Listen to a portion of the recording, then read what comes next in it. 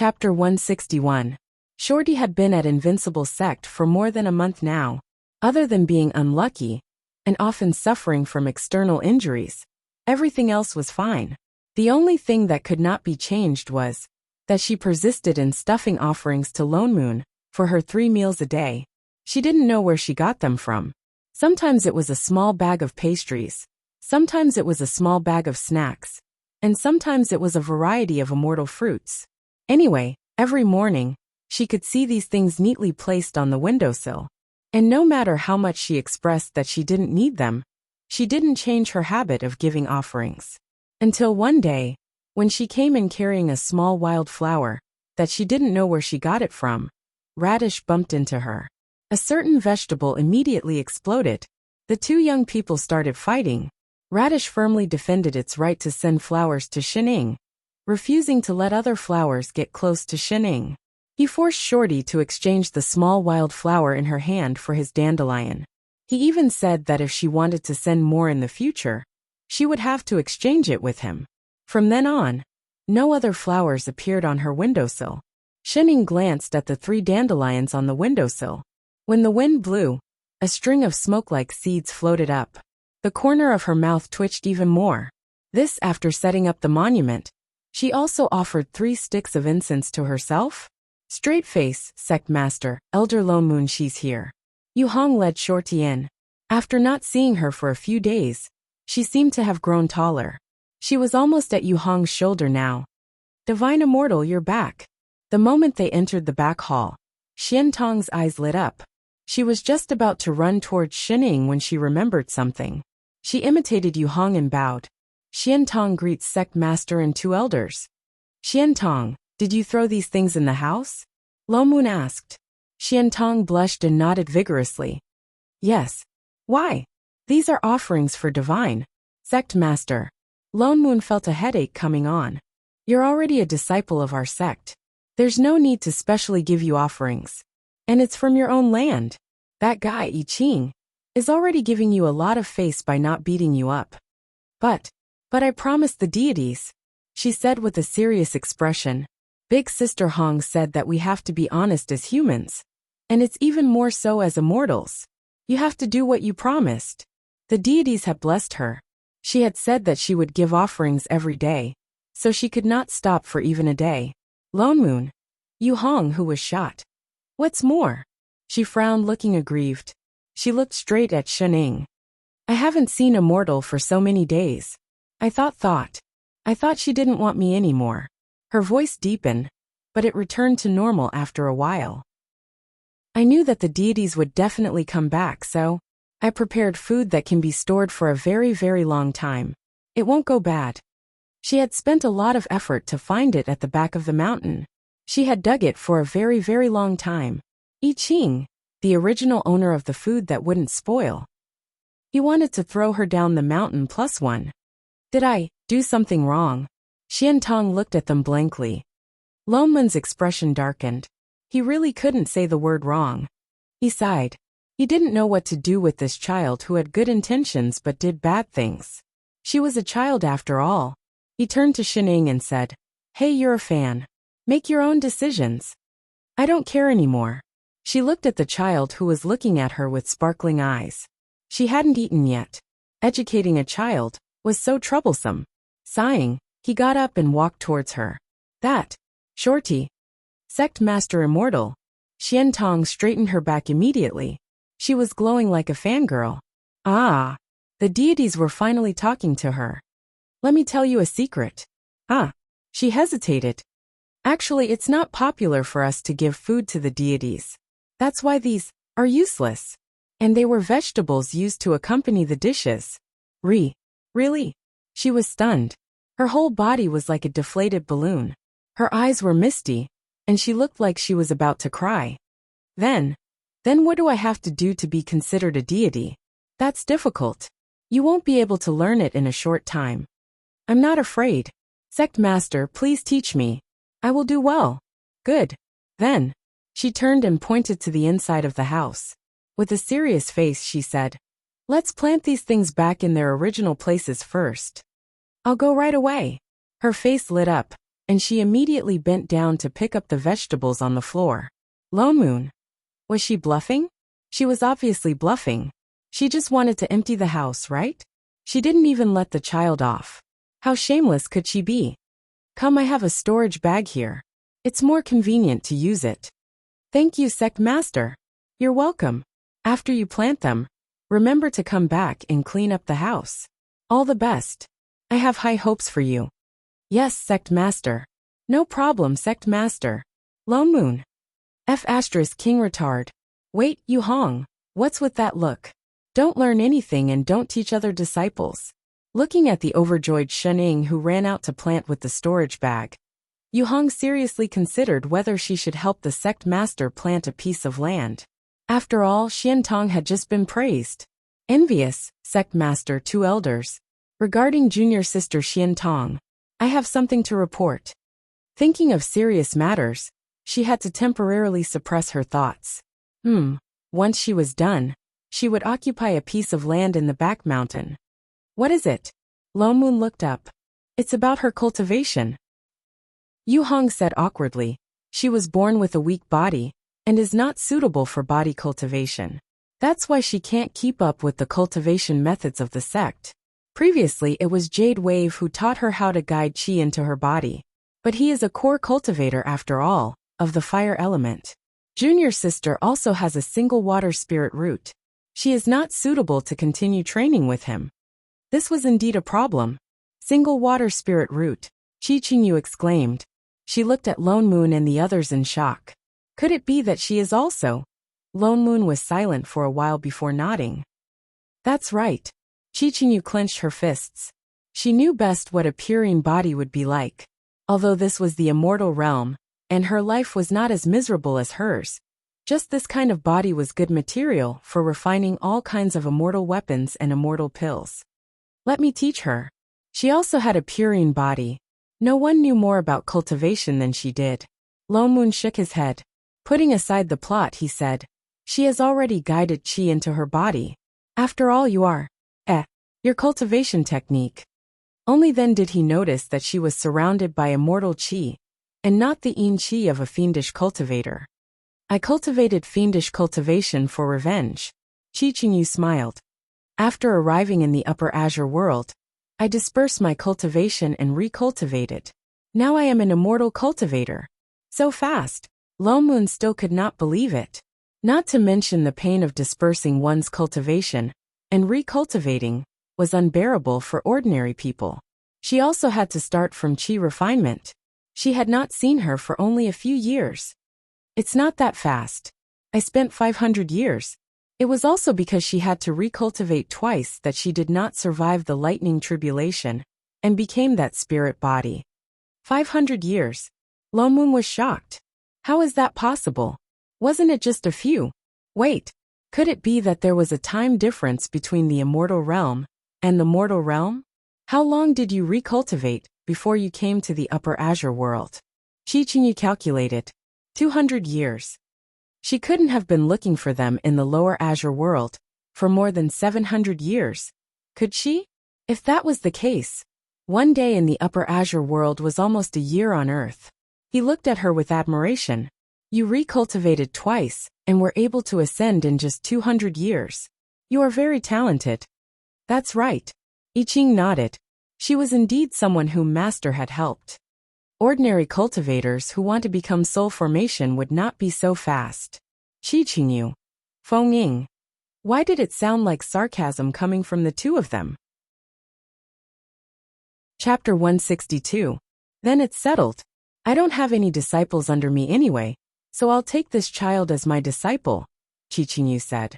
No. Lone Moon unexpectedly objected. Why? It's not just because of the cultivation technique. Lone Moon frowned. Although the plot had already gone awry, it did not mean that it would not happen. He was still worried about handing it over to Chi Qingyu, who did not know anything about it, especially since that child seemed to have bad luck. She is a little special, not just because of her physique. You can teach her cultivation, but it's better not to take her as a disciple. Special? Chi Qingyu paused. What's special? Lone Moon was stumped. He could not possibly say that she was the female lead, and that she might cause him trouble. She has a demonic seed in her, Shining suddenly said. What? Everyone was shocked and turned to look at her. What? Lone Moon snatched the half-eaten fruit from her hand. What demonic seed? How did you know?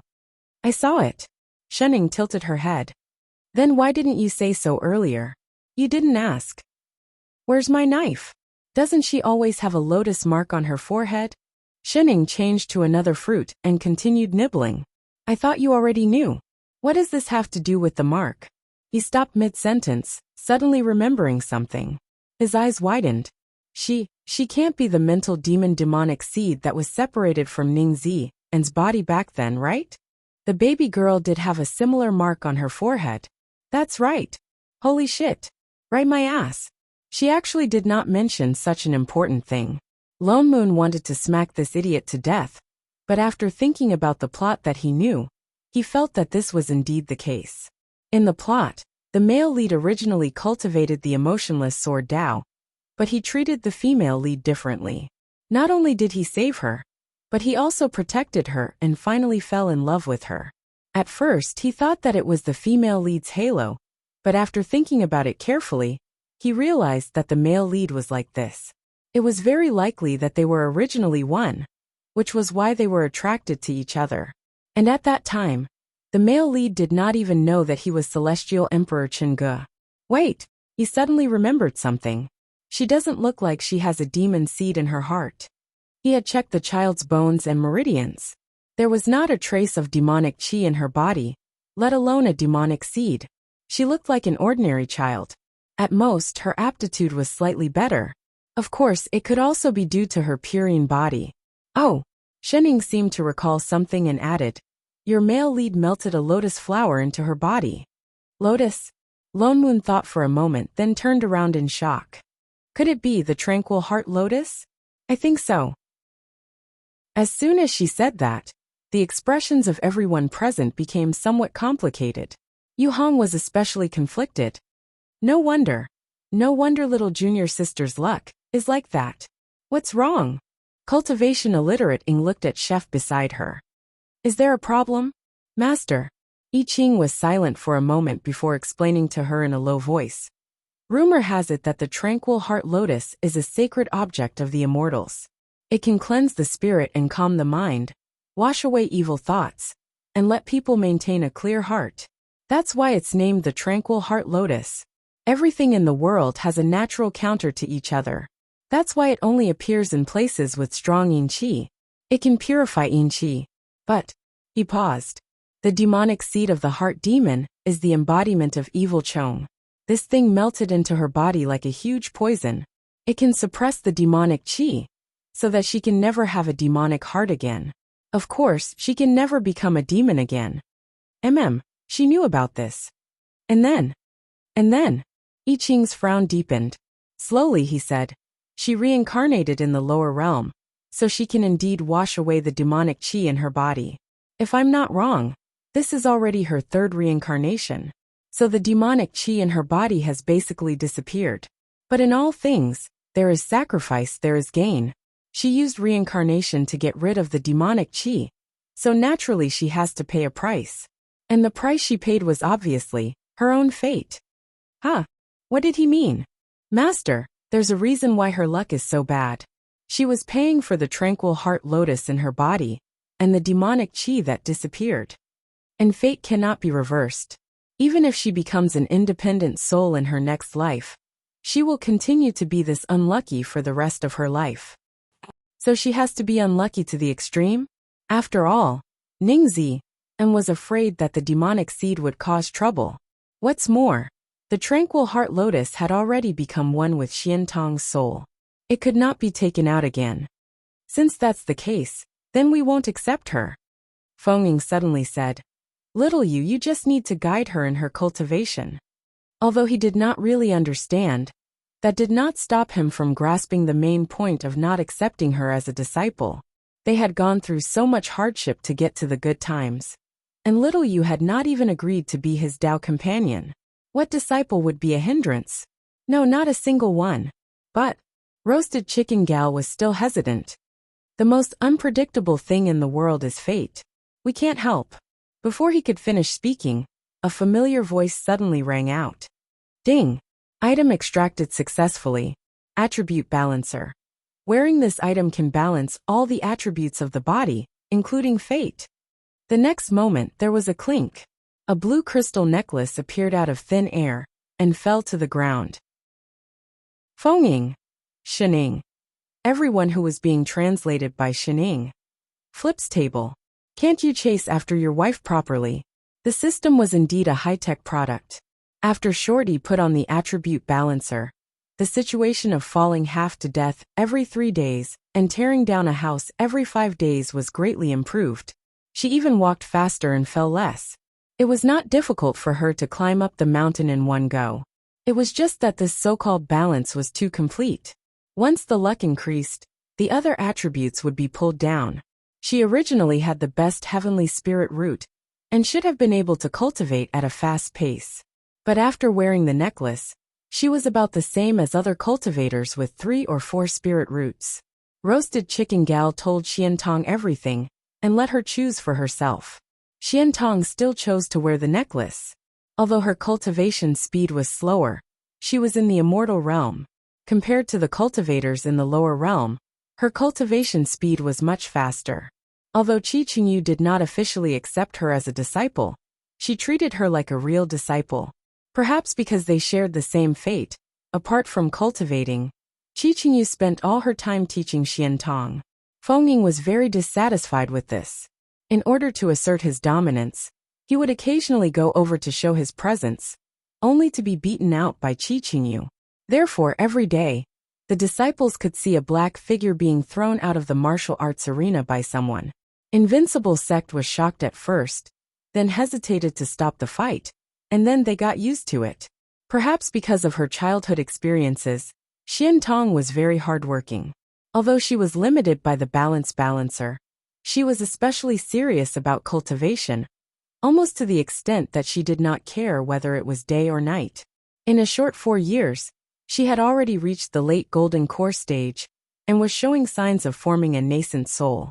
Although her cultivation level was the lowest among them, there were signs of immortal bones growing. In a few years, she would become a real immortal. She had also grown from a short girl to a pretty girl, who was even taller than Yu Hong. The only thing that did not change was that she had never stopped giving offerings to the sect master for 4 years. Shening looked at the endless green seedlings and vegetable fields and sighed deeply. When would she be able to eat all of this? Would she become a vegetarian in the future? Suddenly, she felt that the future was full of despair. How about catching a few rabbits for Shorty to raise in a few days? Water more, water more. Radish waved its leaves to catch the water from Shenying's ladle. It said excitedly, "Little Missy, if you water me every day, I promise that the vegetables in this field will double." Double? Shenying's expression darkened. She kept the ladle and turned to leave. Who wants double the amount of vegetables? Radish was stunned. It immediately used its leaves to wrap around the corner of her clothes and pulled half of its body out of the soil. "Little Missy, don't go. Radish hasn't seen you for a long time." If not for the fact that its natural enemy had sealed it here to raise vegetables, it would not have wanted to plant it here. It only wanted to plant it in Little Missy's yard and bloom every day for her to see. It thought that Shening would kick it away as usual. But the person in front of it suddenly stopped in her tracks and looked ahead thoughtfully. "Little Missy, what's wrong?" Radish climbed onto her leg. Shening tilted her head. After a while she said, "Do you feel that the smog seems to have dispersed a little?" What buried?" Chapter 163.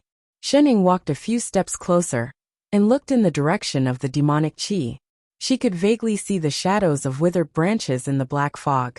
She did not know if it was an illusion, but the fog really was much thinner.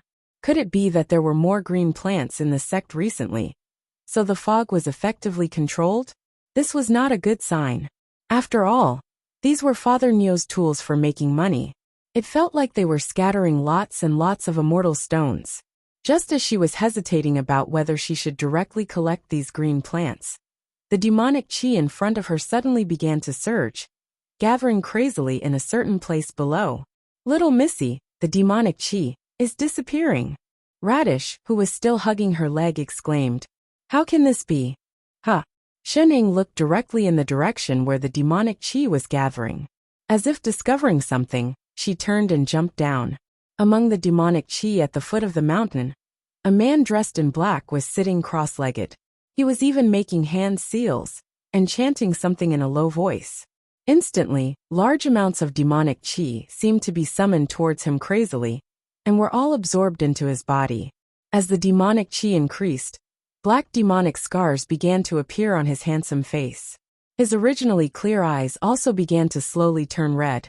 Lan Hua suppressed the excitement in his heart and did his best to absorb the demonic chi. He desperately cleansed the remaining half of his immortal bones in his body. He had destroyed his Tao and become a demon for many years, but still could not get rid of the last bit of kindness in his heart. He could not become a real sky fiend. He did not expect that there would be so much demonic chi hidden in such a remote corner of the immortal world. Even the heavens were really helping him. With this demonic chi, he could finally completely cleanse his immortal bones and become a sky fiend. He worked even harder to absorb the demonic chi around him. He could even feel the power in his body rising crazily. Violent killing emotions occupied all his emotions. His spirit platform was getting darker and darker. The last bit of light was about to be completely dyed black. As long as he had this demonic chi, he could definitely. Hey, big brother! Suddenly he felt a weight on his shoulder. Lan Hua, who was concentrating on absorbing the demonic chi, felt a pain in his chest. He was instantly stuck. Before he could react, a magnified face appeared in front of him. An unfamiliar woman suddenly squatted in front of him. She supported her head with one hand and looked at him expressionlessly. "Are you absorbing the fog here?" "Huh." He did not react for a moment and nodded blankly. "You're not an air purifier." She glanced at the demonic chi around her. It was much thinner now. Father Nyo was going to lose out on the clients he let in this time. Inhaling too much haze isn't good for your body. Ha! Lan Hua subconsciously let go of his hand that was forming the seal. He was stunned for 2 seconds before he came back to his senses. His eyes widened abruptly. No, why did he listen to her? "Who are you?" He didn't even notice that someone was nearby. "My name is Shening. I live here." She pointed behind him. "Live here? How could this be?" The immortal realm had always avoided devil chi. So how could there be people living here? He subconsciously looked back, and indeed, he saw an immortal mountain behind him. He could faintly sense the aura of immortals coming from it, and there were quite a few of them. There really were people living in the demonic chi. Previously, when he saw so much demonic energy, he was too excited. Coupled with the dense demonic energy, he did not pay much attention to it. Unexpectedly, there really was an immortal mountain hidden within. Were these immortals crazy? He actually lived here. His heart sank and killing intent surged in his eyes. His demonic cultivation had not been completed, and he had not completely eliminated his kindness. He must not expose his whereabouts now. "Since you found out, then I can't keep." Suddenly, he formed a claw with his hand and reached for the other party's chest. He was about to go straight for her heart. "Want to eat?" Suddenly, she took out a fruit from somewhere and handed it over kindly. It just so happened that it landed in his claw. Lan Hua immediately stiffened. He looked at the fruit that suddenly appeared in his hand and did not come back to his senses for a long time. "For me?" "Yes." She nodded, seeing that he was Father Nyo's client. "Don't you like it?" "There's no more, this is the last one." With that said, she took out another one and crunched into it. "Look at how hungry you are.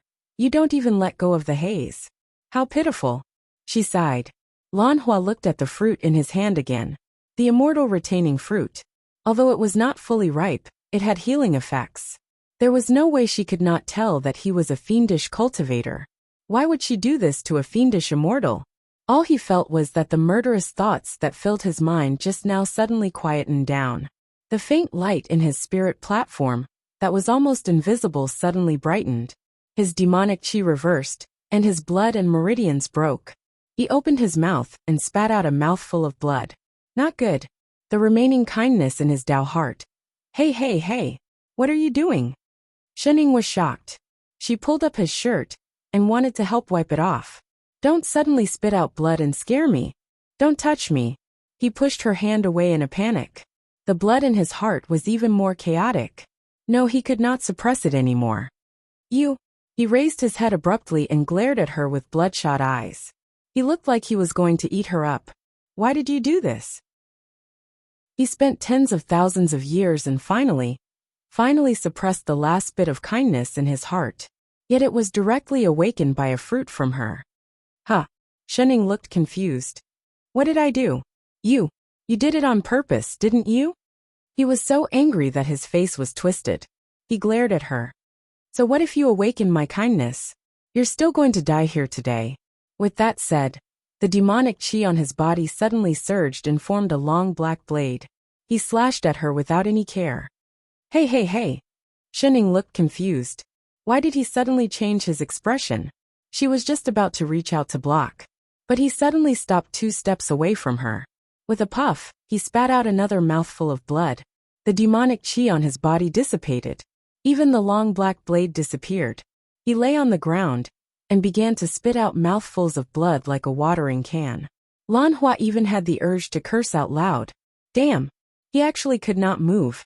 Kindness was born because of her. She was his kindness. His body instinctively refused to hurt her, even if it hurt him. No, he had to kill her. Otherwise he would never become a sky fiend.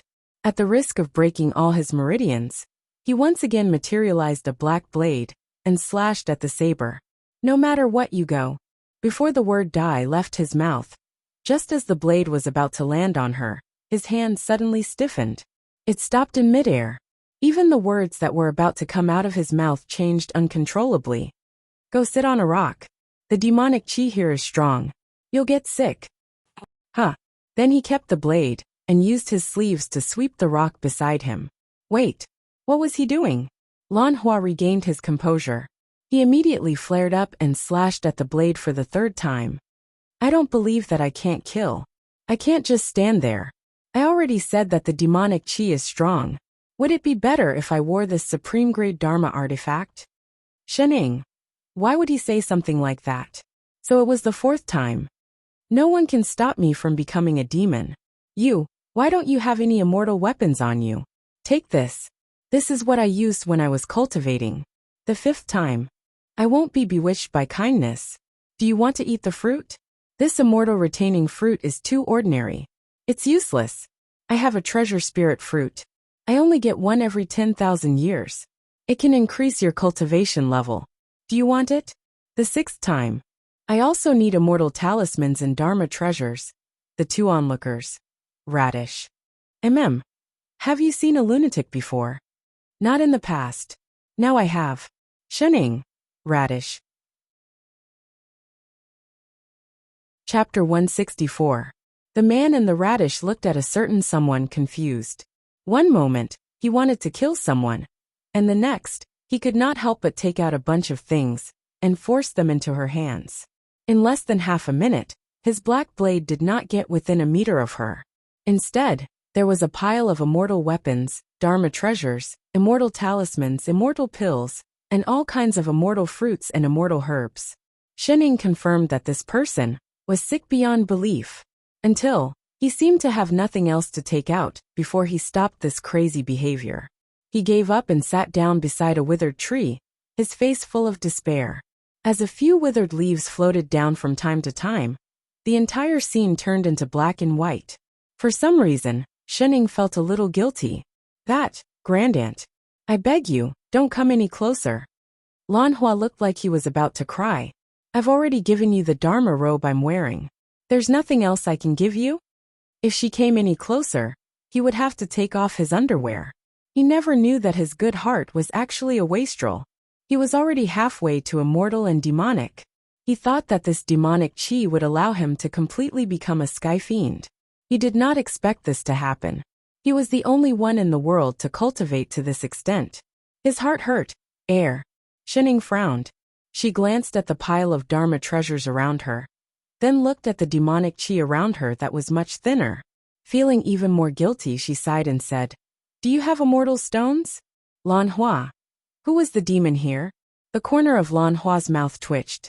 Resigned to his fate, he stretched out his hand and formed a hand seal.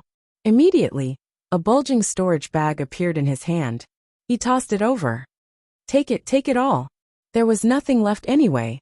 Thank you, boss. Shening glanced at it and laughed. You may not know this, but this haze is Father Nyo's business. You can't just absorb it. You just absorbed so much you naturally have to pay. Fortunately, it was him here. If it was Father Nyo, she glanced at the man who was stripped down to his underwear. She was still kind. As for the pants, did he pay enough? Shening picked up the Dharma robe that he had just taken off and threw it over. There's no need for this. Put it on. Don't catch a cold. Lan Hua took it, and immediately felt a warm feeling in his heart. A familiar feeling assaulted him, and he immediately had the urge to take off his underwear and give it to her. He gritted his teeth and suppressed the shameful thought. This damned kindness. He took a deep breath and put his clothes back on.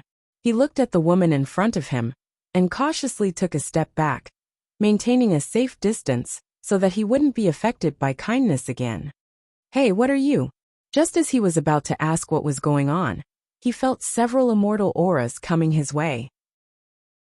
One of them was especially strong. This immortal aura belonged to the young emperor. His expression changed immediately. He did not expect that there would be an immortal with young emperor cultivation in such a remote place. He had been too careless. In his current situation, it was not suitable for him to clash with them. He turned around and glared at the people buried in the various immortal artifacts and Dharma treasures, warning in a deep voice, "Hey, if you don't want to die, don't tell anyone that you've seen me." He couldn't help but add, "Of course I won't hurt you." F***ck. Once he finished speaking, he looked as if he wanted to bite off his own tongue. But he did not stay any longer. His figure flashed and disappeared on the spot. Shening. She looked at the dazzling objects on the ground. There was so much material evidence. Would it make a difference whether she said it or not? In the next moment, Lone Moon and I Ching flew over. "Master, I felt something strange with the demonic chi." "Did you?" I Ching stopped mid-sentence. He looked at the immortal artifacts and Dharma treasures on the ground, stunned. "Master, this, holy shit." Lone Moon was also shocked. "You were only gone for 15 minutes. Whose treasury did you rob?" "The mental hospital." "Do you believe me?" "Don't talk nonsense. Quick, chef, help me out." She stretched out her hand from the pile of treasures. "I'm buried and can't get out. Radish is on my leg. It's almost crushed to death." I Ching. Lone Moon. As a person of integrity, Shening naturally told Father Nyo everything that happened at the bottom of the mountain. What a joke. She was not going to take the blame for such a huge loss. Anyway, they were not very close. After hearing that, Lone Moon sighed and silently put away the compensation on the ground. His expression did not change much. He just replied calmly, "Oh." Shening was stunned. She could not help but ask, "There's less demonic chi. Is it okay?" What happened to the special product of Invincible Sect? Father Nyo's reaction was not right. "I was planning to think of a way to dispel the demonic chi in the near future." This saved him a lot of trouble. When he said that, not only Shening, but even I Ching looked at him in surprise. Why? This method of selling demonic chi using spirit transmission talismans is not a long-term solution after all. Lone Moon said nonchalantly, "It's fine to have a sense of mystery at first, but as time passes, people will find out that there's something strange about it."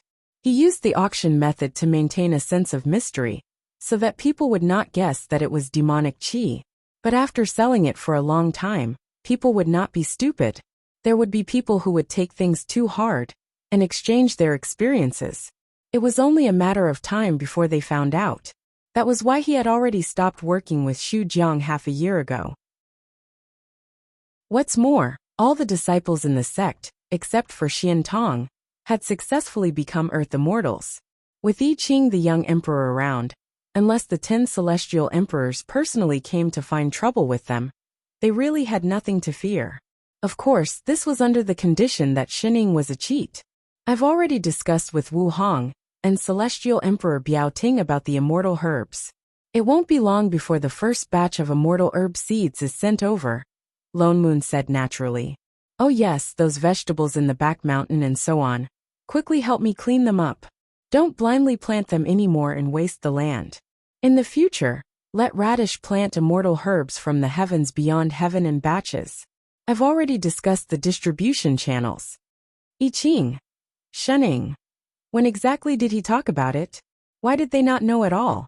She really regretted handing over all the immortal stones just now. She should have kept some money for herself. Lone Moon did not expect that before the seeds from the two celestial emperors arrived, Bao Feiping, whom he had not seen for a long time, arrived. His cultivation level had increased again. He was already a Stygian immortal. When he saw Lone Moon and I Ching's cultivation level, he did not seem surprised. It was as if he already knew. Bao Feiping bowed to the few of them and smiled especially warmly. But for some reason, Lone Moon felt that compared to the naive city Lord Bao from a few years ago, there seemed to be something missing. There was a hint of arrogance in his expression. He reached out and handed a golden card to Lone Moon. Mystic Spirits and Immortals Association? Lone Moon frowned and put down the card in his hand. He looked at Bao Feiping. This is an invitation from the Celestial Emperor himself. He specially instructed us to attend the Immortals meeting at the Heaven Beyond Heaven in half a month. Bao Feiping's smile deepened. Chapter 165. Monarch. Ningzi. No, Celestial Emperor Chen Go has returned to the Heavens Beyond Heaven? Wasn't he recuperating at the Bo family? Bao Feiping smiled and looked around. Seeing that there were only 3 of them, he explained. To tell you the truth, the Celestial Emperor had already recovered his cultivation 2 years ago and returned to the immortal Rainbow Palace in the Heavens Beyond Heaven. I'm afraid that all the countries in the Feng Song continent have already received the news that the Emperor has come out of seclusion. Therefore, this Mystic Spirits and Immortals gathering will be held to celebrate the Emperor's coming out of seclusion. What competition? Lone Moon noticed this word. Is there a competition at this immortal gathering? Don't you know? Bao Feiping paused and looked at them in surprise. Then, as if recalling something, he explained. Young Emperor I Ching has only just ascended to the throne. It's normal that he doesn't know. The Mystic Spirits and Immortals meeting was only held once every 100 years. Although it was personally hosted by the Emperor, it was actually just a fair competition between the nations of Feng Song continent. Although young Emperor I Ching has yet to officially establish a nation and proclaim himself as an emperor, his cultivation is already that of a young emperor. Naturally, he has the right to participate in this immortal gathering. I see. In other words, the so-called Mystic Spirits and Immortals meeting was actually a mini-Olympics? Furthermore, it was held once every 100 years. What was Chunga? Olympic Committee? Will all the monarchs go? But our sect has too few disciples. If that's the case, wouldn't it be? They had too few people. If they participated in this kind of competition, wouldn't they be sending themselves to die? I understand Elder Loman's concerns. Bao Feiping stepped forward and continued. But I think it would be better for your sect to participate. Oh, Lone Moon understood what he was implying. Why? He seemed to have thought of something, and his expression changed. Gritting his teeth, he lowered his voice and said, I'll be frank with you. Actually, 2 years ago, when the Celestial Emperor returned to the immortal Rainbow Palace, he received a joint petition from the various country emperors. They said that your invincible sect had created chaos in the Feng Song continent, and even schemed to destroy immortal Emperor Guyu's capital city. They begged the emperor to punish them. What they didn't know was that the emperor had known them for a long time and trusted them. The emperor could tell that there was more to this matter, so he suppressed it all. He looked at I Ching and continued. The Celestial Emperor has always seen through the intentions of the various emperors in Feng Song continent. Later, when they heard about young Emperor I Ching ascending to the throne from the Emperor Ascension stage, they guessed that the monarchs of the various countries were just unwilling to see another sword immortal young emperor joining forces to suppress your sect. No matter what, your esteemed sect has helped the celestial monarch, so we are naturally biased towards your esteemed sect. Therefore, if your sect doesn't participate in the immortals gathering in the name of Chongjin Nation, and instead participates alone, it will be difficult for you to do so. On one hand, it will show that the emperor supports your sect. On the other hand, it will warn the other emperors to restrain their thoughts of suppressing you. As soon as he finished speaking, Lonmun's face darkened. So it was all caused by those monarchs. She had thought that they had been beaten up by I Ching, but she did not expect that they had been secretly stabbing them in the back. He didn't dare to seek trouble openly, so he reported to the immortal Rainbow Palace and wanted to borrow the celestial Thearch's hand to take revenge. What a good plan! However, they probably didn't expect that they were already acquainted with Heavenly Emperor Chang'e. Indeed, it was better to let Shining, the cheat, be reasonable. Those who were not beaten to the point of questioning their own lives would want to struggle a little. That's why it's best that your esteemed sect doesn't miss this immortal gathering. Whether you can win the competition or not is secondary. Sending a few disciples to participate is just a formality. Bao Feiping kindly reminded Lone Moon. Thank you, fellow immortal Bao. Lone Moon politely returned the gesture. Exalted immortal, you're too kind. Bao Feiping smiled, but a look of genuine worry flashed across his eyes. Although the immortal gathering will be held in the heavens beyond heaven, and the celestial emperor will be there, the various monarchs are not easy to deal with. However, the monarchs of the various countries are not easy to get along with, so everyone should be more careful on this trip. We'll remember that. Bao Feiping nodded. He explained the details of the immortal gathering to them, then stood up to leave. I still have matters to attend to at the immortal Rainbow Palace. I'll return to the heavens beyond heaven first. Take care, fellow immortal. Lone Moon stood up to send him off. Bao Feiping then turned around and flew off on his sword. I Ching, who had been standing silently by the side until Bao Feiping could no longer be seen, finally asked, "You trust him?" Something felt off. Most likely. Lone Moon returned to his chair and picked up the cup of tea on the table to take a sip. Ningxian. No. Celestial Emperor Chang'e has been in seclusion for thousands of years. It's impossible that no one has guessed what's going on. He's reopening the mystic spirits and immortals gathering, of course, not just to support us.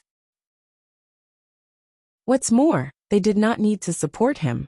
He's just trying to intimidate the various monarchs and announce his authority as the Celestial Emperor.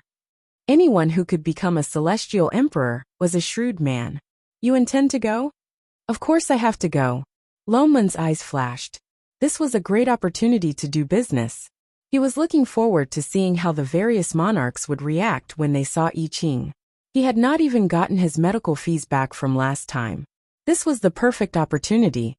City Lord Bao, didn't you say that this competition will be divided into groups based on cultivation? Anyone below the exalted immortal level can participate. We can forget about the mystic immortal and Stygian immortal groups. We can just participate in the golden immortal and earth immortal groups. Especially the earth immortals. Didn't they say that the top 10 would be rewarded? Then he would take the top 10. He had faith in the diamond Barbies in his sect.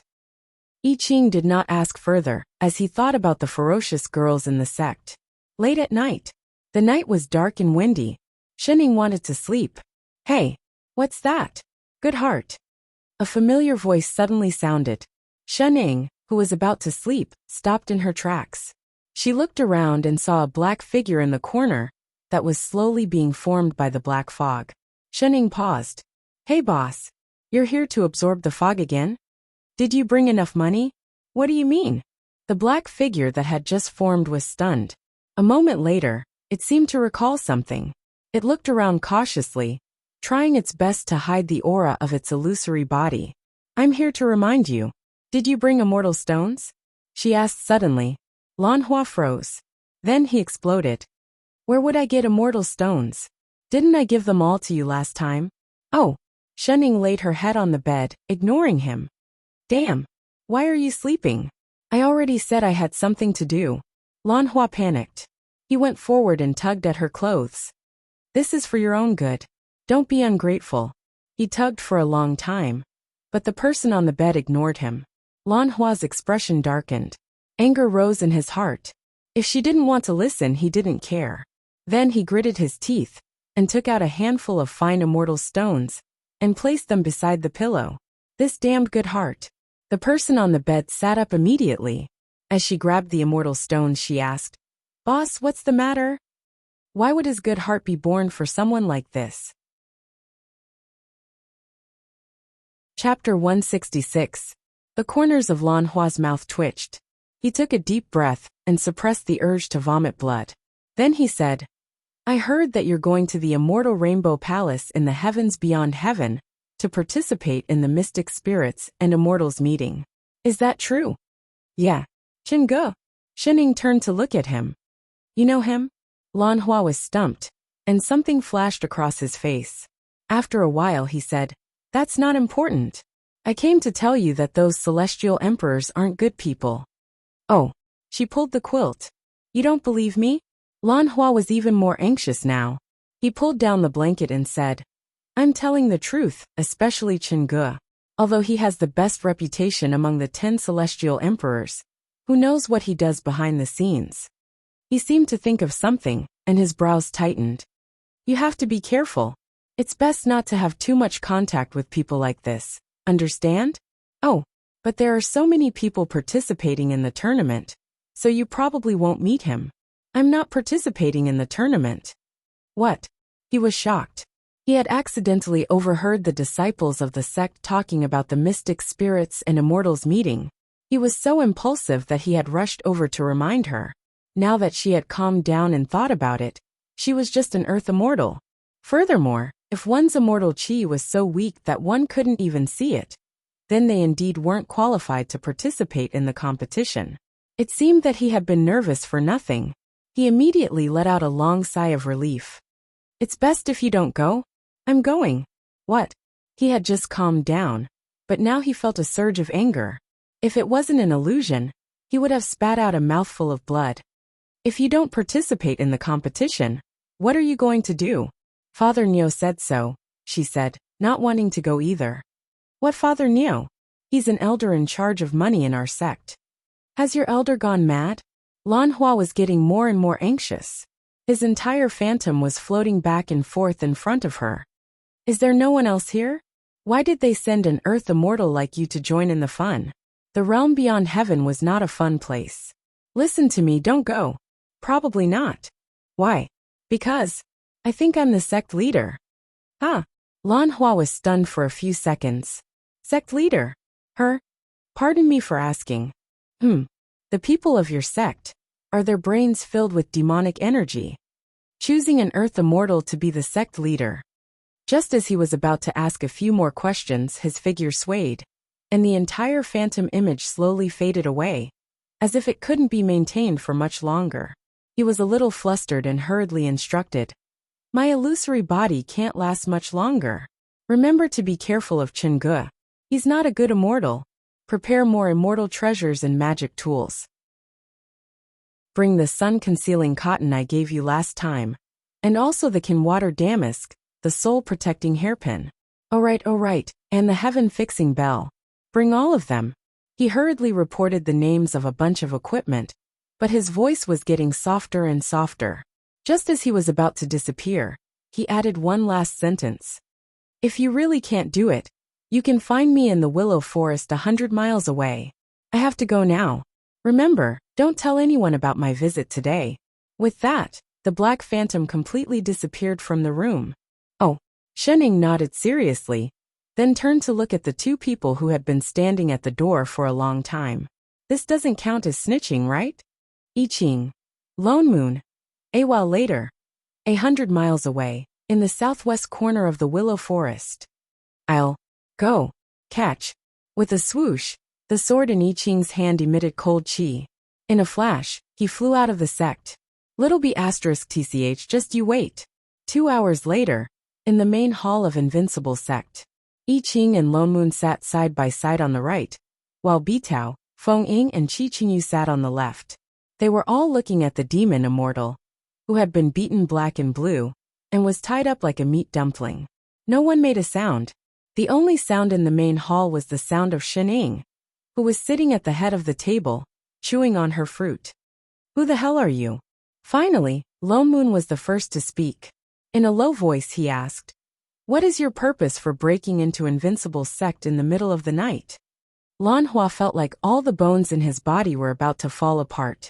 He glared at Lone Moon, who was sitting at the head of the table, his stomach full of resentment. Didn't they agree not to tell anyone? Indeed, no immortal cultivator could be trusted. Speak. Seeing that Lan Hua did not respond for a long time, I Ching raised his hand and 5 or 6 swords made of immortal qi appeared around him. The sword qi pressed down on him, leaving him nowhere to run. Lan Hua's wounds hurt even more. Thinking back to the scene in the willow forest, he wanted to vomit blood. He had been cultivating for many years. Although he had not become a sky fiend, to put it bluntly, he was invincible below the celestial emperor level. He had never thought that he would be beaten up by a young emperor. Damn it, sword immortals were indeed perverted. This one was especially perverted. He glanced at the immortal swords beside him to prevent himself from getting hit again. Then, gritting his teeth, he said his real name. "I am Lan Hua." Then, he laughed coldly, and looked at the 2 people who had asked him the question, waiting for them to look panicked. That's right. He was Lan Hua, the demon lord Lan Hua. Lan Hua. Lone Moon frowned. Who? What kind of stupid name was that? Yi Hua. He felt like he had been stabbed. Bitao, you've been in the immortal realm the longest. Have you heard of him? Lan Hua. Lan. Bitao lowered his head and thought for a moment. After a while he said with certainty, no. Another stab. Impossible. He panicked and struggled to sit up. Think carefully. Demon Lord Lan Hua of the heavens beyond heaven. The one who single-handedly challenged the 10 celestial emperors 1,000 years ago. It's impossible that none of you have heard of him, right? No. Everyone answered in unison, including those who were still chewing on fruits. They wanted to vomit blood. Lone Moon. Is there a demon lord in the immortal realm? Bitao. This is the first time I've heard of it too. Qingyu. Perhaps there is. Wasn't I a demon supremacy before? Shening. I've seen a demon king before. I Ching. This one is probably too weak to be called a demon king. System. Ding. Don't call him a demon king. Be civilized. Lan Hua. That's enough. You can't insult a demon like that. Lan Hua had been in hiding for thousands of years. He had been a demon for tens of thousands of years. This was the first time he realized that his reputation was so low. Then for the past several thousand years, he had been trembling with fear, hiding his head and showing his tail, afraid that his enemies would discover his tracks. What was it for? What was it for? The demon life was so hopeless. Cut the crap. Lone Moon was getting impatient with the questions. He looked at the man in the middle, who looked like a frosted eggplant. You've sneaked into Invincible Sect twice. What are you trying to do? Only then did he suppress his broken heart. He glared at Shening with even more resentment. He looked like he had given up on life and replied, I was trying to absorb the demonic qi around me to increase my cultivation. Then why are you doing it tonight? For her. He looked up at Shening. I didn't want to come either, but I left something with her. Lone Moon's expression darkened. That's not right. Shening had already handed over the pile of demonic qi. Could it be that she had a secret stash of money? What is it? Lan Hua looked at Shening, his eyes filled with grievance. He subconsciously replied, my heart. Shening. Lone Moon. With a swoosh, an immortal sword was pressed against Lan Hua's neck. I Ching's sword qi was overflowing. Enunciating each word, he said, How many pieces do you want to become? Indeed, he was a little B***TCH who coveted his master. Everyone. Did they just hear a devil monarch level confession to a girl? Chapter 167. Lan Hua was a genius. Whether it was during his time as an immortal cultivator, or after he became a demon, he was a well-deserved top genius. He had never doubted this in his life. He was born in a top-notch cultivation family in the lower realm. He possessed the 1 in a million supreme grade 5 elemental spirit root. His cultivation speed was several times faster than a heaven spirit root. Due to his all-elemental spiritual root, he could practice any cultivation technique. Unlike others who specialized in one path, he simply learned everything.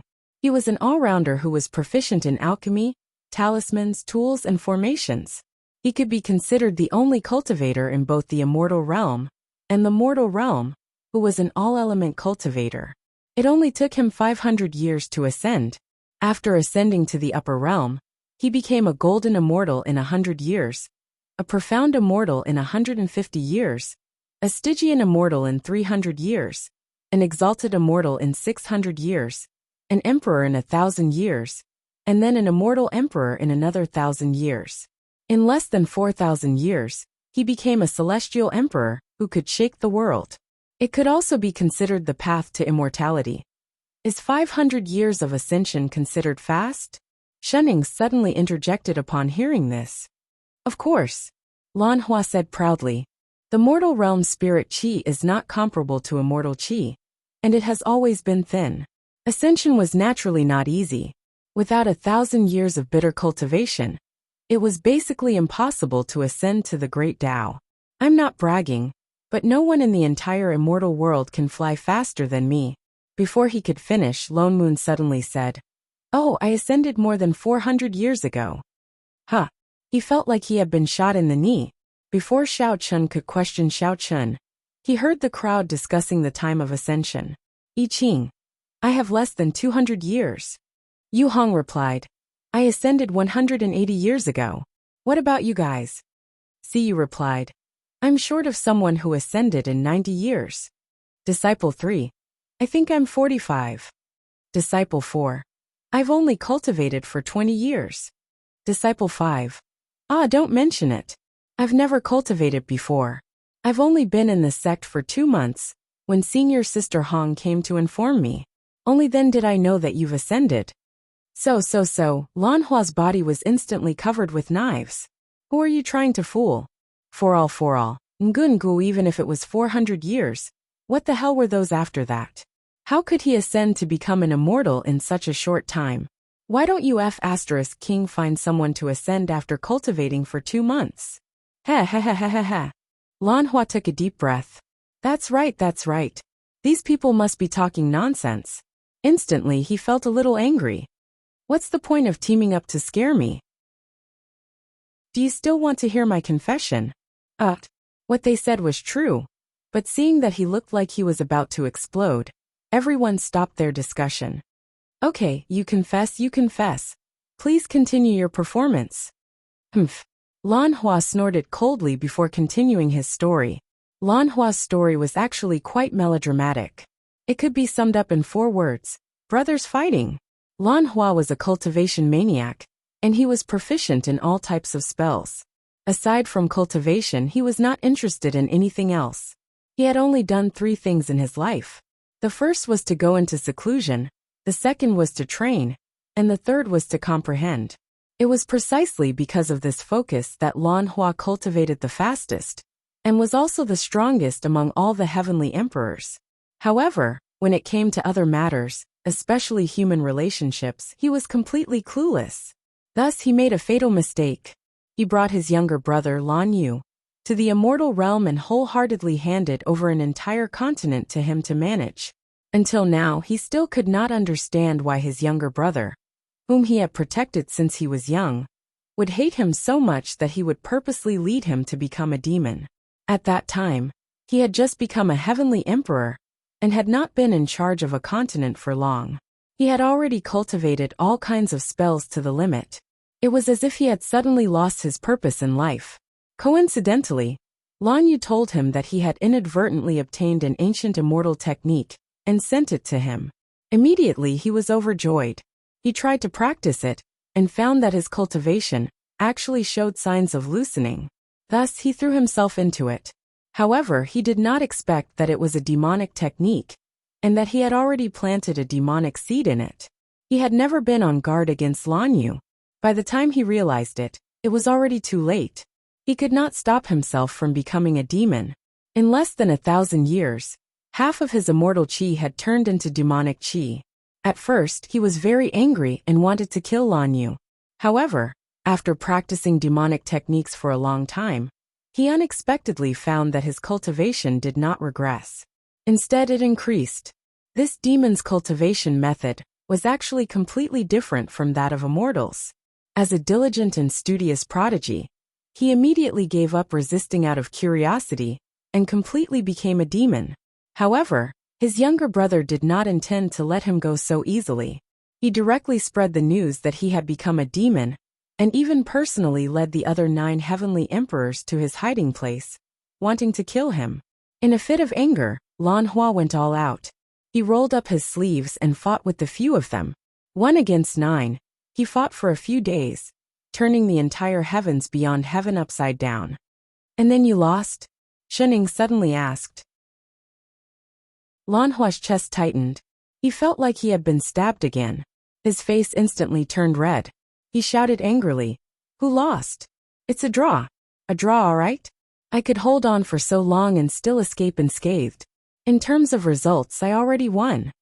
"Oh, get rid of that doubtful look of yours. Humph. If not for the fact that I am not a sky fiend yet, I would have gone to seek revenge on them long ago. So you hid for thousands of years?" Whoosh. There was another stab in his chest. "Do you even know how to chat? You call that hiding? I'm cultivating. I'm not afraid of them. Based on the cultivation of those hypocrites, which one of them could last more than 2 hours against me? So, you still lost to Chef? My heart hurts. I can't continue this conversation." Lone Moon, who was at the side, patted his shoulder hard and gave him a sympathetic look. "You have nothing better to do, yet you have to talk about life with a cheat. Isn't it good to live well?" "Boss, what happened after that? What happened to the younger brother who stabbed you in the back?" Shening asked as she munched on some melon seeds. "Get lost. I don't want to talk about it anymore. I've already become a porcupine." "Lan Yu? Lan? Could it be Emperor Lan Yu?" Betel suddenly looked shocked. He said excitedly, great immortal, I remember now.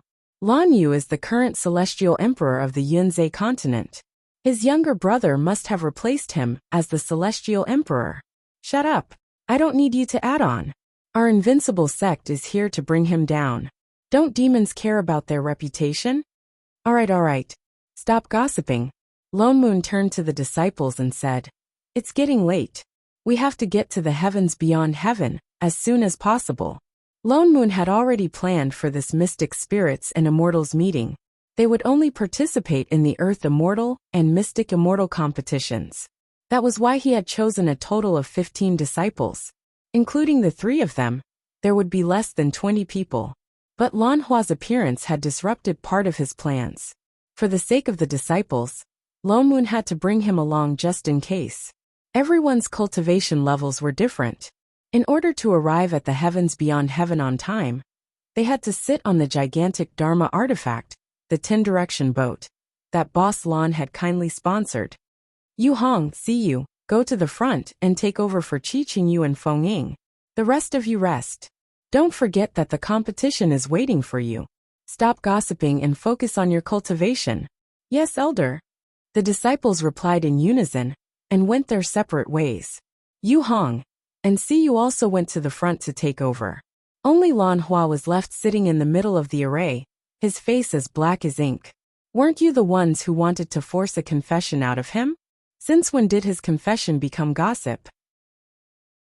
Since you didn't want to hear it, why did you beat him up the whole night yesterday? Come back and tell me everything."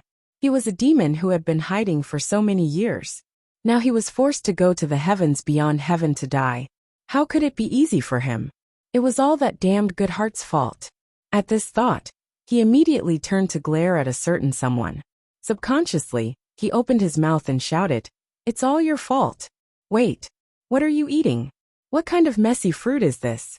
Can you eat something that has no immortal chi at all?" His expression changed. Throw it away. Here, this is the jade cloud fruit I picked last night. If you want to eat this. Also, why are you still wearing this gray robe? Where's the Dharma robe I gave you? Why aren't you changing into it? The Dharma artifact is flying so fast. What if it gets blown off? Why are you sitting so far away? That's the side. How am I going to pull you up if you fall off? Come over quickly. Also swoosh. A familiar long sword suddenly appeared on his neck, and a certain someone said with a straight face, "Master, why don't we just kill this person? Don't burden the sect." Lanhua. Shining. Lone Moon. F** King Retard. Chapter 168. Because there were too many people, Shining and the others took more than half a month to pass through the 9 heavenly gates and reach the heavens beyond heaven. The moment the 10-direction boat passed through the realm gates, the originally quiet heavenly realm was filled with noise. Around them, there were many large Dharma treasures of all shapes and sizes. Some were huge lotus flowers, some were chessboards, some were immortal seals, and most of them were immortal boats like theirs. They could faintly see immortal shadows swaying inside, but because of the array formation, they couldn't see what was going on inside clearly. These immortal artifacts were all luxurious and full of immortal chi, but none of them looked like the one they were sitting on now.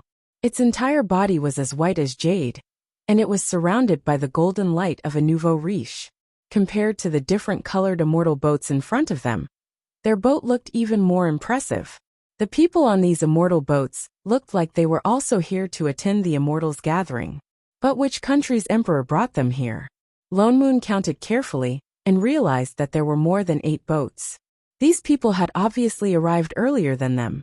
From time to time, immortals would fly out of the Dharma artifact boat and onto other Dharma artifact boats, as if they were exchanging greetings. So although everyone was moving forward, they were moving very slowly. The appearance of the 10-direction boat naturally attracted everyone's attention. Divine perception swept over from time to time, as if trying to find out what was going on, but they were all blocked by the array formation on the boat. Instantly, more and more people's gazes swept over. Lone Moon looked at the sky full of immortal artifacts in front of him. He did not expect the heavens beyond heaven to be jammed too. How long would it last? Just as he was thinking, an immortal dressed in white flew over on an immortal crane. He wore a crown on his head and looked like an immortal official. Sure enough, that person stopped outside the array formation above the immortal boat and bowed towards it. His voice wasn't loud, but it was especially clear.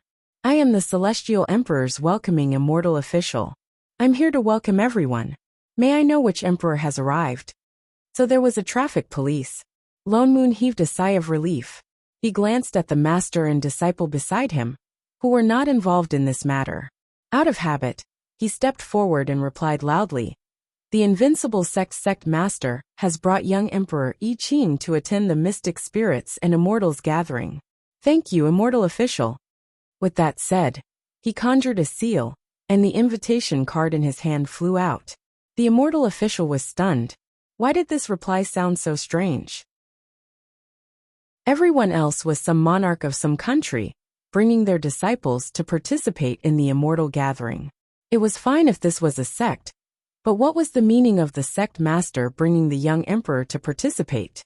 But when he took a closer look at the post, there was nothing wrong with it. He didn't think too much about it. He didn't intend to fly into the 10-direction boat. He turned around and led them forward. Please. He didn't know if it was an illusion, but why did the bustling realm beyond heavens suddenly become quiet?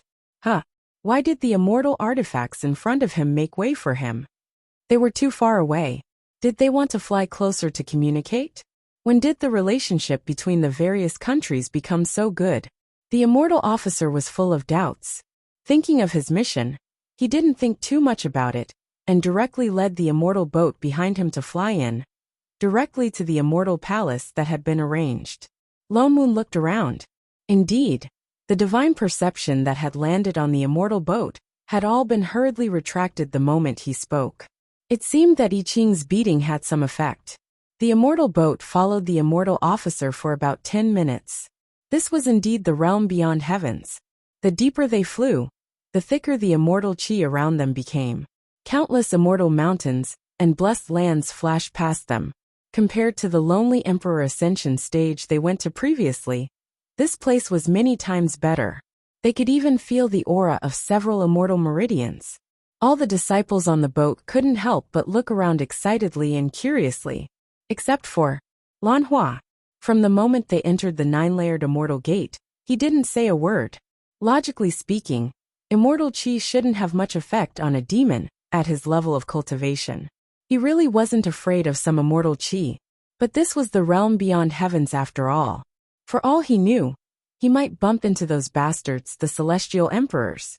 But now he was trapped in an array formation, guarded by a young emperor sword immortal, who didn't like him the entire time.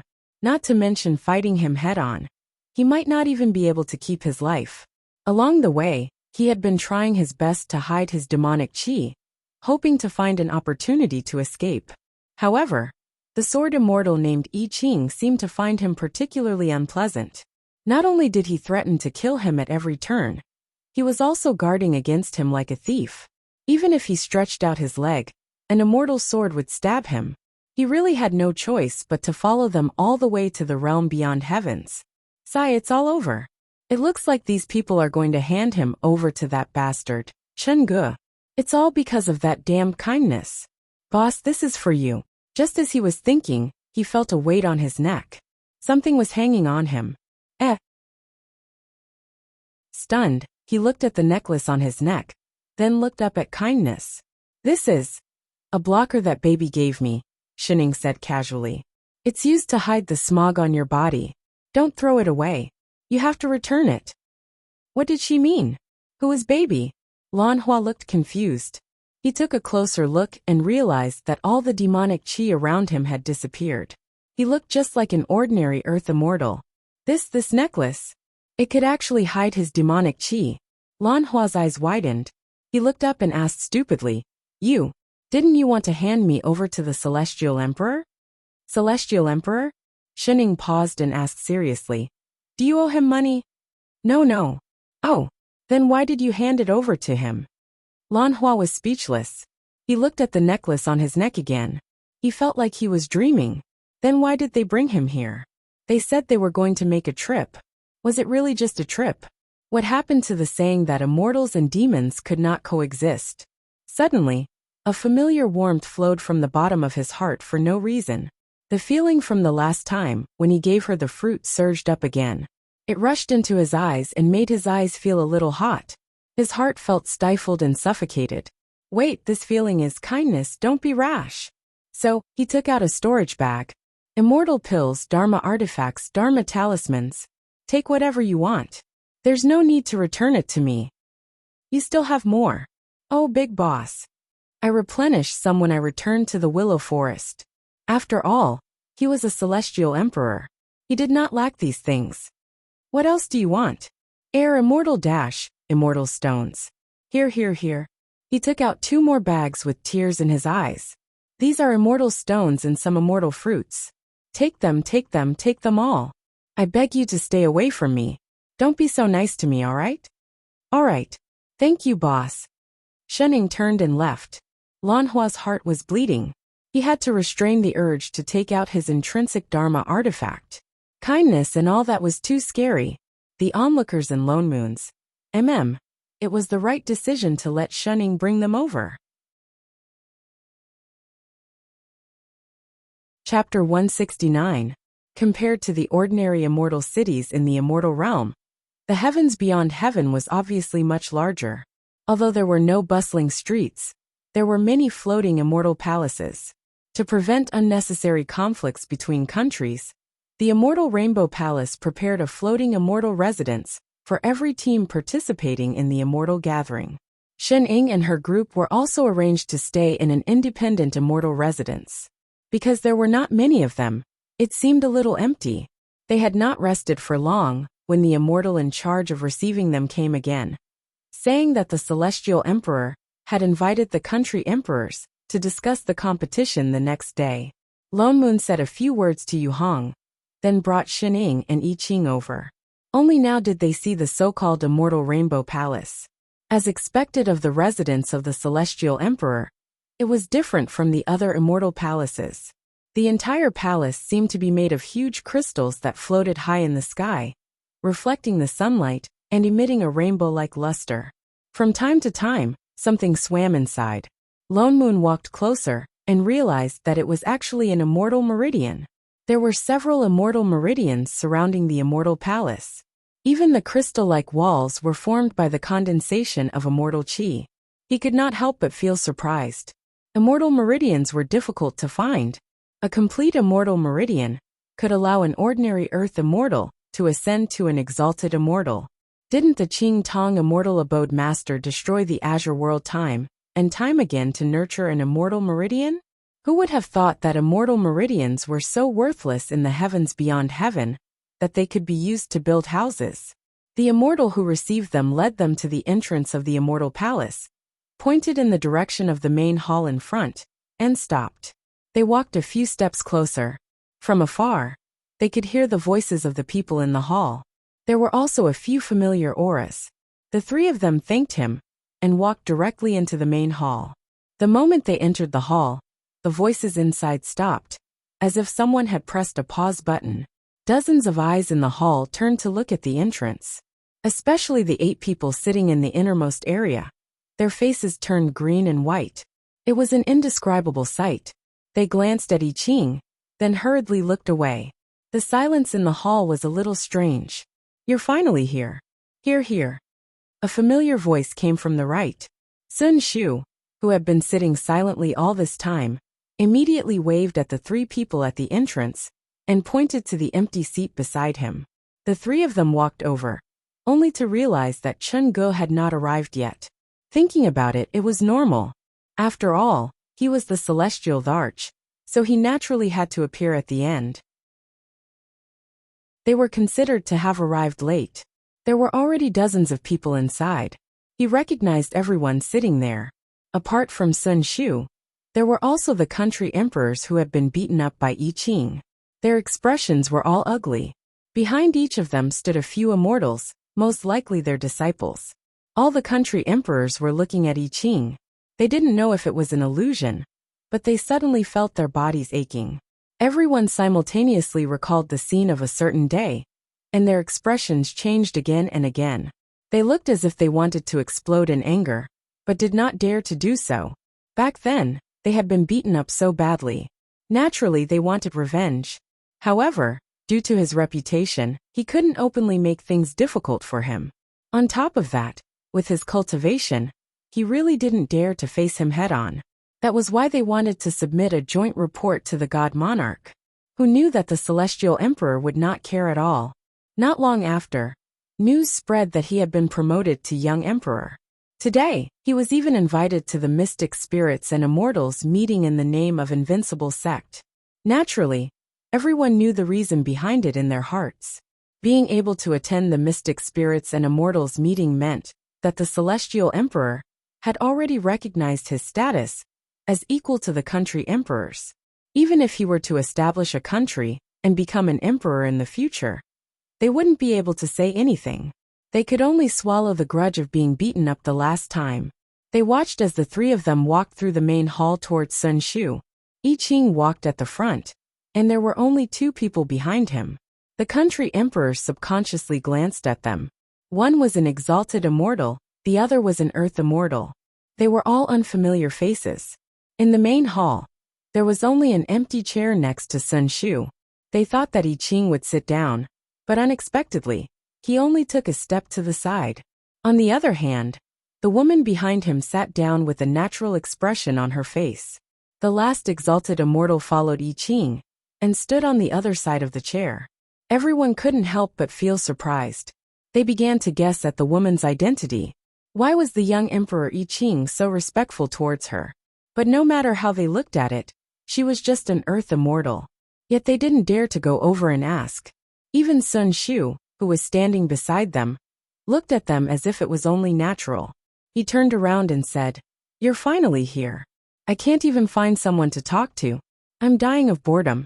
By the way, how many people did you bring this time?" "Young Emperor Sun, you seem to be well prepared." Lo Moon did not answer. Instead, he looked at the 4 or 5 people behind him. Although their cultivation levels were not high, they were surrounded by sword chi.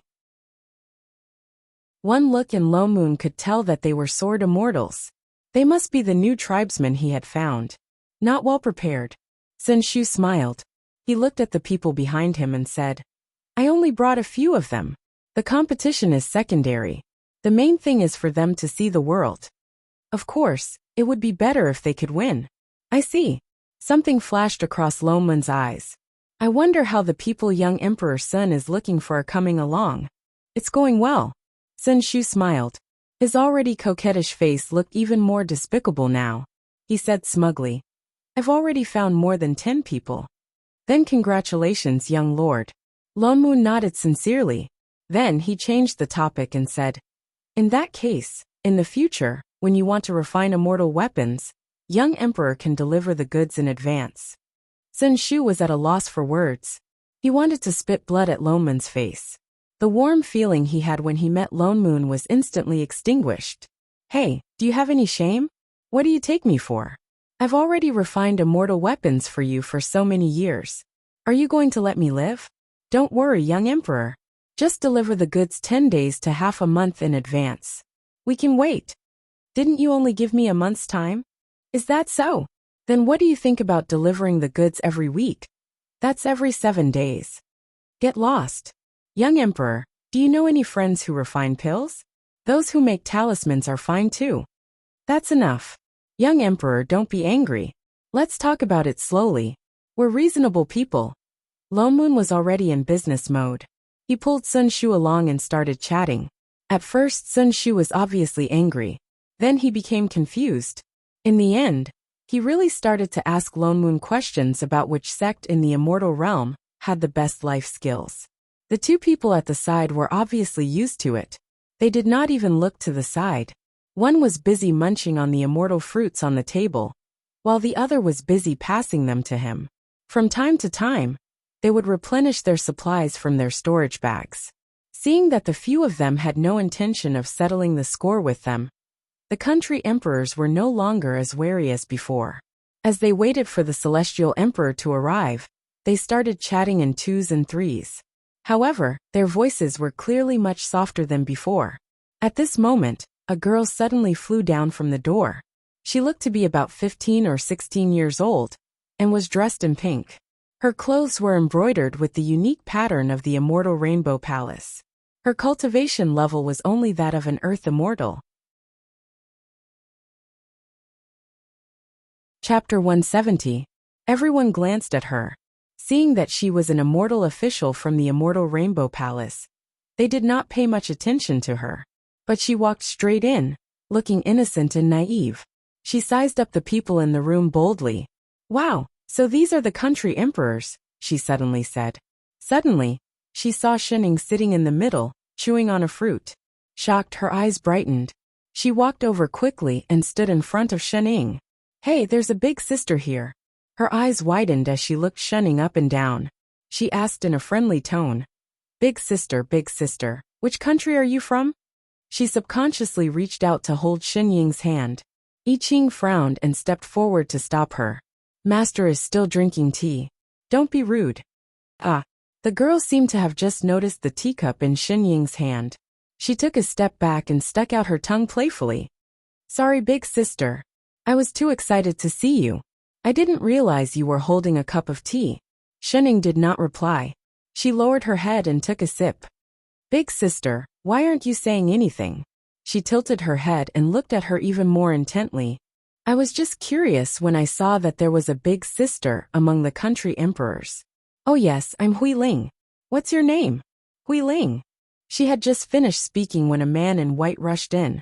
He first bowed to the country emperors, then looked at the girl helplessly. How could you come here? This is the place where the country emperors discuss business. Senior brother Lu Ming, I'm a genius. I'm here to take a look. The girl pouted. She did not look guilty at all. Instead, she pulled the man and said excitedly, Senior brother, look, I found a big sister among the country emperors. It's a pity that big sister doesn't want to tell me which country she's from. Lu Ming paused and looked at Xinying. He seemed to have seen through her cultivation level. Shocked, he hurriedly tugged at the girl. Junior sister, don't talk nonsense. I'm not talking nonsense. Hui Ling looked indignant. She looked at Xinying again. Senior brother, you are good at lying to me. You said that there are no female immortals in Fengsong continent. Now there is. Junior sister. Lu Ming felt even more awkward. He looked at Shenning apologetically, but when he turned to Hui Ling, he did not seem to be blaming her. Instead, his eyes were filled with affection. This is not the monarch. Be obedient and come back with me. No, Hui Ling was shocked. Her eyes widened in disbelief as she stared at Shenning. She snorted and said in a reproachful tone, "If big sister is not the monarch, why would you be sitting here? Wasn't that a seat only reserved for monarchs? Sister, please get up. This is against the rules." The moment she said that, everyone's expression changed, especially Lone Moon and I Ching. Even the emperors of the various countries looked over, as if they were watching a good show. They had long been curious about the woman's identity, but they didn't dare to ask. On the other hand, the protagonist, who was sitting on the chair, calmly nibbled on his fruit, as if he hadn't heard what they said. Lu Ming's face stiffened. His junior sister couldn't tell, but he could. Although this woman looked like an earth immortal, the person standing behind her was obviously a young emperor. Lu Ming's tone became more serious. "Junior sister, don't talk nonsense." Hui Ling did not understand his hint. She said in a low voice, feeling wronged, "I didn't say anything wrong. This fairy really knows how to talk." Lone Moon laughed coldly and took a step forward. "Dare I ask, is it written on this seat that only monarchs can sit on it? Or is there a rule in the Immortal Rainbow Palace that states that the sect master of Invincible Sect can't sit here? Or is it that Celestial Emperor Chungu personally invited us here? Just to make our sect master stand here as punishment?" In the entire immortal and mortal realms, no one dared to make Shenning angry. Where did this pretentious B***tch come from? What right did she have? This? Lu Ming was at a loss for words. He cupped his fists and bowed. "My junior sister is young and ignorant. She said the wrong thing. Please forgive her this time." He didn't expect them to be the invincible sect that the Celestial Emperor had mentioned. He thought for a moment and gave the person beside him a look. His voice became serious as he said, "Hui Ling." The corner of the woman's mouth turned up, but she did not feel the slightest bit guilty. Instead, she looked aggrieved. She hugged Lu Ming's hand and shook it coquettishly. "Senior brother, I'm sorry. I didn't do it on purpose." Why was she so petty? Lone Moon's expression darkened. Who was she apologizing to? Lu Ming turned to look at Shenning, who had not moved from her seat. "Sect master, my junior sister is just a small immortal. She offended you just now. Please be magnanimous and forgive her." Shenning raised her head and looked at the innocent Hui Ling. After a moment of silence, she nodded and said, "All right." Lu Ming heaved a sigh of relief and was about to say something. Shenning suddenly stood up and took 2 steps forward. She raised her hand and poured the tea in the cup over Hui Ling's head. Hui Ling clearly did not expect Shenning to do that. She was stunned. In an instant, she was drenched in tea. There was even a small handful of tea leaves on her head. The crowd had not reacted. Shenning suddenly turned around and looked at Lone Moon. Imitating Hui Ling, she said in a flat voice, "Father Niu, I'm sorry. I didn't do it on purpose." Lone Moon paused, then understood immediately. He cupped his fists and said in the same tone as Lu Ming, "Fellow immortal, my sect master is young and immature. She did something wrong. Please forgive her this time. Lu Ming." "Hui Ling." The crowd. 2 seconds later. "Pooey. Ha ha ha ha ha." Sun Shu sprawled on the coffee table and laughed maniacally. Only then did he realize that no one who could ascend to immortality was really young. Shenning was just returning the same words to them. This was a slap in the face. They would never be able to face the words young and immature again. Hui Ling could tell that they were mocking her for pretending to be young and immature. Instantly, she was embarrassed and angry. Her face turned red and she stamped her feet. With her hair wet, she ran out crying. "Junior sister." Lu Ming shouted. He turned to look at them unhappily, then turned to chase after Hui Ling. Lone Moon gave the cheap beside him a thumbs up and heaved a huge sigh of relief. He had long been annoyed by that little bitch who was pretending to be naive. She just saw that Shenning did not have any immortal chi on her and thought that she was an earth immortal. She was clearly implying that Shenning did not deserve to sit here. A bunch of ignorant people. If Shenning was not worthy, then no one in the immortal realm was. Well done. I want to give you more food. More food. Shining tilted her head and continued speaking in a flat tone. Father Nyo, what are you saying? I didn't do anything. Hey. Are you addicted to pretending to be green tea? I'm telling the truth. That's enough. Get rid of the word I. You're not cut out for that, alright? Forget about your tone. At least show some expression. You're so annoying. You're bullying me again. Shy. How the hell are your expressions supposed to be spoken? I added parentheses. Parentheses my ass. Do you think adding parentheses to WeChat makes it an emoticon? Oh, wait. I'm not talking about making faces. Put your hands down. Chapter 171. Shen-Ing and the others did not have to wait long. About 15 minutes later, immortal Qi surged at the door, and a few figures landed. The country emperors who had been whispering to each other stood up and bowed to the door. Greetings, Celestial Emperor. A person walked in through the door. He was dressed in white and had black hair. His entire body was surrounded by immortal Qi, and his face was well defined. Although he was not as devilish as Sun Shu and Radish, in the celestial world where the overall standard was high, he could be considered outstanding. He had a gentle and kind face, but there was a sense of authority about him that could not be ignored. But he did not have the childishness that he had when he was Ningxian. It was not just his appearance. He had completely changed back to Celestial Emperor Chengge. Chengge nodded at the crowd and walked directly to the main seat in the hall. He stopped when he saw Shen-Ing, who was still focused on eating. All the country emperors in the hall stood up and bowed to him. She was the only one sitting.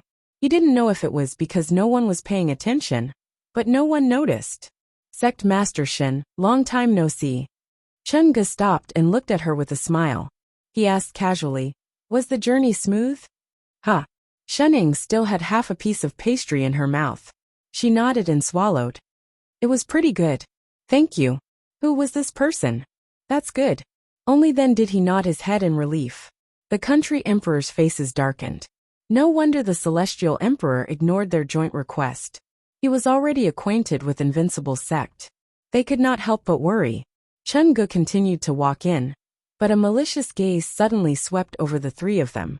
Lone Moon looked up and saw a man and a woman following behind Chengge. One was Lu Ming, and the other was dressed in emerald green. It was Hui Ling. She changed her clothes quite quickly. She seemed to be very unhappy with Shen-Ing. She glared at Shen-Ing when Chengge turned around and snorted softly.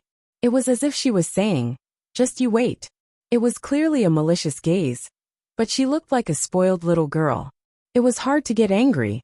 Shen-Ing tilted her head.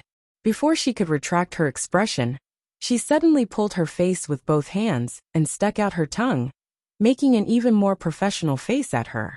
Hui Ling was stunned. She didn't expect him to do this. Startled by her, he stumbled and fell forward. Junior sister. Lu Ming was shocked and quickly held on to the person beside him, so that she didn't fall face first. Are you alright? Even Chengge, who was about to sit down, turned around. Little Ling, what's wrong? You can't even walk without falling? Hui Ling was so angry that she could no longer maintain the innocent expression on her face. Suddenly, she recalled Lone Moon's mocking words. His heart felt like it was on fire, and his eyes turned red. Before he could stand still, he pointed at Shen-Ing and said angrily, Master, she scared me on purpose just now. Shen-Ing, who had already regained her composure, sat calmly on the chair. Bite me. Instead, Lone Moon was shocked. Master. She was actually Chen Ji's disciple. How could that be? Chengge frowned and said sternly, Little Ling, don't spout nonsense. I'm not spouting nonsense. Hui Ling seemed to be extremely angry. Tears welled up in her eyes as she revealed what had happened earlier. She obviously doesn't like me. Just now she even poured tea on my head.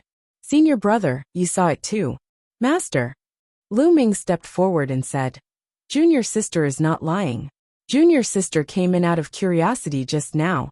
Sect Master Shen did have some conflict with her.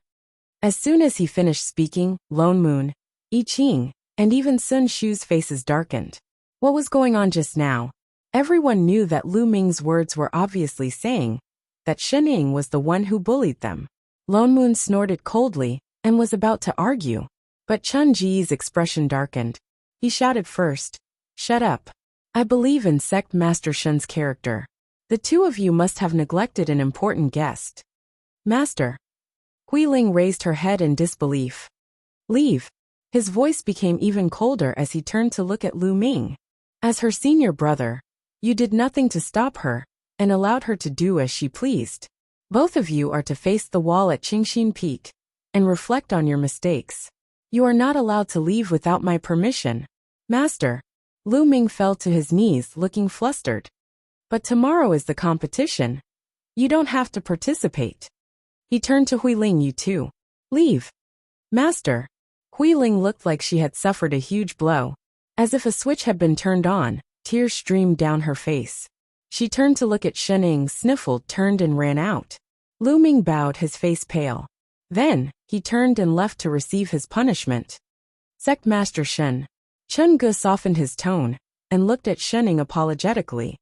"It's my fault for not disciplining her properly. Little Ling is a disciple I brought up from the mortal realm. She had a tragic life and suffered a lot. That's why I spoiled her. That's why she offended Sect Master Shen. Please forgive her." "Oh, it's fine," Shening replied nonchalantly. Loman's frown deepened. What a coincidence. Chun Ge then sat down and looked at the country emperors in the hall. In a low voice he said, "Thank you for your hard work." Everyone responded. Their eyes could not help but drift to Shening. They did not know where this woman came from. How could the celestial emperor reprimand his own disciple for her? They could not help but be more wary of the invincible sect. What followed was a long series of official speeches and all kinds of commercial boasting. At the same time, they informed everyone about the competition schedule and venue. Then they went their separate ways. What was strange was that Lone Moon, who had always been like a fish in water in such occasions, did not speak again. He just stood where he was, looking like he was deep in thought. The next day was the official competition. The moment Lone Moon returned, he summoned the 15 participating disciples to discuss the tactics for the competition. Unlike the sect competition in the lower realm, the immortal realm's competition was much more advanced. Moreover, all the groups would be held at the same time. All those who were young emperors and above had the ability to open mystic realms. What's more, there were many immortal meridians and abundant immortal qi. Chun Ge directly opened up an independent mystic realm for each group of participants. There were all kinds of realms inside. There was no need to go through the trouble of competing one by one. He just threw the entire group in. Those who entered could fight freely. Everyone had an immortal talisman with them. If they could not win, they could crush the talisman and come out of the mystic realm. There were 10 special array flags in each group, and the mystic realm would close after 6 hours. At that time, all the people who were still inside would be ejected, and the last 10 people who obtained the array flags would be the winners. It was simple and violent. It did not waste time. After the top 10 were decided, they would fight each other to determine their ranking. There are 4 groups in this competition. They are divided according to their cultivation.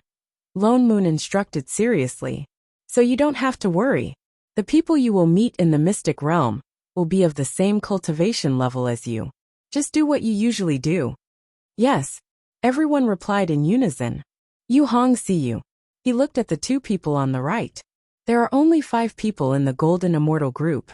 The 2 of you will lead the group. You can take care of each other. Yes, Elder. The 2 of them nodded. As for the Earth Immortal group, he scanned the remaining 10 people. Most of them were disciples who were recruited later. They did not have enough experience. Feng Ying, Qingyu, the 2 of you have more experience. It's not your first time in the mystic realm. I'll leave the rest to you. All right. Feng Ying nodded. Brother Lone Moon, don't worry. I'll look after them. Nobody knows what the mystic realm will look like tomorrow. It's good to get the array flags. If we really can't get them, we don't have to fight. Lone Moon's expression darkened. Getting out safely is the most important thing. They were not familiar with the terrain and could not come up with any good ideas. He sighed. Then, He glanced at a certain person who was lying on the table like a pile of mud. His brows furrowed. Hey, you're the sect master. Can't you at least say something? Oh. Shenning turned to look at the group. She thought for a moment and said, Actually, I do have an idea. Lone Moon was shocked. He looked at her in surprise. What idea? Hide. What? What did she mean? As the saying goes, hide and you'll live longer. Lone Moon. Everyone. Hide my ass. Do you think the Mystic Realm competition is a chicken dinner? If you hide, you won't become a box. I think Master's words make sense. I Ching nodded in agreement. Lone Moon immediately glared at him. Master, you're bragging. You don't have to say what she said makes sense. I Ching ignored him and continued. There are many Earth Immortals and Golden Immortals. There are thousands of Earth Immortals participating. That means there are at least hundreds of people from each country. Just a few of them alone. Even if they get the array flags, they won't be able to fight so many people. It's better to hide first. When the countries are almost done fighting, the number of people will naturally decrease. If they get the array flags now, they will have a higher chance of winning. Lone Moon paused. Thinking about it that way, it did make some sense. The disciples understood too. They looked at Shenning with shining eyes. She was the sect master indeed. All right, we'll do that, Lone Moon said. After you go in, don't be in a hurry to fight. Act according to the situation. Yes, Shenning waved her hand. All the best. Get chicken dinner tomorrow. Lone Moon. You're still talking about getting chicken dinner. I Ching. Master is going to get chicken dinner tomorrow. We can start preparing. The disciples. Sect master is indeed unfathomable. Mystic spirits and spirits meeting. Shenning and the others arrived early, but the competition venue was already surrounded by many people. At a glance, it was a sea of people. There were at least tens of thousands of people. This was more than the number of people they saw when they first came to heavens beyond heaven. After asking around, they found out that it was not just Fongsong continent. The country emperors of other continents had also sent people to participate. As usual, Lone Moon gave his disciples a pep talk. He even dragged Shenning along to give these diehard fans some encouragement, and personally sent them to the waiting area. Then, he brought Shenning and I Ching to the spectator stand. The people on the spectator stand were all present. Even Chungu was sitting there. The three of you are here. Chungu smiled and greeted them. Celestial Emperor. Lone Moon and I Ching bowed politely. Hey! Shenning waved her hand. She could not remember his name. A moment later she said, Salted fish? Cough cough. Lone Moon choked. He turned and glared at her. You should at least remember one or two names. What the hell is salted fish? Even if you smacked him with a fish, you can't call him that, can you? Chungu was stunned. He clearly did not understand what she meant. He did not pursue the matter further. He invited the three of them to sit beside him. Then he turned and gave the person beside him a look. Sect Master Shun. Hui Ling, who had been standing beside him, finally walked out. Lone Moon and I Ching subconsciously frowned. Wasn't she in confinement? Why was she released so soon? It seemed like Chungu really liked this disciple. Hui Ling changed her attitude and bowed respectfully to Shenning. Ling, was rude yesterday and offended Sect Master. I hope Sect Master can be magnanimous and forgive Ling offense. Seeing that Shenning was not speaking, Hui Ling looked at Chungu anxiously. She gritted her teeth and knelt down. Shenning did not speak. She turned to Father Nyo out of habit. Fellow immortal, you don't have to do this. At this point, there was no point in continuing to argue. Lone Moon replied. What's more, this is a small matter. Our sect master did not take it to heart. If she took it to heart, it would not be as simple as pouring a cup of tea on you. It would make you doubt your life. Thank you, Sect Master Shen. Hui Ling stood up. She looked as if she had completed some kind of mission. She turned to Chungu and stood behind him. Her eyes were full of grievance. Sect Master Shen is indeed a broad-minded person. Chungu ignored Hui Ling's grievance and smiled at the few of them. As for Shenning, he couldn't quite see through her. She looked like an earth immortal with so little immortal chi that it was almost invisible. She looked so weak that any immortal could crush her to death. But I Ching, who was a young emperor in Lone Moon, who was an exalted immortal, seemed to respect her very much. They even seemed to regard her as their leader. Even during the days when he was an invincible sect as Ningzi, and all the disciples in the sect worshipped her for no reason. At first, he thought that she was I Ching's former master. That was why they treated her like that. But later on, he was manipulated by his mental demons and entered the demon world. She realized that even the Devil King was obedient to her. That was why he guessed that her identity was not simple.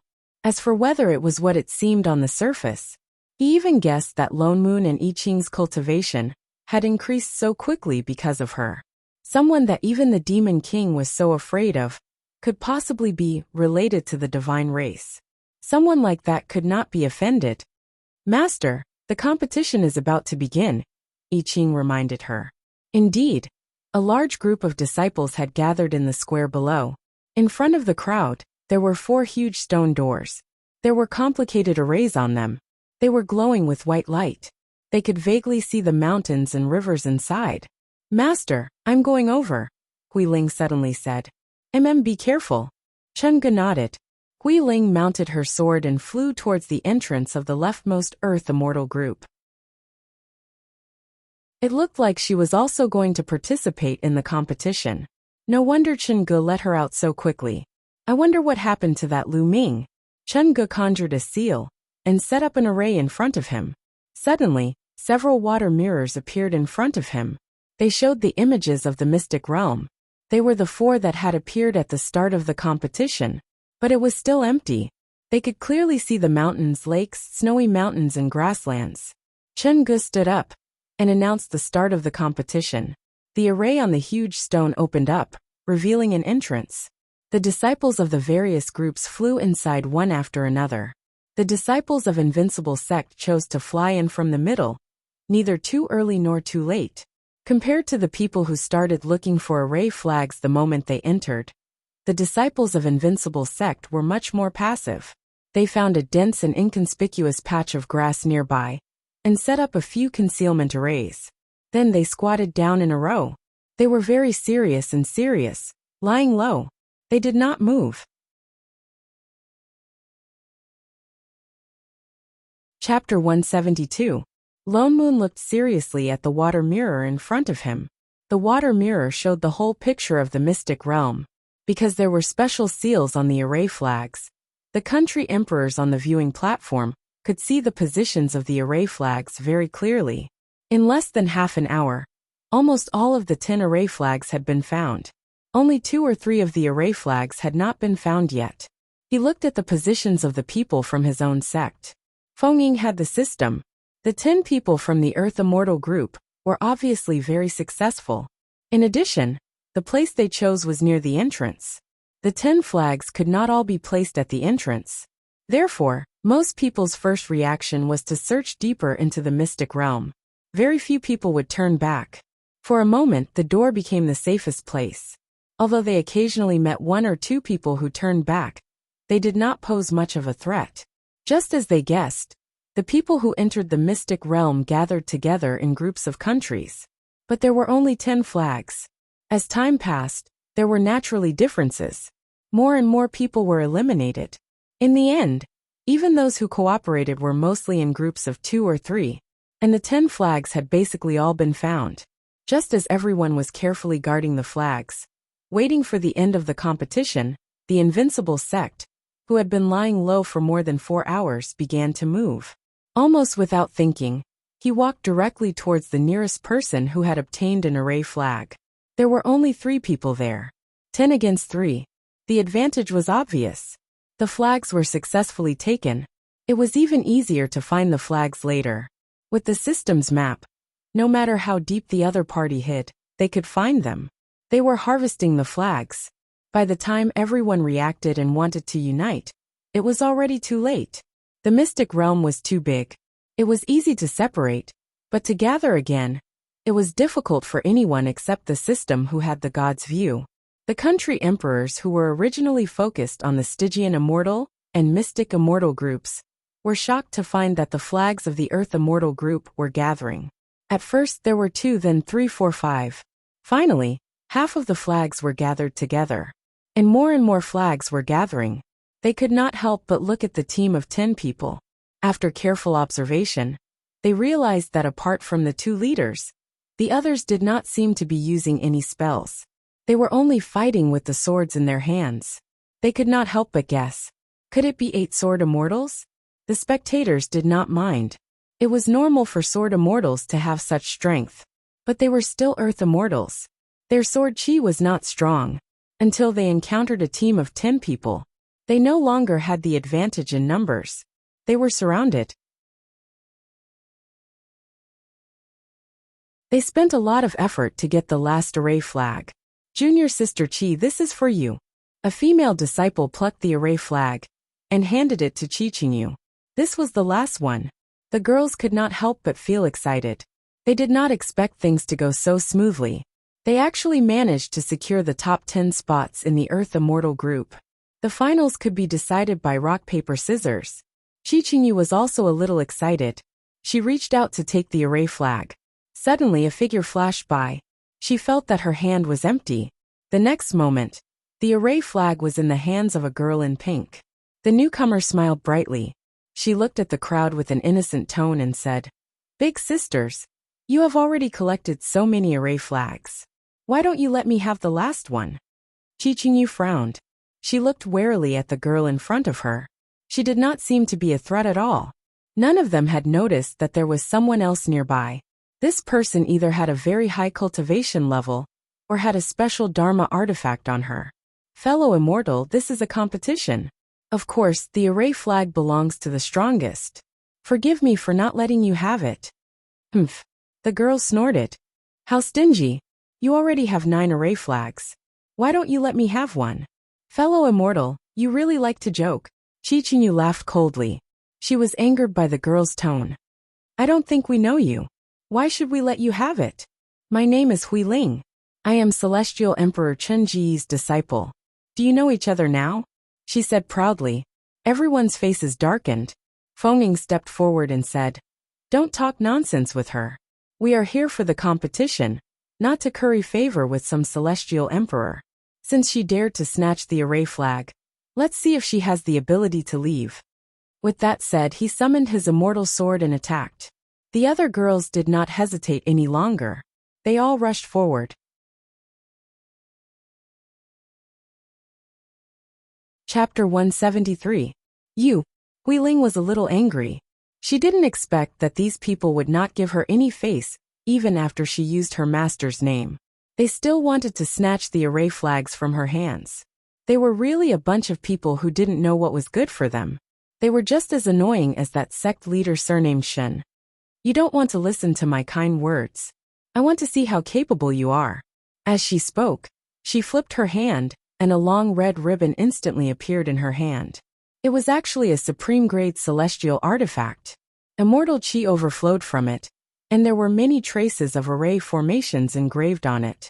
With a gentle wave, the red silk instantly wrapped around Feng Ying's sword, and he was flung away. Even the immortal sword in his hand was shattered into pieces. Feng Ying, shocked, Chi Qingyu hurriedly flew over to catch him. Hui Ling harumphed coldly.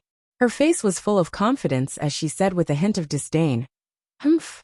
How dare you fight me with your cultivation? Before she could finish speaking, she heard the sound of something piercing through the air beside her. She subconsciously turned around and felt something brush past her. The next moment there was a loud bang. The ground beneath her split open in an instant, and a deep crack immediately appeared on it. Hui Ling retreated a few steps and finally saw it. He was surrounded by 8 muscular girls, and the crack just now was caused by one of them with a single punch. Even the sleeve of her Taoist robe was cut in half. Her expression changed, and she looked at the crowd with some fear. Why did they suddenly change their appearances? What kind of evil technique are you using? Even the supreme-grade Dharma robe that her master had given her could not block it. If fellow immortal doesn't hand over the array flag, then we can only send you out. Everyone ignored her question and directly rushed forward. Hui Ling panicked a little. She flew up and dodged their fists. She activated the immortal chi in her body, and the red ribbon in her hand grew bigger. It was as if it had come to life, and it wrapped around the crowd. Be careful. There's 1,000 lightning formation on that silk. Feng Ying warned loudly. But it was too late. The 8 girls who rushed over were already entangled by the red silk. Hui Ling sneered. Humph. It's a shame that you've become so ugly. But you're still not as weak as before. With a twist of her hand, thousands of lightning bolts instantly appeared on the red silk and shot towards the crowd. Seeing that they couldn't fight back, she smiled even more complacently. I originally only wanted to take 1 array flag, but since you're so rude and unreasonable, then I'll take the rest of the array flags. As soon as she said this, the faces of the people who were entangled with her darkened. Was this woman sick? Everyone. Qi Qingyu panicked. Just as she was about to step forward, a disciple stopped her. Junior Sister Qi, you're not a body cultivator. Don't come over. Qingyu stopped in her tracks, but she had already turned to look at the other person, with a questioning look on her face. Disciple 1. Senior Sister, what should we do? Disciple 2. Senior Sister Hong said that the sect leader instructed us not to casually attack female cultivators. Disciple 3. Unless it's absolutely necessary. Disciple 4. Does it count now? Disciple 5. This is a competition we can't lose. For the glory of the sect, I guess. Disciple 6. Then, Disciple 7. Do it. Disciple 8. Kill her. In an instant, immortal chi exploded from their bodies. With a few crisp tearing sounds, the red silk that was originally tightly bound to her broke into pieces and fell to the ground. On the spectator stand, 3 pairs of suspicious eyes turned to Xining. You said it before. Huh? Did you? The situation in the water mirror had been reversed. Hui Ling, who had been confident of victory, stared in disbelief at the completely destroyed immortal artifact in her hand. How could this be? This was a supreme-grade immortal artifact. Even a golden immortal would not be able to do this, much less an earth immortal. Before she could react, she felt her hand tighten. The person closest to her suddenly picked up the half of the red silk on the ground and pulled hard. Hui Ling did not have time to let go. Her whole body was pulled toward the opposite side. In the next moment, a fist was swinging toward her face. Only then did Hui Ling know that she was afraid. Her face was pale and she panicked. She screamed, "Ah!" However, with a loud bang, the defensive Dharma artifact on her body was activated. The fist stopped less than 3 fingers away from her face, barely blocking the punch. But because of this, cracks appeared in front of her like a spider web. This was a sign that the array formation was about to collapse. The other party's next punch was about to land. This time, it was really going to land on her. Hui Ling panicked even more. There was no longer any trace of innocence on her face. There was only extreme fear. As she screamed, she waved her hands wildly, trying to escape. She forgot all her cultivation techniques and immortal arts. But no matter how hard she tried, she could not shake off the other party's hand. No, help. Help me. The disciple did not intend to hurt her. With a twist of his hand, he reached for the array flag on her waist. But Hui Ling's body suddenly emitted a beam of white light that spread outward. That disciple only felt a huge pressure sweeping towards her. Her heart skipped a beat, and she was directly sent flying. Even the other disciples standing at the side were swept by the white light and fell to the ground, coughing up blood. Xining, who was chewing on a fruit, suddenly stopped and turned to look at the water mirror. What's going on? Lone Moon was also stunned. He stared at the scene in the water mirror. What was that light? Maybe it's some special Dharma artifact? Sun Shu guessed. It was normal for the Celestial Emperor's disciple to have 1 or 2 life-saving Dharma artifacts. Lone Moon frowned.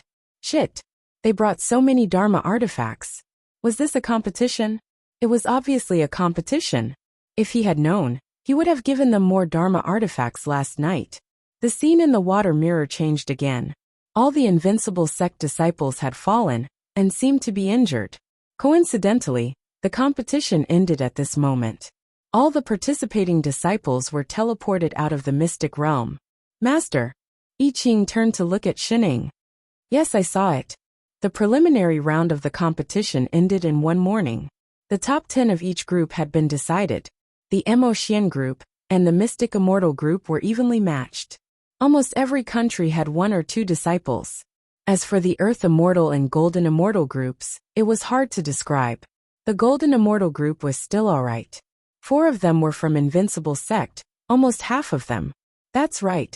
In the last few minutes, Yu Hong and the others managed to snatch another array flag. The Earth Immortal group was even more impressive.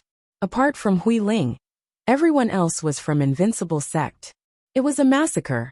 When the name list came out, the country emperors finally realized that those body cultivators were from Invincible Sect. Invincible Sect was indeed a perverted sect. Even their disciples were so perverted.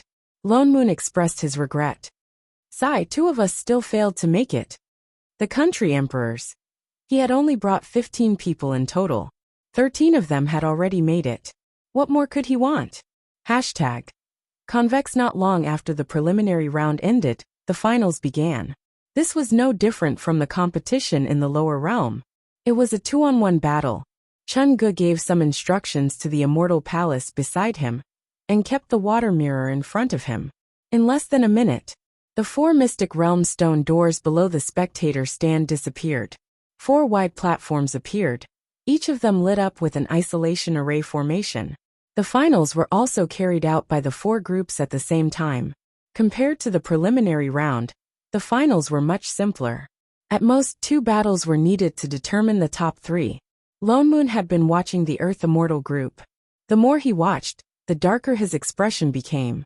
This was because Hui Ling seemed to have become a different person, compared to the panic she had when she snatched the array flags in the Mystic Realm. After 2 battles, all the body cultivators in the sect were defeated by her at the last moment. He had confidence in the disciples of the sect. Even Golden Immortals might not be their match, much less Earth Immortals. But things were just so amazing. Hui Ling was an Earth Immortal. Although it was obvious that she was struggling at the start, she could always turn the tables at the last moment and suppress the body cultivators. And she won all the way to the end. It was as if their performance in the Mystic Realm was just an illusion. She actually has such strength. Was she deliberately hiding her strength before? Because the opponent is not her. I Ching suddenly said, "What? What did he mean?"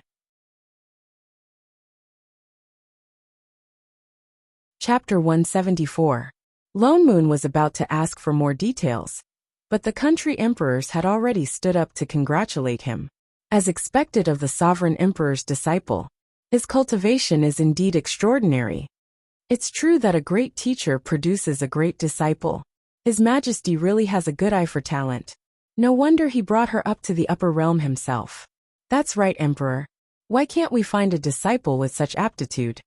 Emperors, you're too kind. Chun Ge smiled in response. My disciple is just a little more diligent. He was a little puzzled. Given Hui Ling's cultivation, she shouldn't be able to fight against a physical cultivator. Why did she? But she was his disciple after all, so he didn't think too much about it. The competition for the other groups had also ended. The country emperors boasted for a while before Chun Ge announced the end of the competition. With a wave of his hand, the 4 platforms below merged into one and slowly rose up. Above them stood the top 3 winners of each group. Siyu was first in the Golden Immortal group. However, perhaps because she understood the situation in the Earth Immortal group, there was no joy on her face. Especially the 2 disciples who lost to Hui Ling. They kept their heads down throughout the match. Lone Moon couldn't help but feel some anger rising in his heart. He found the green tea bitch to be even more of an eyesore. I Ching was especially sensitive to immortal chi. The people on the stage could not tell, but he could. If he said that Hui Ling's battle was problematic, then there must be. He just didn't know what the problem was. After praising them, Chun Ge then began to hand out the rewards. Most of them were immortal artifacts, immortal pills and the likes. The top 10 of each group received one. After all, he was a sovereign emperor. He did not even blink when he took out dozens of magic tools at once. As for the champion of each group, he or she would be able to choose a supreme-grade immortal artifact that suited him or her. It was equivalent to custom-made. Lone Moon was still thinking about Hui Ling's competition. He had no interest in such an award ceremony.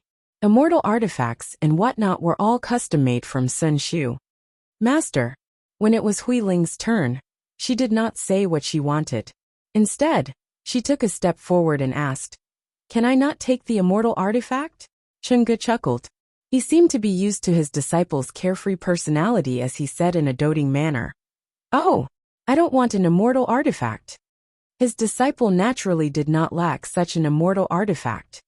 Disciple knows that my cultivation is shallow, but I am wholeheartedly pursuing the Tao. Participating in the tournament this time was just to test his limits and temper himself a little. I didn't expect. Hui Ling glanced at unrivaled enemy with a hint of provocation in her eyes. I didn't expect to win the championship by accident. So, disciple doesn't ask for anything else. I just want to accumulate more battle experience. Chen Ge nodded. What do you want then? Disciple wants. Her tone changed, and she suddenly looked at Shining, who was sitting on the spectator stand. She said loudly, "Disciple wants to request for a battle with the invincible sect master." What? As soon as these words came out, the whole place fell silent. The others were shocked, but the people of invincible sect were. Ha ha ha ha ha. A sudden burst of laughter rang out. Before the people from invincible sect could react, Sun Shu was already pounding the table and laughing maniacally. He was laughing so hard that he was almost lying flat on the table. Everyone's attention was drawn to him. I'm sorry, I couldn't help it. Sun Shu tried to hold it in for a long time before he looked at Chen Ge and said, "Celestial Emperor, your disciple is really. Ha ha ha ha. Forgive him for not being able to hold it in. It was too funny." Lone Moon and I Ching were stunned too. They had lived for so many years, but they had never seen such a suicidal request before. She actually wanted to fight Shining? Who gave her the courage? Was it Liang Jingru? Instantly, they looked at Hui Ling with a complicated expression. Could this person be mentally retarded? Actually, if they thought about it carefully, they could understand why she would make such a request. She must have lost face in the main hall yesterday and wanted to take advantage of winning the tournament to regain it. She thought that since she could win even a body cultivator, Shining, who was also an earth immortal, could do the same. Lo Moon really felt that she was a little naive. Chen Ge naturally knew what his disciple was planning. His face darkened and he scolded, "Little Ling, don't be rude. Sect Master Shen is the sect master of a sect. By right, she should be your elder. How can she fight with a junior like you?"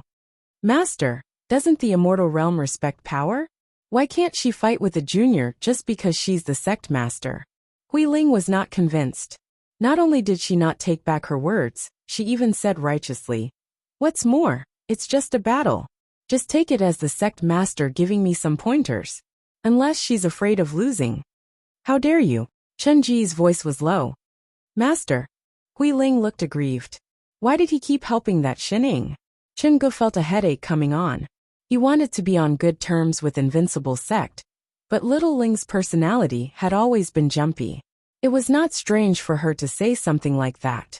He felt a little awkward, but in his heart, he really wanted to see Shen Ying's strength. "It's my disciple's fault. I hope you can forgive her." "Celestial Emperor, you're too serious." Loman's eyes flashed. "Your disciple is right. It's normal for cultivators to fight with each other. What's more, she won the championship this time.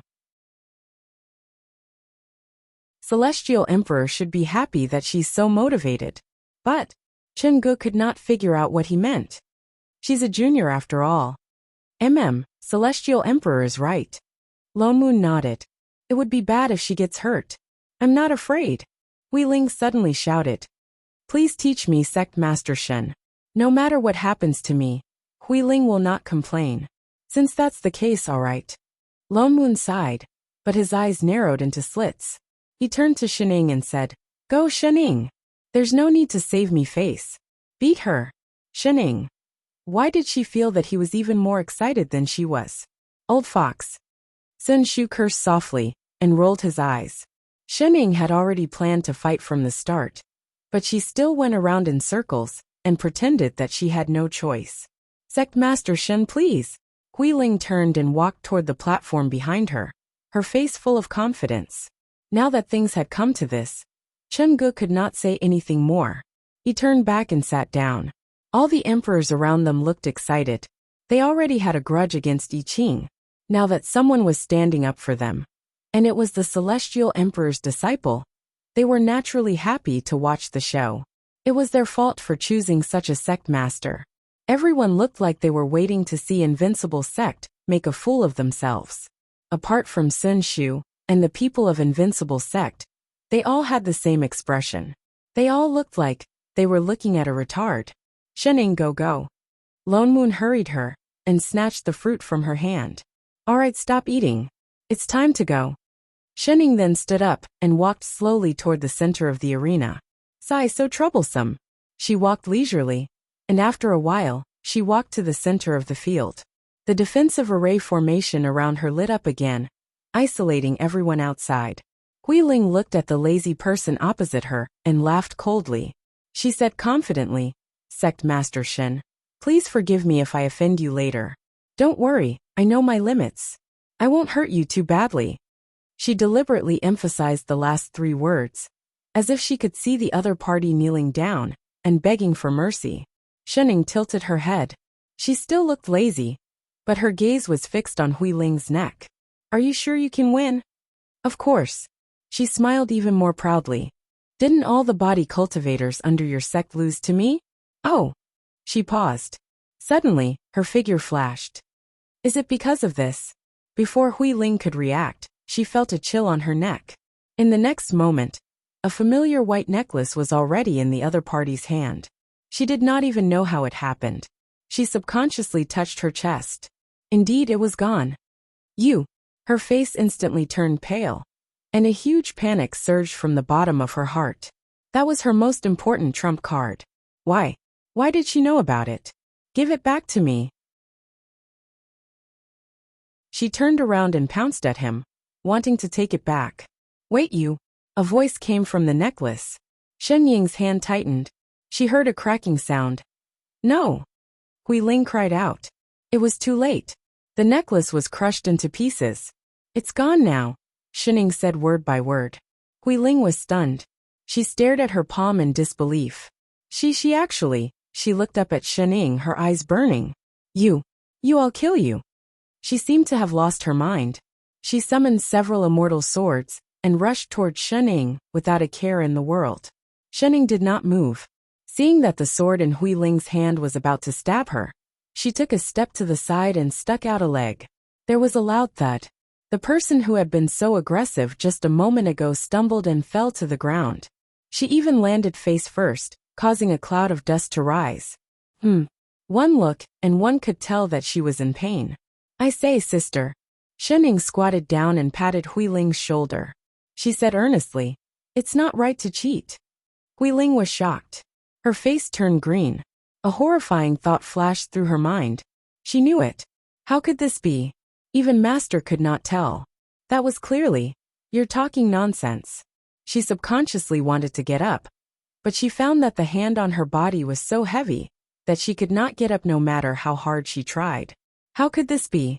She could only turn to look at Shening. She was instantly frightened by the look in Shen Ying's eyes. Suddenly, it was as if something terrible was covering the sky and covering the earth. She could not even breathe. The low voice sounded like it came from hell. You'll be beaten if you cheat. On the spectator stand. Shening, what are you doing?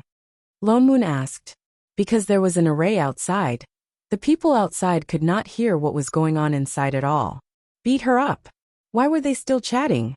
There's something wrong with that necklace. I Ching directly sent a voice transmission. What? During the Earth Immortal competition just now, the necklace would emit a special immortal chi at the end to help her defeat her opponent. That immortal chi did not belong to her. Lone Moon was stunned. Shit. That little bitch really cheated. No wonder Shening crushed her opponent's necklace the moment she got off the stage. So it was because of this. But who did that immortal chi belong to? He subconsciously suspected Chen Ge. But after thinking about it carefully, he felt that it was impossible. As in Celestial Emperor, he would not side with his own disciple in front of everyone. There was also no need. As in Celestial Emperor, even if his disciple lost, Who would dare to say a word to him? Moreover, during the battle just now, he had been sitting here the entire time.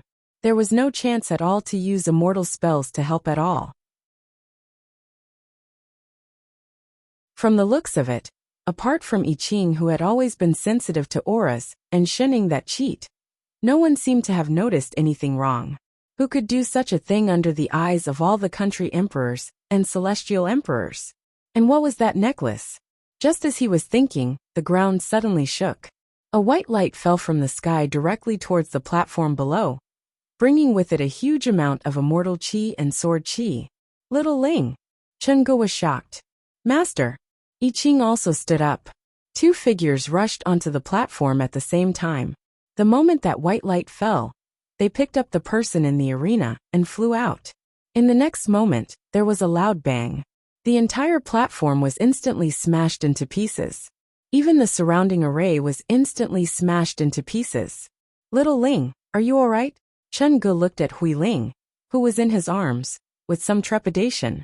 If he had not arrived in time, he was afraid. Master. Hui Ling's face was pale. Subconsciously, she looked in Shen Ying's direction, then immediately looked away. Trembling, she shrunk further into Chen Ji's arms. She was not afraid of the white light that suddenly fell, but of Sect Master Shen just now. Her heart could not help but clench. It must be an illusion. How could that earth immortal have such a terrifying aura? Master, are you all right? I Ching asked anxiously. Shen Ying, who was being dragged over air. What could happen to her? Lo Moon rolled his eyes. Worry for nothing. I Ching was stunned. Then he reacted. When he saw Chen Ge rushing in to save Hui Ling, he subconsciously thought that Master was also inside, and went in without thinking. He did not even think about whether Hui Ling needed his help at all. Thank you. Shen Ying could not help but comfort the slightly dispirited chef. She pointed to the flying dust in front of them and said, "At least you didn't have to breathe in 2 mouthfuls of dust." I Ching. He was not comforted at all. What was going on? Ha ha ha ha. Suddenly, a male voice came from within the white light. Following a gust of wind, a figure dressed in blue appeared in midair. His hair was tied up in a bun, and his red lips were slightly pursed, looking like he was smiling. He held a jade bone fan in his hand. He did not open it, but instead spun it gently in his hand. Floating in the air, he looked down at the person sitting on the main seat with contempt. Chen Ge, why didn't you inform me of your mystic spirits and spirits meeting? I could have come and joined in the fun. Chen Ge frowned immediately. Clenching his fists, he looked at the person in the air and called out, Chu Xian. Hearing this name, everyone was shocked. They all looked up at the person in the air. Who? Only the people from Invincible Sect looked confused. Celestial Emperor Chu Xian of the Hechuan continent. Sun Shu explained softly. Sun Shu explained softly. He turned to look at Chen Ge, and immediately switched to a voice transmission. He was also the one who fought against Emperor Chen Ge 10,000 years ago. Most importantly, Emperor Chen Ge lost. Oh, only then did Lone Moon understand. He recalled that Chen Ge, who looked like a child, had said that a demonic seed had been planted in him when he was seriously injured. So the person who injured him was this person. This person was obviously here to cause trouble. I see that the immortals of Feng Song are quite diligent in their cultivation. Chu Xian scanned the crowd. Why do you still have time for the mystic spirits and spirits meeting? Why don't you spar with me from Hechuan? Let's see if the immortals of Feng Song are really stronger than those from other continents. Celestial Emperor Chu Xian. Chen Ge stepped forward and said, The mystic spirits and spirits meeting is just an ordinary spar for immortals of Feng Song. We have no intention of competing with other continents. An ordinary spar? Chu Xian laughed mirthlessly and scanned the few people on the spectator stand. I don't think these people are ordinary immortals from Feng Song. Let me guess, are they from Yishui or Changnua continent? Chen Ge did not reply.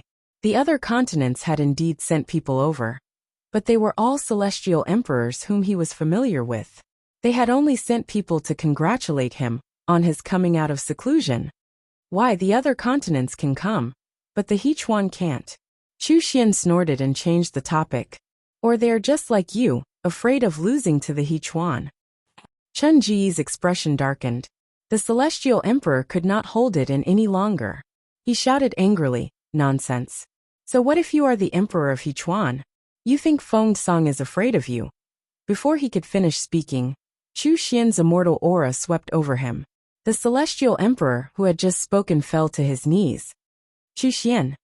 Chen Ge released his immortal qi to protect the Celestial Emperor. He said angrily, "I said, the matter regarding Celestial Emperor Lan Hua has nothing to do with me. It's been so long. Why do you have to make things difficult for me and vent your anger on others?" "Shut up." Chu Xian exploded like a firecracker. "You have no right to mention his name." His eyes were filled with anger. He looked like he was going to rush out and stab Chen Gu a few times. "Lan Hua. Oh, looks like it has something to do with Boss Lan?" Lone Moon narrowed his eyes. "I don't want to talk about these past matters with you today." Chu Xian took a few deep breaths to suppress his anger. "Haven't you already chosen the top 3? How about this? I'll also send out 3 people from each cultivation level to compete with you?" Chen Ge frowned. A moment later he replied, "Since Celestial Emperor Chu Xian is so interested, Feng Song will accompany you to the end. All right, let's meet at the Shumi realm tomorrow afternoon." With that he waved his hand. A strong wind blew, and he disappeared into thin air. Chen Ge sighed and turned to face the crowd. In a low voice he said, "Everyone has seen it. It looks like we'll have to keep you and your disciples in heavens beyond heaven for a while longer." The Celestial Emperors immediately expressed their willingness to fight for the Feng Song continent. Shen Ying and the other 2 were excited. They were so excited that they wanted to go back and hear what Boss Lan and Chu Xian had to say.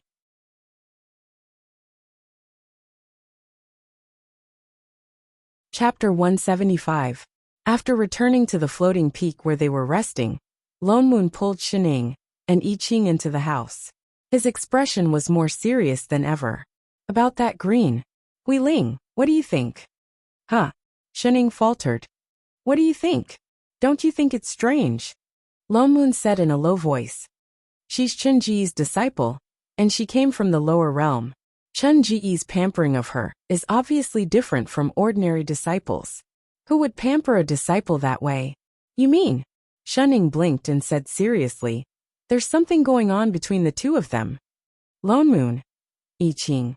Although his words were a little rough, but that was what he meant. "Don't you think her setting is a little familiar?" Lone Moon said anxiously. "This is obviously the setting of the original female lead, right?" Now that he said it, it did look a little similar. "Isn't Xian Tong still in the sect?" I Ching frowned. "Yes, that's why I think it's strange." Lone Moon explained in a low voice.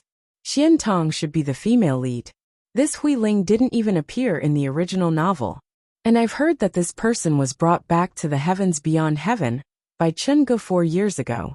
Shening also brought Xian Tong back at that time. And this Hui Ling's personality is different from the original female lead. Whether it's taking in a disciple or Chen Ji's attitude towards her, it's exactly the same as in the book. It's exactly the same as in the book. It's like the female lead has changed." This made him feel that because of their interference, the plot had gone wrong, and something was automatically correcting it. Because the female lead disappeared, there was a change in the female lead? "You mean, Hui Ling replaced Xian Tong's identity?" I Ching said. "But Xian Tong was formed by a mental demon. Chen Ge couldn't possibly not recognize his own clone, right? I mean, I'm not saying that Chen Ge recognized the wrong person. It's possible that she's just replacing Xian Tong's character in that novel. The character who was possessed by Conan was unlucky. The more Lone Moon thought about it, the more likely it seemed." He nudged the person beside him. "What do you think? Say something." I think." Shening still had that lazy look on her face. "That salted fish. Since you didn't have the chance to fall for Shorty, it's normal for you to fall for someone else. They couldn't let him stay single forever. Even if he found a prostitute, it's not strange. Don't be prejudiced against her. You just wanted to call me a little b** tch, right? Who's the biased one here?" Lone Moon frowned. "You mean to say that there was no plot error correction at all? Could it be that he was thinking too much?" "Yes." Shenning nodded. After some thought she added, since the lower realm. She had never stopped. I Ching. Lone Moon. F***ck. What do you mean? Can't you say it all in one breath? Don't pant. It's Chef. She pointed at I Ching beside her. The two of them were dumbfounded. A moment later, Lone Moon thought of something. You mean to say, from him onwards, the plot started to correct itself? Yes. They thought about it carefully. The only two characters who appeared in the Azure world were I Ching and Bai Zai. I Ching was the last sword immortal to appear in the original novel. When he was in the lower realm, he was an itinerant cultivator. It must have been difficult for him to ascend. But because of Shenning, he had a few epiphanies, and his cultivation level increased very quickly. He was even on the verge of ascending. But at that time, the Azure world was still under the control of the Qing Tong immortal abode. If he wanted to ascend, there would have been a huge battle with them in the original novel. It would have been a long process. As for Bai Zai, previously, Bitao said that because he sensed traces of the divine race in the Azure world, he delayed the destruction of the world. This divine race must have been Bai Zai. Bai Zai was sent back to the divine world by Shenning. That was why they started to destroy the world. In that case, according to the setting that was not mentioned in the book, it was very likely that Bai Zai and I Ching worked together to destroy the Qing Tong immortal abode's plot, and then ascended to the upper realm. In other words, the plot was brought forward from the beginning. After ascending, I Ching would be Shen Ying's disciple. Before he finished his apprenticeship, he would not accept other disciples. In that case, the relationship between him and the male lead, Ningxian, would be severed. A male lead without ability could not be called a male lead. But they still met Ningxian. Not only did they get rid of the sword qi in his body, but they also helped him get rid of his mental demons, allowing him to become the celestial emperor he once was. Naturally, there was no need for him to be I Ching's disciple anymore. All of this seemed like a coincidence, but if one thought about it carefully, it did seem like they had been correcting the plot. Because of his epiphanies, I Ching ascended earlier than the plot. That was why the male lead also appeared earlier. Because I Ching did not accept the male lead as his disciple, the male lead regained his cultivation level and became a peak celestial emperor. Because Shenning took away the original female lead, Huiling came out and became the new female lead. Everything was clearly different from the plot. But after going around in circles, it seemed like they were back in the plot. It was as if there was a pair of invisible hands, silently manipulating everything without anyone noticing. It was like patching up a piece. Whenever a piece was missing, another piece would be added. It was as if they were trying to complete the plot. Lone Moon's heart sank. He looked at Shenning beside him and asked, "When exactly did you realize this?" He was clearly the most familiar with the plot, but he did not notice it at all. Shenning thought about it and said, "When the gate to the demon realm closed." That gate, wasn't it closed by the demons? Lone Moon was shocked. He had always thought that the people inside were afraid of being beaten up. That was why they decided to go all out and block the gate. Now that he thought about it, the demon realm was the last instance for the male lead and the female lead. Naturally, they could not start at the beginning. So, it was also because of the plot that the gate was closed. Was the plot really that powerful? Could it be that this is really just the world of a novel? Or was this world following the plot of that novel? Then who was the person manipulating the plot? Was it the author? The more Lone Moon thought about it, the more confused he became. He decided not to think about it anymore. Who cares? Anyway, this had nothing to do with them anymore. He could not be bothered to see the male lead and the female lead quarreling everywhere. It was fine as long as they did not provoke them. But, has Huiling really become the new female lead? If the female lead had really been replaced, it would be a good thing for them. After all, Xian Tong was now a member of Invincible Sect. Shenning thought about it and suddenly asked, "Father Neo, what's the next plot in that novel?" "What next plot?" Lone Moon paused. Then he understood. That's right. If he wanted to know whether Huiling was the substitute female lead, he just had to see if she was following the plot.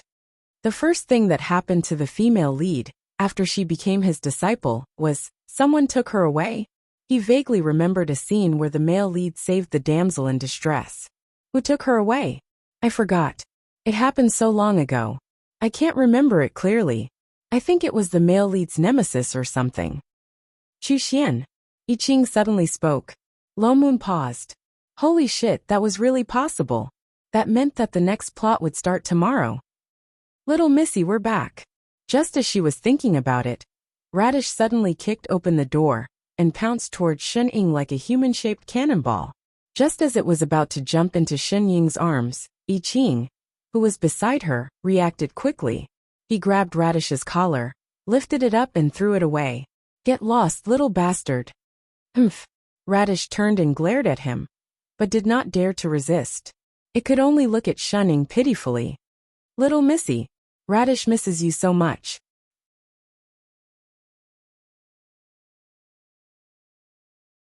Chapter 176. Where did you go? Lone Moon glanced at Radish. It was rare to see it in human form. We went to the nearby Immortal Palace for a walk. Before Radish could reply, Lan Hua, who followed closely behind, said, You came back quite early today. You finished the competition so quickly? Lone Moon glanced at the two of them. They had been in the heavens beyond heaven for a few days. At first, Lan Hua was still a little wary. Later, when he realized that no one could tell that he was a demon, he completely let himself go. Taking advantage of the time, when all the disciples were out competing, the two children who stayed behind quickly formed an alliance. They began to wander around aimlessly, and developed some revolutionary friendships as a result. Oh yes, little Missy. Radish thought of something and mysteriously took out a storage bag. It handed it over with a proud look. I brought a lot of gifts for you, everyone. Did you freaking go on a vacation? Shen Ying obviously did not trust this vegetable, and did not take it. Lone Moon directly intercepted it. What's this? Meat. Radish looked proud. I caught it for a long time. Lone Moon subconsciously opened it. What meat? Before he could finish, he heard a swoosh. A gust of wind blew past him, and something black and white hit his face. Lone Moon. I Ching. What the hell is this meat? This is obviously an immortal crane, right? And it's the kind that freaking delivers letters. Is that a communication talisman on its claw? Lone Moon felt his heart skip a beat. He had a bad feeling about this. He immediately stopped the immortal crane that was hitting his face with its wings. He opened the storage bag again, and took out one fat and big immortal crane after another. Did you freaking catch all the immortal cranes in the heavens beyond heaven? Lone Moon took a deep breath, and suppressed the urge to stew a certain someone. He could already vaguely see the immortals who were sending messages looking for their own immortal cranes. This is the gift you brought. He gritted his teeth. Yes. Radish did not feel guilty at all for grabbing someone else's communication tool. It said proudly, I specially picked the fat ones. Little Missy, look, this one is even fatter than Radish. It must be delicious. As he spoke, he grabbed a red-crowned crane that was struggling desperately. The corner of Lone Moon's mouth twitched. He turned to glare at his accomplice. Lan Hua immediately raised both his hands. It's not my fault. He was the one who wanted to arrest him. He couldn't stop him anyway. What the F***ck? Lone Moon felt as if something had snapped in his head. He could not hold it in anymore. He picked up Radish and strode out. She shoved him into the huge flower pot in the courtyard. What do you want? Let me go. Before Radish could react, Lone Moon had already covered its head with mud. It struggled with all its might. You ugly thing. Don't you dare sully my pure body? Wait, I don't want to change back. I want to go out and meet some pretty ladies. You. GGGG. Before he could finish, Lone Moon conjured a seal and forced him back to his original form. He covered his head with 3 layers of dirt and stomped on it a few times before he could suppress the surging anger in his heart. What the F***ck, all of them, only knew how to cause trouble for him. Shen Ying, let go of that red-crowned crane. It's someone else's pet. It can't be eaten, no matter how fat it is. With that said, he turned and shouted towards the outside of the house. Yu Hong, bring a few disciples in and let all of them fly. As for the injured ones, Let them go after they've been treated. And, Shining, take out the one you're hiding behind your back. I don't have it. What the F asterisk CK? Even its wings are showing. Do you think I'm blind? Che. Wait. What are you doing? You can't even exchange spirit beast meat. Do you think this is a market? Try hiding another one? Do you believe I won't deduct your food allowance? An hour later, Chu Xian. Lan Hua paused. He frowned and thought hard for a long time. Ooh, you don't know him. Lone Moon was shocked. No way. I don't. Lan Hua shook his head. Then why does he look like he wants to stand up for you? And it seemed like he was causing trouble for Chen Gu because of him. How would I know? Lan Hua shook his head. He glanced at Shining, who had not eaten the immortal crane, and was looking very upset. He could not help but take out a few immortal fruits, and place them in front of her. I have a grudge with all 10 celestial emperors. If the celestial emperors have not changed in the past few thousand years, he should be one of the people who attacked me when I fell into depravity. That was strange. Chu Xian's earlier reaction did not seem like he was acting. What exactly happened in between? It seemed like they would have to wait until the Meru Realm competition tomorrow to find out the truth. And whether Hui Ling would replace Xian Tong as the female lead would depend on her performance tomorrow. The Meru Realm was a deserted ancient palace in the heavens beyond heaven. Legend had it that there was only one celestial emperor in the entire immortal realm. He managed the 4 seas and 6 continents. The Meru Realm was the only palace in the immortal realm. But as time passed, the palace had lost its former glory. Now it was just a pile of rubble. Although the competition this time was only for the top 3 in each cultivation level, it was still a competition between 2 continents. Besides the various emperors who brought their participating disciples, there were also some curious immortals who came to watch the competition. The Meru Realm, which had been deserted, suddenly became very lively. In order to understand Chu Xian's situation, Lone Moon asked Lan Hua to come as well. Just in case he came with Feng Ying. The other disciples who came to watch the competition did not follow them. Apart from the 5 participants, the others stayed in the Immortal Palace to rest, mainly to keep a close eye on Radish. They had obviously arrived early. There was no sign of Chu Xian, but in the middle of the palace, above the largest pile of rubble, there was a large platform floating in the air. One look, and they could tell that this was the competition arena that had been prepared. Chen Ge led the group to a platform on the right. His expression was much more serious than before. Hui Ling followed beside him. Her expression did not look very good. She no longer looked as lively and arrogant as before. Anyway, from time to time, a hint of panic flashed across her face, and she did not look in Shen Ying's direction again. Of course, Lone Moon knew why she was like this. It was because Shen Ying had destroyed her golden finger. What's more, she was the champion of the Earth Immortal group this time.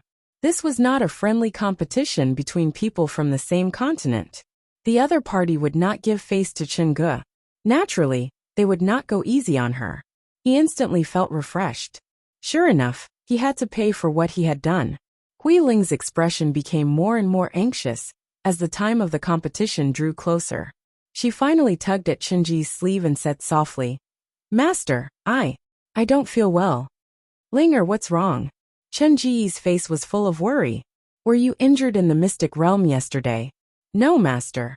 I just want to," she spoke very softly, so the people around her did not notice, except for Lone Moon, who had been paying attention to her movements. His eyes instantly lit up, and before the other party could request to withdraw from the competition, he immediately spoke up with a radiant smile on his face.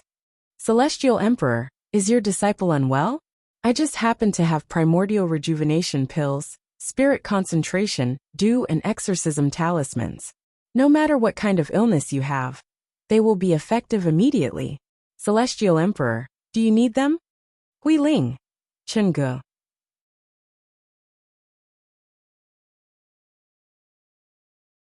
Chapter 177. No, there's no need. Chen Ge paused, puzzled by Lone Moon's sudden kindness. He smiled politely and said, "Exalted immortal Lone Moon, you must be joking. Little Ling's cultivation level is low, but she is already an immortal. She won't get sick easily. I'm sure she's just a little nervous, because it's her first time competing with immortals from other continents. He turned to look at Hui Ling, and gave her a reassuring look. Hui Ling did not react. Instead, her face turned even paler, and her eyes were filled with panic. She looked like she wanted to say something but was hesitant. This was the first time Chungu had seen her so uneasy. He couldn't help but add, Ling just treat this as a normal competition. Just perform at your usual level. I have confidence in you, so don't feel too pressured.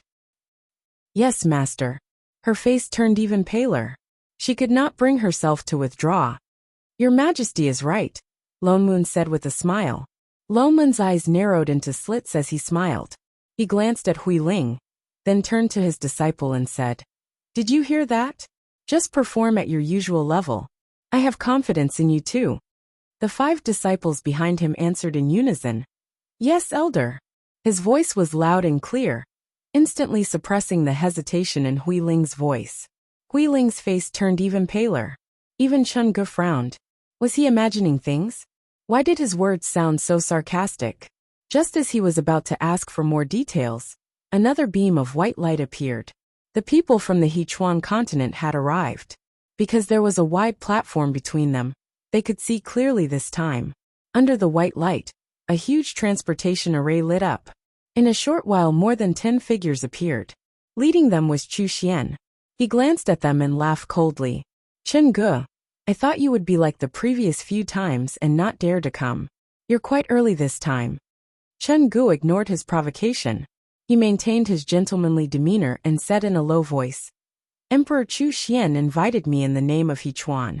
How can I not come? Oh, you seem very confident. Chu Xian's face was full of disgust. He did not seem to want to talk to him anymore. He said directly, In that case, let me see how powerful Fengsong is. With that, he waved his hand and 3 people flew out from behind him and landed on the platform in front of him. All 3 of them were Stygian immortals. It's too troublesome to fight one by one. It's better to fight them all at the same level together, Kuan Xian said. Chungu had no objections. He nodded at the top 3 Stygian immortals, and the 3 of them flew to the center of the platform. Lone Moon looked down at the 6 people who were already fighting. He thought about it carefully, and guessed why the other party wanted 3 people to fight together.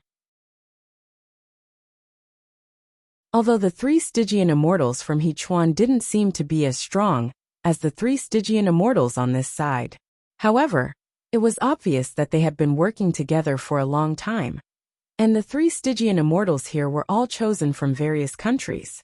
They had probably never fought together before, so their group strength was naturally much weaker.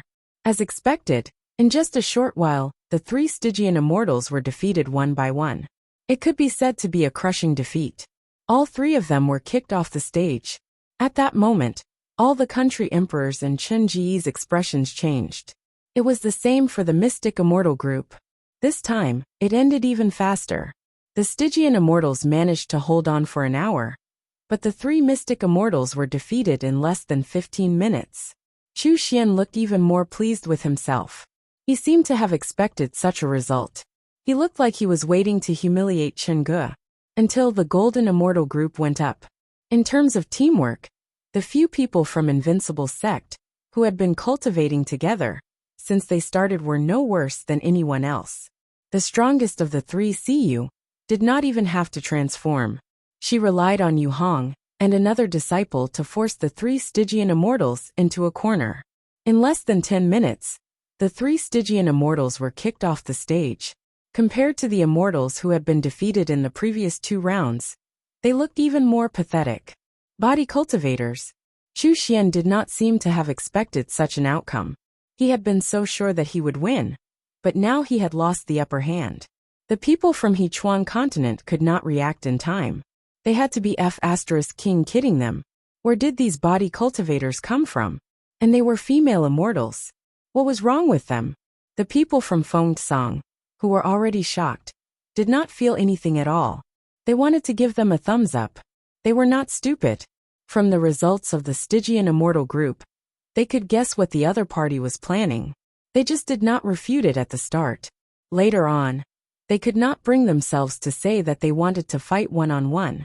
Fortunately, they had the invincible sex group. No group cultivators. If they won the next round, they would be able to win 2 out of 4 rounds. Finally, it was time for the Earth Immortal group. Master, I don't want. Hui Ling, who had been suppressing her emotions, was panicking now. She grabbed Chen Ji's hand. Little Ling Chunge patted her hand. His heart ached for her. He wanted to agree to not let her fight. But he was in Celestial Emperor after all. It would not be right for him to not let his disciple win. His voice softened. Just do your best. Trust me, nothing will go wrong. Hui Ling had never teamed up with anyone before. It was normal for her to be nervous. But judging from the situation in the previous round, this round should be no problem. He subconsciously turned to look in the direction of Invincible Sect. He wanted to say a few words of encouragement. But he realized that Lone Moon was holding the 2 Earth Immortal disciples aside, instructing them about something. He even set up an isolation array. He thought that they might be discussing how to fight the enemy at the last minute, so he did not pay much attention to them. Lone Moon only opened the isolation array when the 3 opponents were already on the stage. He reminded them again. Remember what I said? Yes, Elder. The 2 disciples bowed and flew towards the dueling platform. Seeing this, Hui Ling gritted her teeth and flew up. The moment she stood still, Hui Ling took out her Dharma artifact. It was a red folding fan. With a gentle wave, a dazzling fire shot up into the sky and burned the path in front of them. The Imperial Fire Fan was another supreme-grade immortal artifact. Lone Moon's eyes darkened. She was indeed the disciple of an Celestial Emperor. How generous! The 3 opponents did not expect that the other party would have such a powerful immortal artifact. They hurriedly retreated to avoid it, but they were still caught in the fire. One of them even had a corner of his robe burnt. The Imperial Fire Fan was an immortal artifact. The fire it summoned was not ordinary fire. Ordinary water elemental sorcery could not extinguish it. The expressions of the 3 opponents became even more serious. They had no choice but to retreat. Seeing this, Hui Ling's flustered emotions calmed down in an instant. Her confidence was boosted. She raised her other hand, and with a ding sound, she took out another immortal artifact. It was a golden bracelet. The moment it flew out, it split into tens of thousands of bracelets. All of them flew toward the opponents. The opponents, who were already dodging the deviant fire, found it harder and harder to avoid the attacks. Hui Ling laughed softly. She had misunderstood the situation earlier. Although the other party was sent by Celestial Emperor Chu Xian, he was just an ordinary cultivator. He was not like the body cultivators of Invincible Sect. Even without that person's help, the other party might not be her match. Thinking of this, Hui Ling hated Sect Master Shen even more. If not for her, she would not have lost the necklace. She turned and glared at the other 2 people who had just entered the arena. The 2 of them were on the other side, waving their immortal swords and trying their best to dodge the attacks of the 3 cultivators. Hui Ling could not help but laugh coldly. So what if they were body cultivators? They came from a small sect. No matter how strong they were, how could they compare to the immortals of the heavens beyond heaven? She would be able to handle the last match by herself. In an instant, her attacks became more and more violent. The entire arena was filled with red deviant fire. Even the 2 people from Invincible Sect had no choice but to stand in the furthest corner. The 3 opponents no longer had a place to stand. They could only fly in the air. They also had to defend against the densely packed golden metal rings.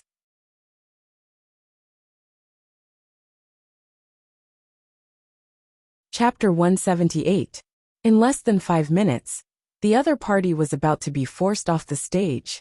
Hui Ling turned her hand and changed her hand seal. Thousands of steel rings gathered in the air and formed a rope that flew towards the other party. Hui Ling heaved a sigh of relief and said confidently, "It's over." That's right. Just as she finished speaking, an unfamiliar male voice rang out from behind her. In the next moment, a sharp sword came slashing towards her. Her heart tightened, but it was too late for her to defend herself. A cold sword was already swinging towards her face. "It's really over." "Ah!" she screamed. but the sword did not hit her.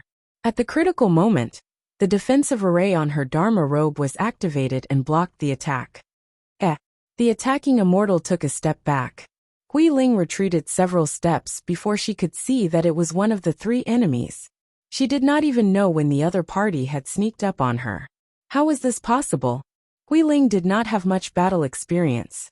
She panicked when the other party got close to her. She subconsciously held onto her fire-subduing fan and waved it behind her. In an instant, the deviant fire ignited and burned the only safe piece of ground on the flat ground. The other party was stunned for a moment. Then he smiled mockingly. Idiot! He conjured a seal and set up a defensive barrier to isolate the deviant fire. He was just worrying about how to force her into the deviant fire, but she had trapped herself inside. He immediately shouted, "Activate the array." As soon as he finished speaking, the two people who were still in the air landed on the ground. His hand seal changed. He squatted down and slapped the ground with his palm. The ground, which was originally full of deviant fire, glowed brightly. Rays of light from the array flashed. The pattern of the array appeared on the platform in an instant. The medium that connected the array was the golden iron ring that Hui Ling had just summoned, but was knocked down by the three of them. So the three of them had been setting up the array from the beginning. And this array was 5 elements reversal array. Someone cried out in alarm. In the next moment, all the arrays on the stage lit up.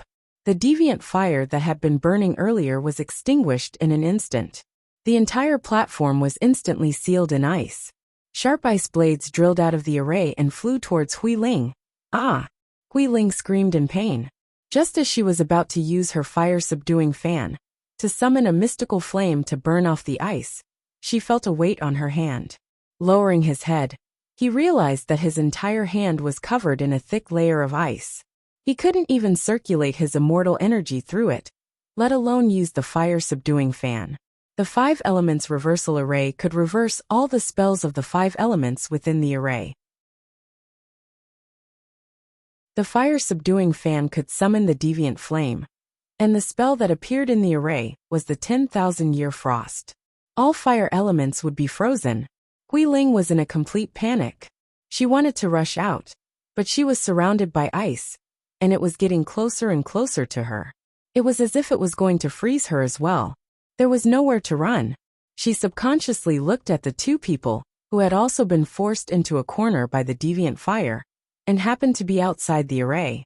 The duo from Invincible Sect paused for a moment, and at the same time, they recalled a certain elder's instructions before they went on stage. Thus, the disciple took a step forward, opened his arms, and fell to the ground in a very simple and clear manner. At the same time, he said in a clear and serious tone, I fell. Junior sister. The second disciple called out anxiously. Suddenly, he also fell to the ground, as if he had seen a ghost. I fell too. Shening, I Ching, Chen Ge. All the emperors. At that moment, several pairs of eyes turned to look at Lone Moon. Lone Moon. Damn it, I didn't teach you to put on such a fake act. Degree.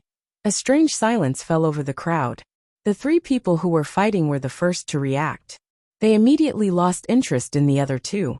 One of them waved his hand and pointed at Hui Ling, who was in the middle, and said, "Get rid of her first." With that said, he gripped the Dharma artifact in his hand and rushed toward Hui Ling. No. Hui Ling's face turned pale. Seeing that there was nowhere to hide, she had no choice but to take out the bracelet in her hand again and summon the 10,000 gold steel rings. But it was obvious that she was already frightened. Her attacks were completely out of control. She only cared about summoning more gold steel rings and did not pay attention to where she was hitting.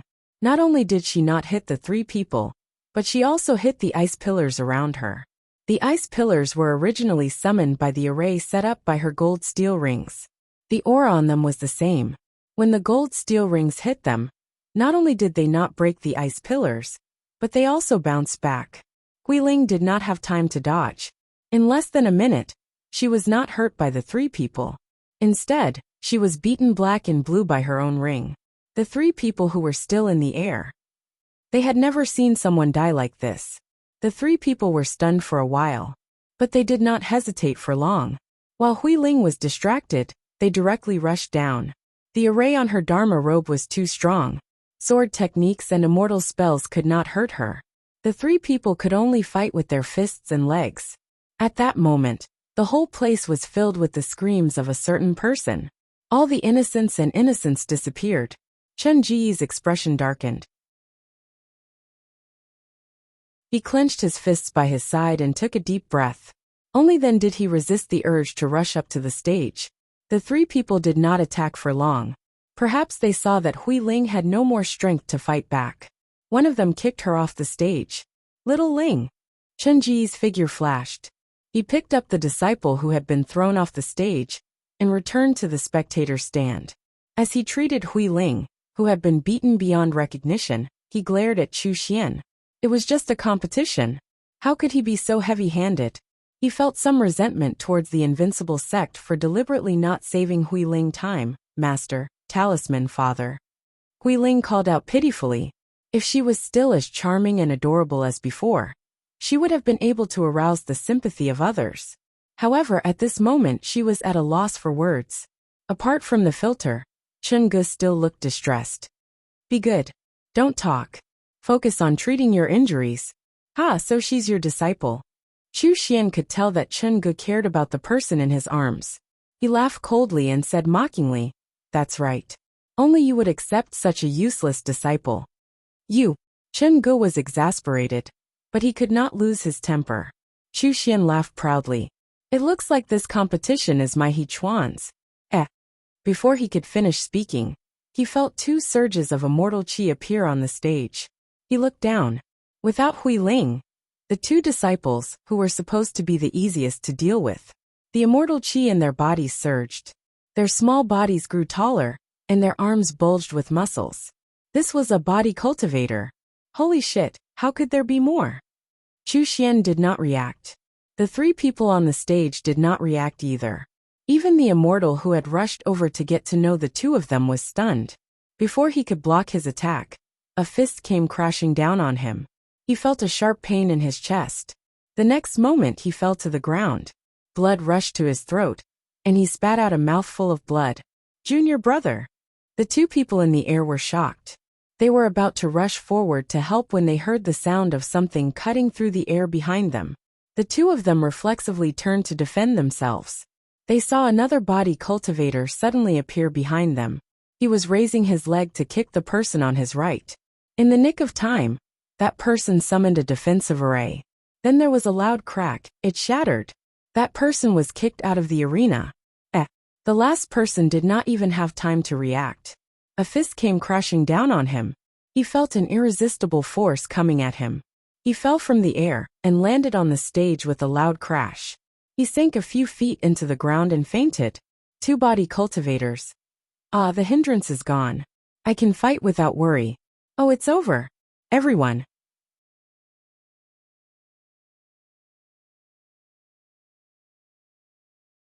Chapter 179. There were a total of 4 rounds in this competition. Both sides had won 2 rounds each. Although the Stygian Immortal and Mystic Immortal groups were more important than the last 2 groups, the last 2 rounds were won by both sides. But the last 2 matches were won too beautifully. They were all crushing victories.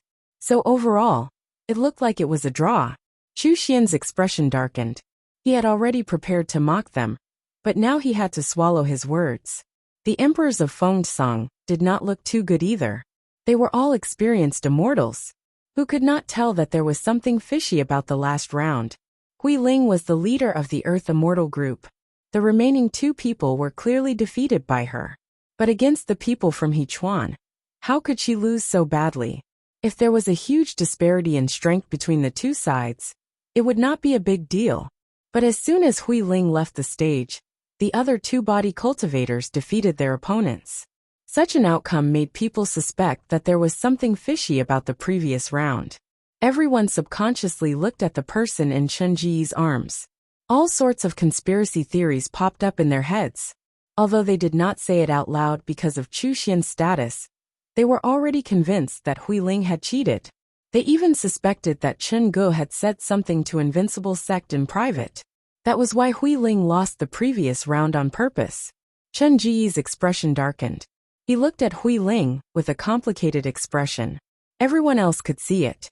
Naturally he could too. But she was his disciple after all. She was injured, and the people from Hechuan were still around. He could only suppress his emotions. He helped Hui Ling up, who had already recovered, and looked at the person opposite him. Celestial Emperor Chu Xian, in this competition, both sides have won 2 rounds. That's a perfect score. Why don't we call it a day? You want to call it a day? Chu Xian snorted coldly. The anger in his eyes intensified. Dream on. Since it's a draw, why don't we fight it out? With that said, he waved the fan in his hand, and an immortal aura surged towards Lone Moon. Chen Ji's expression changed. He had no choice but to release his immortal pressure to protect the immortals around him. His face was full of disbelief. Chu Xian, why do you have to do this? I have no intention of fighting with you. You and I are both celestial emperors.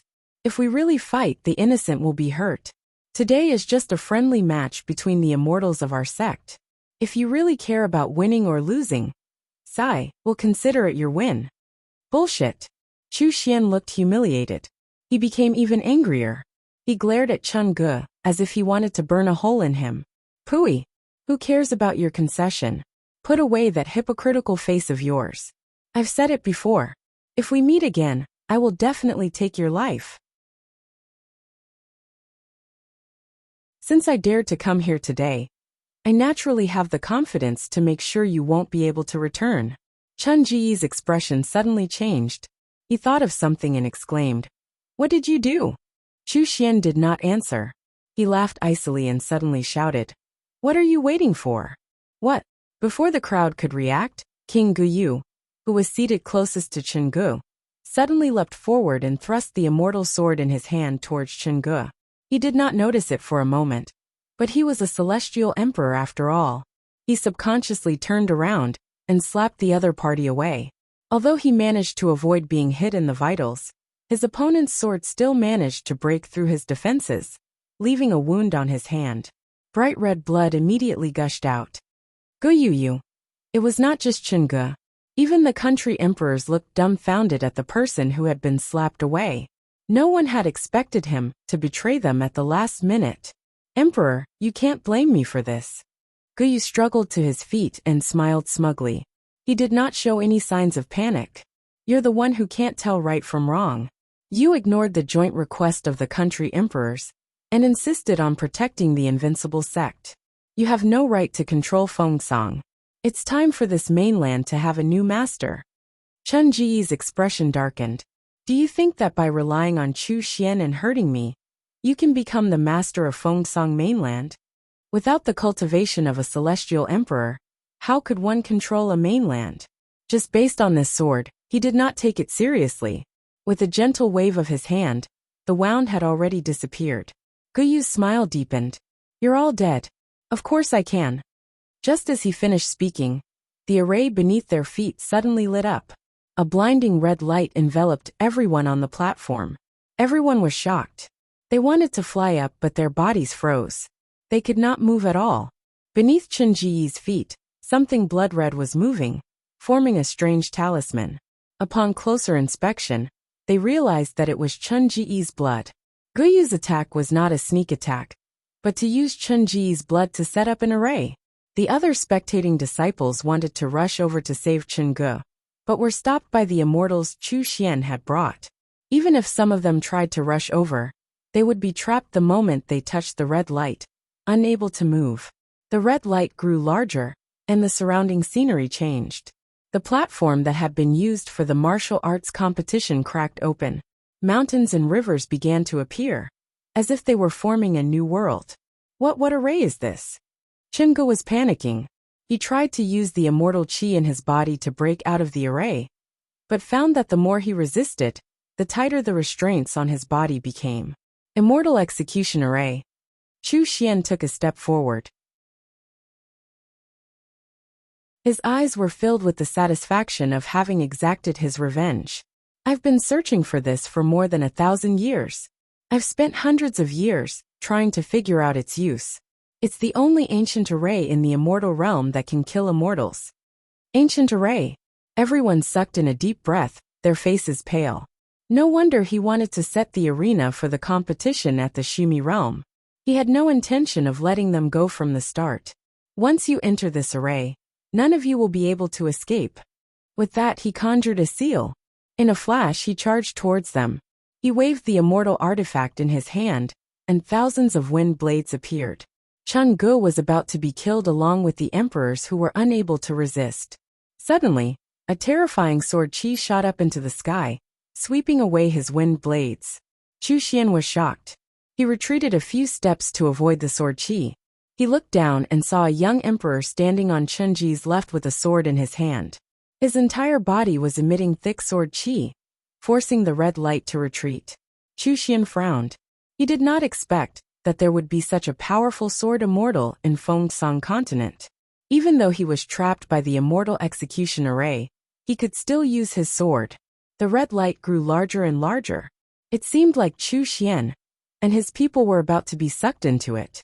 The immortal execution array was almost complete. If they did not get out now, they would be trapped inside. Humph! He snorted and waved the fan in his hand. More wind blades flew towards them. I Ching to the right! Lo Moon shouted. It was fine for them to take a few wind blades, but Yu Hong and the rest were on the right. They would not be able to block this attack. I Ching turned his sword and swept it to the right, blocking a large number of wind blades. Chu Xian took the opportunity to rush in. He glared at Chun-gu. I can't kill you with my own hands, but it's worth it to destroy your disciples. After saying that, without looking back, he grabbed the person on his left and flew out. He didn't even look back. Shening, who was suddenly dragged away. Speaking of which, was he left-handed? As Chu Xian left, the people he brought with him also flew away. The immortal execution array was complete. The ruins were now covered in a blood-red semicircle. No one could see what was going on inside. Only a few disciples were lucky enough not to be trapped in the array, but none of them dared to take another step forward. Lan Hua and Feng Ying saw Chu Xian fly away. Naturally, they also saw Shening being taken away. That's... Lan Hua stood up abruptly and turned to give chase. What are you doing? Feng Ying hurriedly pulled him back. Saving her. Didn't you see Good Heart being taken away? The corner of Feng Ying's mouth twitched. Trust me, the one who needs saving the least is her. We'd better first. No. Lan Hua ignored him. He flung Feng Ying's hand away and chased after Shening. Wait! Before he could finish speaking, Shening had already disappeared into the horizon. Holy shit! Lan Hua flew in a hurry. After chasing for a full 15 minutes, he still did not see Shening. In his heart, he cursed the person who had taken Shening away. Indeed, none of the celestial emperors were good people. His heart was in a mess. Deep down, he knew very well that this was the heavens beyond heaven. His opponent was a celestial emperor. Even if he caught up, his identity as a demon would definitely be exposed if they fought. Then, even he would not be able to escape. The most sensible thing to do was to save the young emperor of Invincible Sect first. Then think of a way to save Shening. Or he could be calmer and just ignore it. Shening was his good heart. If she was captured or lost, it would only be good for him. Once Good Heart was gone, he could directly become a sky fiend. He understood the logic, but he could not control himself. Thinking that it was his good heart, his body began to move on its own. He could not control himself. He took off the necklace around his neck and activated his demonic chi to speed up the chase. After a short while, he finally tracked a faint trace of the Celestial Emperor's aura. Delighted, he immediately flew in that direction. In a short while, he saw more than 10 auras stopping on a floating peak. His heart tightened, and he subconsciously opened his mouth to shout, "Let go of that lady." As soon as he finished speaking, the tallest figure paused, turned around and waved his hand. "Hey boss. Good Heart. Are you alright?" Before he finished speaking, he suddenly stepped on something. Looking down, he found that it was an immortal. Subconsciously, he looked around and found that something was wrong. Why were there more than 10 people lying on the ground? Why were there a few hanging on the tree? Why did the person Shening was stepping on look so familiar? What exactly was going on? What happened in the last quarter of an hour? Degree. Good Heart. This was good heart. Was he mistaken? You're all right? Subconsciously he looked at her. She was all right. She did not lose an arm, did not break a leg, her hair was not messed up, except that her clothes were a little gray and ugly. Oh, that was because she did not look good in the first place. I'm all right. Shunning tilted her head, suddenly remembering something. Oh right, ch. Just as he was about to ask about the situation of the others, the person beneath his feet seemed to have heard something shocking, and he immediately started struggling like a zombie. You are Lan, Celestial Emperor Lan Hua, aren't you? He seemed to want to turn around, but just as he moved, Shunning stepped on him again. He could only turn his head with all his might, trying to look at Lan Hua. Lan Hua frowned and looked at the person on the ground, who was beaten beyond recognition. Who is this pighead? Shunning thought for a moment, then said, the person who called himself your gay friend. What good chicken oil? Celestial Emperor, it's me. The pighead tried his best to hide his disfigured face, and moved closer to Lan Hua. I'm Chu Xian, master. You're still alive, that's great, master. Oh, so they're master and disciple? Shunning paused and subconsciously retracted her foot. She turned to look at the person beside her. Hey, what are you talking about? I've never had any disciples before. Lan Hua frowned. Mas, Celestial Emperor. Chu Xian became even more agitated. He stared straight at Lan Hua and said, I'm really Chu Xian. I'm the Chu Xian from 70,000 years ago, of Shutai Peak. Shutai Peak? Lan Hua squatted down and looked at him carefully. After thinking for a long time, he said seriously, I don't know you. Chu Xian. Shunning. She seemed to have heard something shattering. Chu Xian's originally purple face turned pale. It was as if he had lost all his life. His body trembled and he said after a while, Chu Xian knows. I'm not fit to be your disciple. I didn't dare to in the past, and now even more so. I was deceived by others in the past. I'm really sorry. I don't expect you to forgive me. I just beg you to give me a chance to redeem myself. As if he couldn't hold it in anymore, his tears flowed down and covered his face. Damn, he looked even uglier now. Even if you kill me with your own hands, I will not complain. Oh, what a deep feeling. Shunning looked at Lan Hua again. Why are you looking at me like that? Lan Hua felt goosebumps all over his body. He turned to glare at her, and took a step back in disgust. I really don't know him. Celestial Emperor. Chu Xian looked even more hopeless now. Shunning sighed. Well, we'll talk about flirting later. Who's flirting? Speak clearly. Hey, you're not dead yet, right? If you're not dead, come back with me to break the array. It was almost lunchtime, and Chef was still trapped in the array. That's right. Lan Hua thought of this as well. This was not the time to talk about this. He forgot to ask Shunning how she managed to escape. You have to go back. Chu Xian looked at her in disbelief. Did the Celestial Emperor want to save that ungrateful Chengge? Why? Shunning, who had not eaten yet, looked at him coldly. Do you have a problem with that? Images flashed across Chu Xian's mind. His entire body trembled, and his pig head trembled. He subconsciously hid behind Lan Hua. No. Compared to Emperor Lan Hua, this female immortal was scarier. Lan Hua did not mind. He summoned his flying sword, and picked up the pig's head from the ground. Together with Shunning, they flew back. The three of them flew at top speed, but it still took them a quarter of an hour to return to the Meru realm. During this time, they finally understood the relationship between Lan Hua and Chu Xian. 70,000 years ago, Chu Xian and Chengge were immortals from Yunza continent's Shutai Peak. Both of them were mystic immortals. Because they were itinerant cultivators, their cultivation techniques were not very good. That caused Chu Xian to have problems during his heavenly tribulation. At that time, Lan Hua had not become a demon. He was only an immortal emperor. He happened to pass by and help Chu Xian. He even gave them cultivation techniques that suited them. They had only met once, but Chu Xian already saw Lan Hua as his master. With the cultivation techniques that Chu Xian left behind, Chu Xian cultivated diligently, and both of them became celestial emperors. Later, When they heard that demons were causing trouble, Chen Gu invited Chu Xian and the other celestial emperors to eliminate them. At that time, Chu Xian did not know who the demons were. When Lan Hua helped him, he did not tell them their names. After becoming a demon, Chu Xian was surrounded by demonic qi and could not see his appearance. After this matter was settled, he found out that the cultivation technique he was practicing was created by Celestial Emperor Lan Hua. And Lan Hua was the demon that they had worked together to exterminate. Chu Xian was in great pain because he had killed his benefactor with his own hands. When he found out that Lan Hua had become a demon because of his younger brother, Lan Yu, he decided to work with Chen Gu to avenge Celestial Emperor Lan Hua. But Lan Yu was already the Celestial Emperor of Yunza continent. Chen Gu did not want any conflict and rejected him. Chu Xian was so ungrateful that he hated Chen Gu as well.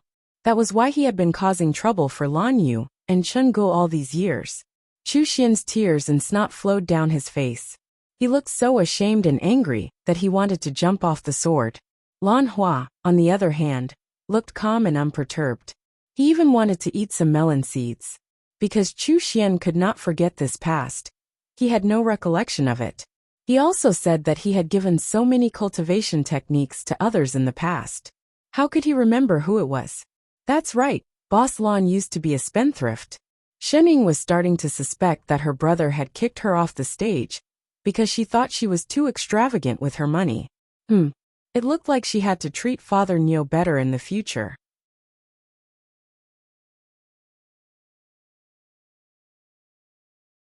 Chapter 180. By the time Shening and company returned to the Shumi realm, there were no other immortals outside the array. They did not know if they had escaped, or if they had gone to get reinforcements. There was only a huge blood-red semicircle covering an area of more than 10 kilometers.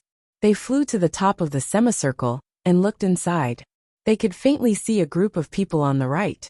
They were the emperors who had been watching the battle earlier. Chef and Father Neo were among them.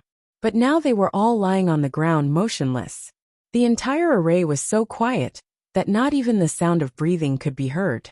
It was as if everyone had fallen asleep. What's going on? Lan Hua turned and glared at Chu Xian. Was this the immortal execution array, or a soul confusion array? Why were they all unconscious?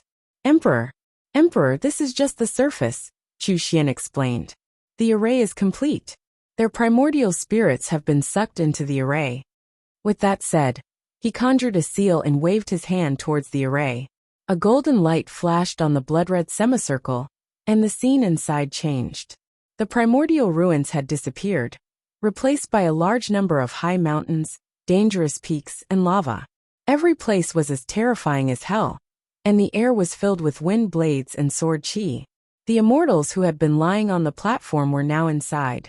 They were scattered all over the place, trying their best to defend themselves. But no matter how many attacks they blocked, there was always another wave of attacks. It was as if there was no end to it. If this went on, the people inside would die sooner or later. Immortals have longevity. As long as they have a breath left, they can recover, Chu Xian continued. So ordinary attacks cannot be used against immortals. That's why the immortal execution array will suck in the primordial spirits of the people inside. Once the primordial spirit is destroyed, the immortal will be executed. So what was lying on the platform was just their bodies. Don't talk nonsense. Hurry and break the array. Shening pulled Chu Xian out from behind Lan Hua. It was almost noon. I can't break it. Chu Xian's legs gave way, and he almost fell to his knees. You can't break the array you set up? Lan Hua looked at him in surprise. Was he joking? I really can't break it. This is an ancient formation. It has always been here, and I discovered it by accident 100 years ago. Chu Xian was on the verge of tears. If a celestial emperor could break this array, he would not have used it against Chen Gu. This array is based on the 5 elements of yin and yang. The closer you get to the heart of the array, the more dangerous it becomes. Also, it is constantly changing. Only by destroying the core formation stone can we break this formation. However, the core formation stone is located at the very center of the formation. If we don't go in, we won't be able to touch it. Therefore, it was impossible to break the formation from the outside. But once one entered, one could forget about coming out. What's more, he pointed at the arc below and said, this array has been completed, and the inside of the array has become a world of its own. This array wall is comparable to a realm gate. It's impossible to break through. Clatter. Before he could finish his sentence, Shening suddenly squatted down and reached one hand into the blood-colored arc, tearing it apart forcefully. The formation wall, which was said to be as sturdy as the realm gate, was torn apart like a thin piece of paper. Chu Xian. Lan Hua. Shening, who just wanted to try. Chu Xian. This must be a fake immortal vanquishing array. What happened to the powerful ancient array? Lan Hua. This must be a fake immortal vanquishing array. Indeed, the 10 celestial emperors cannot be trusted. Shening. This must be a fake immortal vanquishing array. I've seen the investiture of the gods for nothing. Didn't they say that only the 4 sages could break it? Sigh, if I had known, I would not have brought boss's gay friend over. I would have let them continue flirting. Cough. Well, help me find chef's position. Shening nudged Lan Hua, who was beside her, and added, and Father Niao. Lan Hua looked at the opening in the array, speechless. Then, he lowered his head and began to look for chef. There. Lan Hua used his divine perception to confirm the position of the invincible sect people. He pointed to a spot in the middle of the array. Come, let's go over. Shening was just about to go over to get chef when Lan Hua held her back. Wait, Lan Hua frowned. Something's wrong there. The few of them took a closer look and realized that compared to the other places that looked dangerous, the place where the invincible sect people were at was especially quiet. There were no wind blades or sword chi. Instead, there was a huge sea of flowers. It looked very safe. But for some reason, other than I Ching and Lone Moon who were standing together, everyone else was scattered. It was as if they could not see anyone else. That's the mesmerizing valley, Chu Xian exclaimed. He glanced at Shening and immediately took 2 steps back. He looked as if he was afraid that she would attack him. What do you mean? Shening paused. The mesmerizing valley is a real illusion. Lan Hua's expression darkened. He frowned. He did not think that there would be such a place in the immortal vanquishing array. The fragrance of the flowers inside will condense into a physical form. It will become the thing that the person who enters most treasures or fears. It's similar to the mental demon tribulation, except that everything they see and touch is real. That's why it's harder to tell them apart. Lan Hua set up an isolation array around them and instructed, do not step out of this array. If not, we will also be affected by the fragrance of the flowers. Oh, Shening nodded. Lan Hua flew in through the opening on his sword. At that moment, I Ching and Lone Moon, who were in the mesmerizing valley, realized that something was wrong. They looked around. What's going on? Where are Yu Hong and the others? They were all together earlier, but the moment they entered the sea of flowers, they were the only 2 left. There was nothing but white fog in front of them. I can't sense their auras. I Ching shook his head. Lone Moon's expression darkened. There must be something wrong with the sea of flowers. Be careful. I Ching nodded. Suddenly he paused and looked straight ahead. That's Master. In the vast expanse of whiteness, a familiar figure slowly walked out. Shening, you're finally here. This is 2. Lone Moon took 2 steps forward, but I Ching grabbed him. Wait. What? Lone Moon paused and turned to look at him. Suddenly he thought of something and stopped. What's wrong with you guys? Why are you all standing there like idiots? Shening waved at them. Hurry, follow me out. This array is very dangerous. As soon as she said that, not only I Ching, but Lone Moon also frowned. Shening, do you know the way out? Lone Moon asked. Of course. How else am I going to save you? Shening rolled her eyes. Where's the way? It's over there. Hurry, follow me. We'll get out if we walk along the east side. The 2 exchanged a look. Suddenly, they raised their swords at the same time and rushed toward Shening. Without hesitation, they waved their swords at her. Where did this monster come from? Her impersonation is so unprofessional. When did Shening remember to pass by? How dare she impersonate master with such poor acting skills? In the past 4 years, she has never walked back, even when she went to the back mountain to water the plants. How dare she say that she knows the way out? In an instant, thousands of sword beams filled the entire sea of flowers. The shening was cut into thousands of pieces. She turned into a pile of twigs that fell to the ground. Not far away, Chu Xian, Lanhua, Shening, who had just landed. Mother asterisk Ker.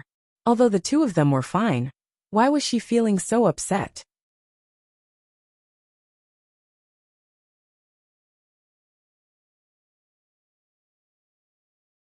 Chapter 181. Well, cough. Lanhua coughed. It's a good thing you're not affected by the illusion. Shening. Haha. She suddenly did not feel like saving them. Who's there? The two of them stopped their swords and turned to look at the 3 people not far away. Their expressions changed again. You still don't want to give up. You actually created 3 people this time. Lone Moon snorted coldly and was about to rush over with his sword. Wait. I Ching immediately pulled him back. Ask them first. With that said, he stepped forward and scanned the 3 people in front of them. Then he said to Shening, Master, what do you want to eat for lunch? The corner of Shenying's mouth twitched. She glanced at Father Niu, gritted her teeth and said, Immortal. Crane. I Ching. Lone Moon. Alright, this one was real. Where did you go? Why are you so late? Lone Moon heaved a sigh of relief and walked over. He looked at Chu Xian, whose face was swollen and bruised. He was surprised to see Lan Hua. Why is he here too? They're good friends reuniting. Shening explained casually. What chicken oil? Lan Hua was confused. Thinking of the current situation, he did not ask further. He pointed at the sea of flowers and said, This is the Heart Captivation Valley. These flowers can create illusions. Your other disciples are inside. We have to save them quickly. If they stay too long, they won't be able to get out. Their expressions darkened. I Ching said directly, Tell me where they are. 30 feet southwest and east. Lan Hua had already memorized their positions when he was in the air. He immediately pointed in the direction of the disciples. Time is tight. We'd better split up and save. Before he could finish speaking, I Ching suddenly turned and waved his sword. There were a few dragon roars, and a huge burst of sword chi exploded. Tens of huge dragons formed from sword chi roared, and rushed in all directions. Everywhere they passed, flowers and grass were uprooted. Soil flew everywhere, and the ground was cut. In a short while, apart from the 5 directions that they had deliberately avoided, the entire sea of flowers had turned into a pile of mud. Thank you. I Ching kept his sword and bowed. Chu Xian. Lan Hua. This kind of sword aura, it was AF * King Young Emperor. Are you kidding me? What on earth happened in the immortal world during these years of cultivating the fiendish Tao? Shen Ying and Lone Moon, on the other hand, walked in the direction of the disciples as if they were used to it. With the sea of flowers destroyed, they naturally woke up from the illusion. Next, how do we break this array? Lone Moon asked. Although they were already safe, there were still many people trapped in other places. They couldn't just leave them to die. Moreover, they were all in the primordial spirit state. If they did not break the formation, they would not be able to return to their bodies. Shening tilted her head and looked at the pig head behind her. Chu Xian shuddered and hurriedly confessed, Well, actually, the Heart Captivation Valley is also in the center of the Immortal Execution Array, so the Heart Array Stone should be nearby. He really did not expect these people to solve the Obsession Valley so quickly. It seemed that even if they didn't come in, this array wouldn't be able to trap them. Then let's go and find the Heart Formation Stone. Lone Moon said a few words to Yu Hong and the others, then set up an array to prevent them from getting separated. Then, he turned and led the group into the white fog. That's right. Shening had just taken 2 steps when she remembered something. She turned to Lan Hua and said, Boss, bring the necklace back. It felt weird to keep emitting black smoke. Lan Hua hesitated. Was she worried that everyone would recognize him as a demon when they woke up? Suddenly, he felt a warmth in his heart. A familiar feeling flowed out from his heart and spread throughout his entire body. His hand uncontrollably reached for his collar. Wait! Good heart, don't be rash. Even if we don't have the immortal stone, we can't just strip him here. Lan Hua suddenly felt an urge to die. At the last moment, a thought flashed across his mind. He turned and grabbed Chu Xian. You want to repay a debt of gratitude, right? Chu Xian was overjoyed.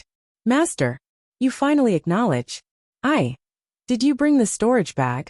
Before he could finish speaking, Lan Hua suddenly reached out his hand. Yes, I did. Chu Xian subconsciously handed it over. Thus, in the next moment, he saw his benefactor open the bag and empty out the storage bag. He then forcefully shoved it to the female immortal surnamed Shen in front of him. As he emptied it out, he said, I don't know what these are either. But take it all. As long as he did not take off his clothes. Oh, so boss can use it like this. Lo Men's eyes flashed. He took out an empty storage bag and handed it over. Come Shening. Use this to keep it. I Ching. The disciples. Chu Xian. His heart hurt, but he could not say it out loud. He had to admit that the celestial emperor was indeed rich. Lan Hua searched for nearly an hour before he emptied Chu Xian's bag of treasures. Emperor. Celestial emperor. Chu Xian held the empty storage bag in disbelief. Finally, he could not help but ask, I wonder if this Shen, exalted goddess, is yours? She's a kind heart. Can't you tell? Kind heart? He subconsciously held his swollen pig head. Are you sure she's a kind heart, and not a demon heart? The few of them walked into the white fog. Without the flowers, they did not encounter any danger. After walking for about 15 minutes, Lone Moon, who was the only one who was proficient in array formations, suddenly stopped. The eye of the array should be in front of us. He pointed in front of them.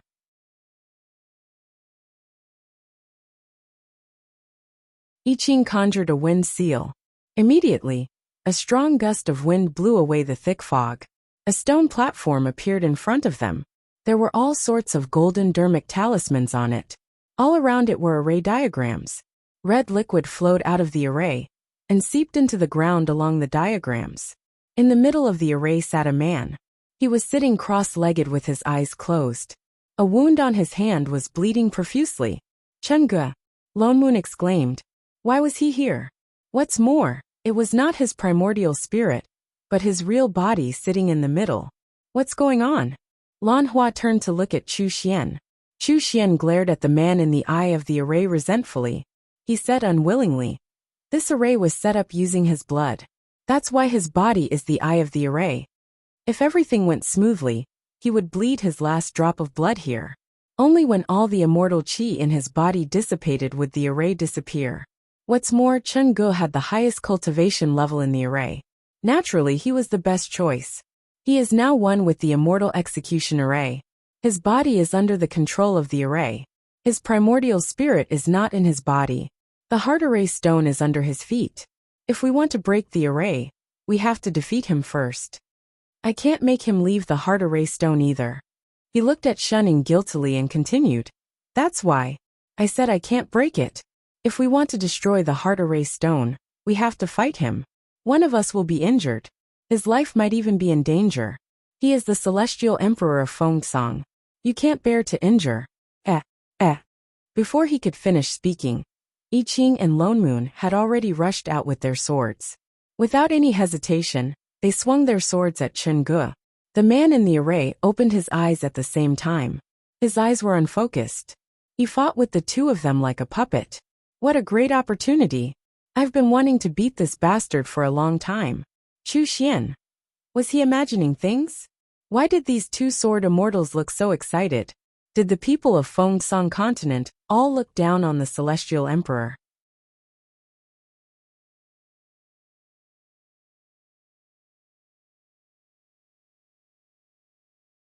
Chapter 182. Shening and the rest left the heavens beyond heaven on the second day. When the country emperors woke up, they threw Chu Xian to Chen Ge. This was a matter between the two continents. Invincible sect belonged to the Fengsong continent. Chu Xian, setting up the immortal execution array, was obviously a provocation to the entire continent. This matter could only be left to Chen Ge, who was also a celestial emperor. Chu Xian did not even struggle. Chen Gu immediately sealed his immortal qi and locked him up. Perhaps because Shining was around, or because he knew that Chen Gu would not dare to do anything to him. After all, he was the celestial emperor of Hechuan. His death could easily lead to an all-out war between the two continents. Although they did not know how Chen Gu would deal with it, he would probably be busy for a while. Lone Moon was different from the various angry country emperors. He had no interest in this kind of political battle. He quickly led the disciples back. Their immortal boat had just reached the entrance of the heavens beyond heaven, when a ray of light flashed by. A figure hurried up to them. "Everyone, please hold on." It was Chen Gu. He had flown in a hurry, as if he had rushed over at the last minute.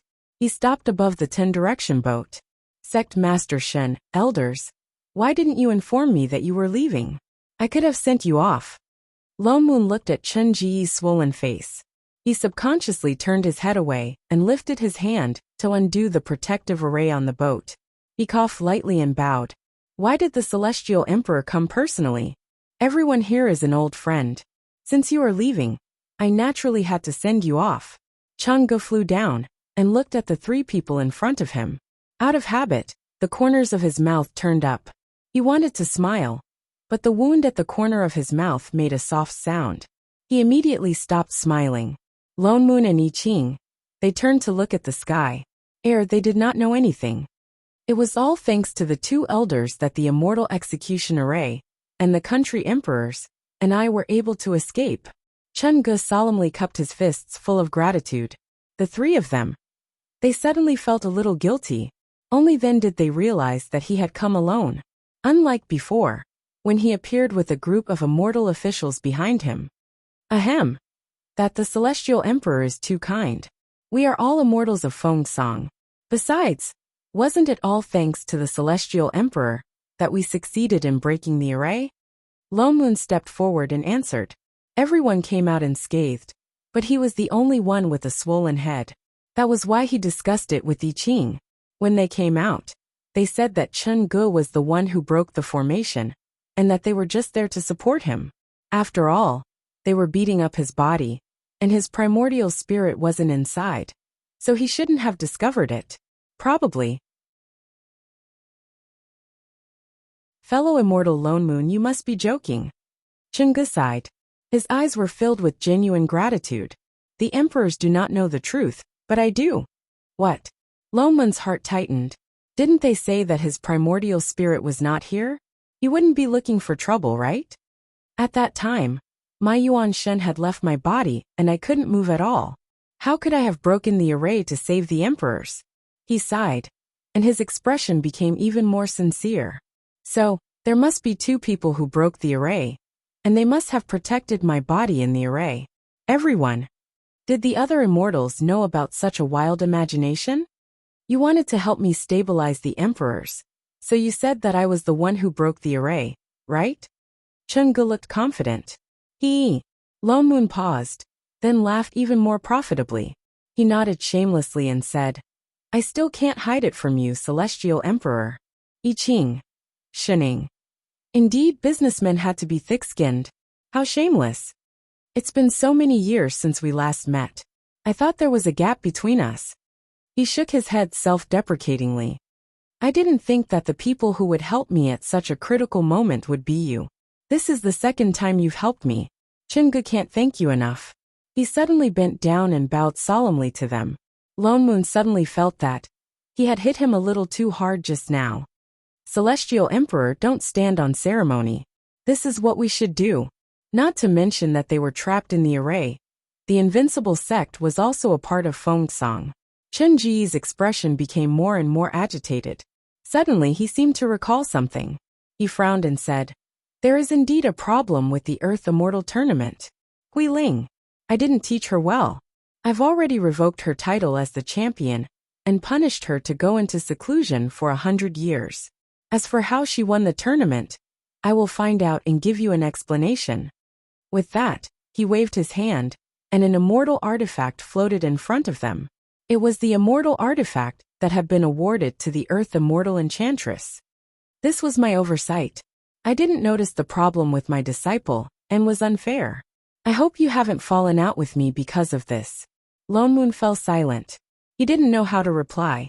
Shen Ying, on the other hand, grabbed the immortal artifact and said, "Oh, it's all right." With that, she threw it to the girl in purple behind her. "Little Z, it's yours." The body cultivator girl, who was originally ranked second among the Earth Immortals, caught it subconsciously. She looked confused. Thank you, Sect Master." Sect Master gave it to her. She was happy. Sect Master Shen is indeed magnanimous. Chengge thanks you. With that said, he bowed to the few of them once more.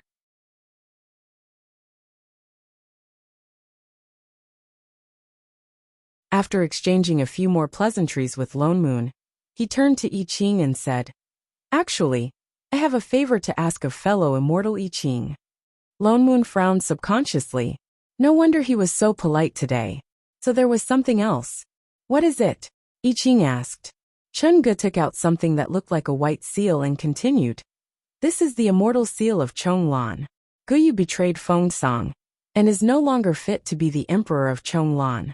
In the whole of Chonglan, Brother I Ching's cultivation level is the highest. That's why I would like to ask you to replace Guyu as the emperor of Chonglan." Emperor?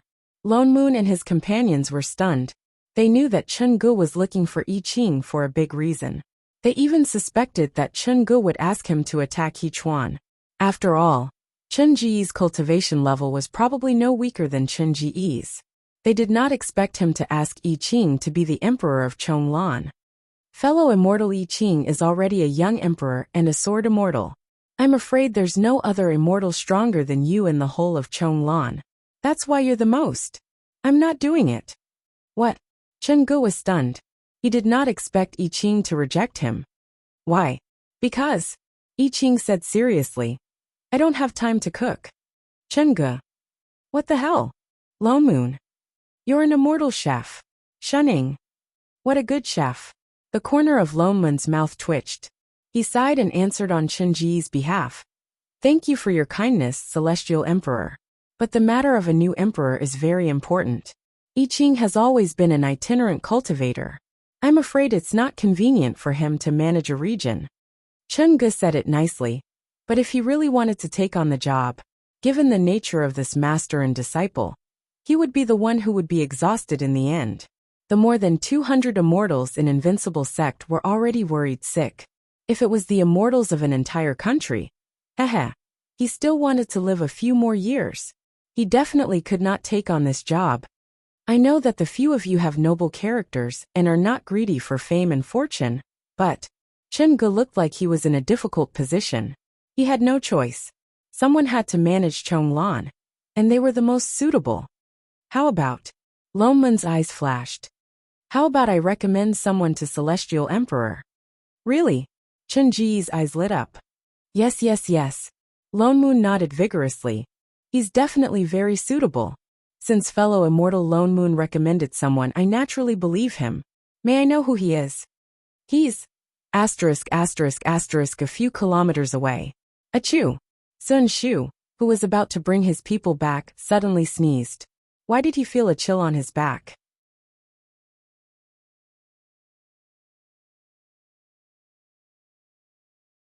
Chapter 183. 4 hours later, the 10-direction boat finally left the heavens beyond heaven and headed in the direction of Chongzhen. Hey! Lone Moon nudged Shining, who was half curled up on the chair and still chewing on her fruit. What's wrong with you this time? It's not like you. How could you forgive Chengge and his disciple so easily? Was she this forgiving towards people who offended her in the past? Why not? Shining looked at him in surprise. Did he do something wrong? That goes without saying. He looked as if she was suffering from amnesia. What did he do? Lone Moon's words were stuck in his throat. On second thought, Chengge really did not seem to have done anything wrong. Instead, he and I Ching worked together to beat him up. Huiling, that little bitch. Don't you hate her? Who said I hate her? You can't be. Lone Moon scanned her from head to toe. Why did he not realize that she had the potential to be a saint before? Did you forget what she said about you in the main hall? She obviously misunderstood your identity and was jealous that you were the only female emperor. That's why she deliberately provoked you. She even used your identity as the Celestial Emperor's disciple to suppress you. I didn't forget. Shening was still as lazy as ever. She poured a cup of green tea on herself, but did not drink it. And in this competition, she cheated in front of everyone. If she did not rely on the person in the necklace, how could my sex disciple lose? Oh, and Loman's eyes widened. Just these two things and you're not angry at all. I am. Then you. Lone Moon was even more confused. Shening turned to look at him, then at the surrounding disciples.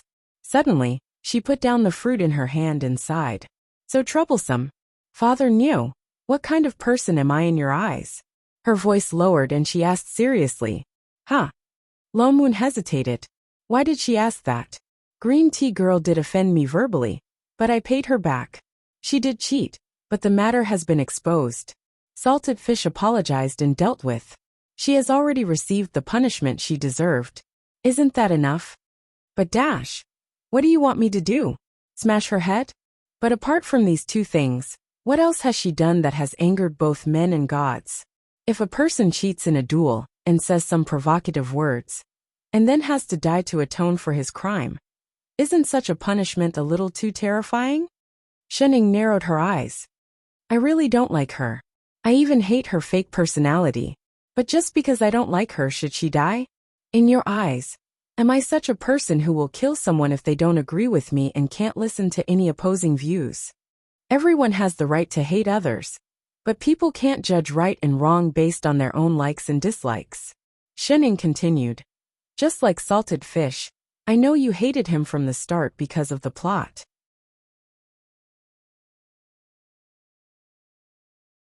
But did he actually do anything wrong? As an emperor, he tried his best to protect the country emperors. As a master, although he was biased, he was still fair. When he discovered the problem, he corrected it in time, and personally punished his disciple. As an old friend, he suppressed the hatred of the country emperors towards Invincible sect, and specially invited us to participate in the Mystic Spirits and Spirits Convention to establish our prestige. Could it be that just because he is the male lead, we choose not to see these things, or think that he has ulterior motives? Father Niu, when did I become such a narrow-minded, ungrateful scum? There was a dead silence. Loman's expression was even more complicated. He then began to reflect on everything that happened in the heavens beyond heaven these few days. Apart from his preconceived notions and his rejection of Chang'e, it seemed that he really didn't do anything that was disadvantageous to them. Even from the start, he seemed to be biased towards Invincible sect. Whether it was the joint request of the country emperors, or the invitation to attend the Mystic Spirits and Spirits Convention.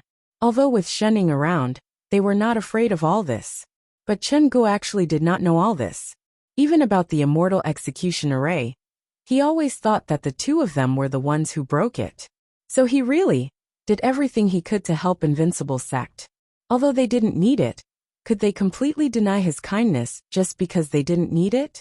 Apart from the time Hui Ling offended Shening, and was punished to face the wall, but was released the next day.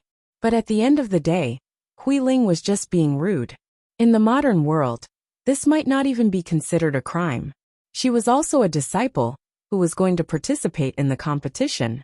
It didn't seem wrong to be locked up for only a day. Why did he have to be so unforgiving towards the two of them? He knew very well that it was all because of the plot. Previously, he was afraid that the plot would develop like the original novel. He finally accepted the fact that the plot was completely different from the novel, but now he was being held back by the settings of the characters.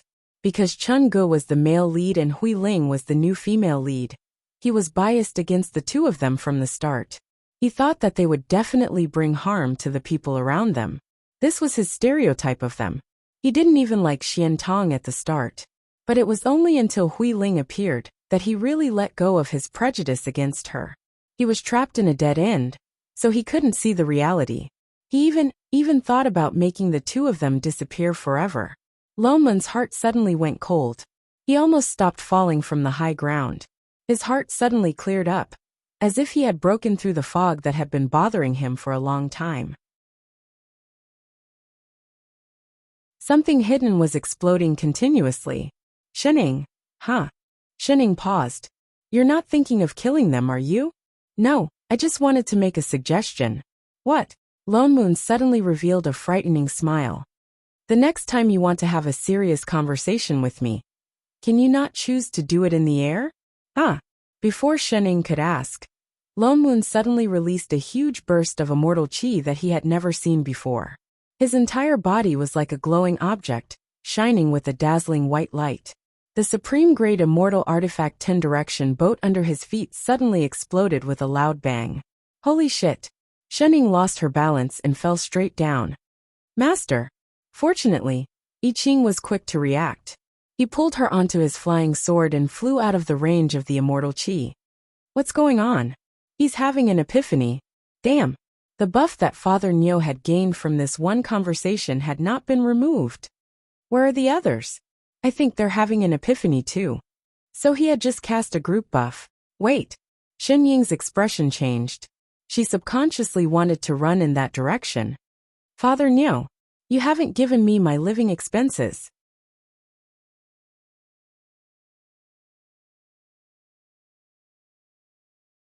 Chapter 184. After this group buff, everyone's cultivation level increased tremendously. Especially Siyu and Yu Hong. Both of them became mystic immortals. Father Nyo's cultivation level did not change. He still looked like an exalted immortal. But his immortal chi had increased tenfold, reaching the level of a young emperor. Since the heavens beyond heaven was not far away, they turned around and went back to the emperor ascension stage. But after this enlightenment, the immortal chi around them seemed to be different. The immortal chi that used to be pure and unruffled now seemed to have a tinge of gold in it. It surrounded everyone, especially Father Nyo. If he did not purposely hide it, the tinge of gold would have solidified.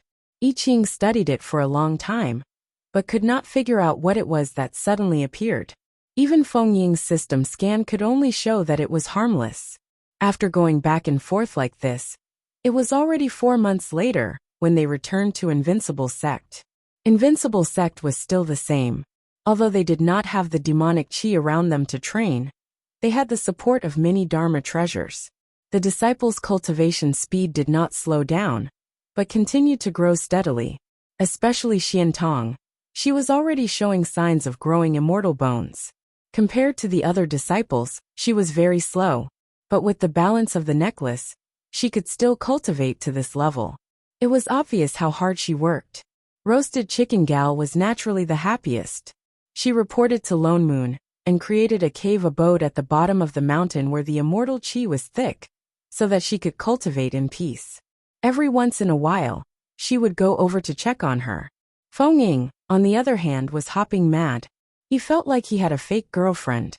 2 months later, hey, later plant radish in the southeast corner of the back mountain. I've reserved a spot. The biggest pit is there. Lone Moon waved his sleeves and threw a flower pot as tall as a person in front of Shining. In the middle of the flower pot was a green radish. It was rolling its leaves and playing with the stones around it out of boredom. Each stone was aimed in Lone Moon's direction. Unfortunately, they were all blocked by the array outside the pot. Why? Shining finished the last mouthful of rice and looked at the flower pot on the ground. Didn't radish have its own pit in the back mountain? Its previous pit was too far away. Now planted on the immortal meridian. This way, those immortal herbs will grow faster. The immortal herb seeds that Wu Lai and Biao Ting sent over previously had already sprouted, and the 2 celestial emperors were afraid that they wouldn't be able to grow them, so they insisted on giving them 2 immortal veins. Now that the immortal meridian had been integrated into the back mountain, and the array formation had been adjusted, radish naturally had to switch to another pit. That's so troublesome. Why do I have to go? Shining immediately felt her entire body aching. If you don't go, will Radish stay there obediently? Lone Moon rolled his eyes at her. Why didn't she think about who had spoiled Radish so much? Why was a vegetation spirit with a pure heart becoming more and more like a delinquent? Immortal plants take at least 1,000 years to grow, and at most 10,000 years to grow. If we don't speed up the ripening of the radish, when will we be able to use it to refine pills for money? Shining replied in a small voice. Do we still need to grow grass to earn money? Didn't they earn a lot a while ago? You don't need it? Lone Moon exploded instantly. He stood up and slammed the table. We really don't need it. But you should stop picking people up from the sect. He turned and pointed angrily at Lan Hua, who was sitting on the right. Forget about Xian Tong. What's going on here? Isn't he a demon? Why is he still here? And he's even freaking eating at our table. Do you know that immortals and demons can't coexist? Don't mind the details. Details my ass. As a demon, not only did Lan Hua not hide from immortal cultivators, he even dared to openly eat at an immortal sect. The key was that the entire sect, from the sect master to the disciples guarding the mountain, did not react at all. It was as if this was a very normal thing to do. Flip's table. They were a proper immortal sect, all right. Weren't you the ones who kidnapped me in the beginning? Why did you have to drag me to the heavens beyond heaven? Lan Hua snorted coldly. If not for this, who would want to stay here? Then leave. Lone Moon rolled his eyes at him. First, we didn't kidnap you, and second, we didn't drag you. It's already been a few months. Why are you still here to freeload? Lan Hua stiffened, as if only just realizing that he was already free.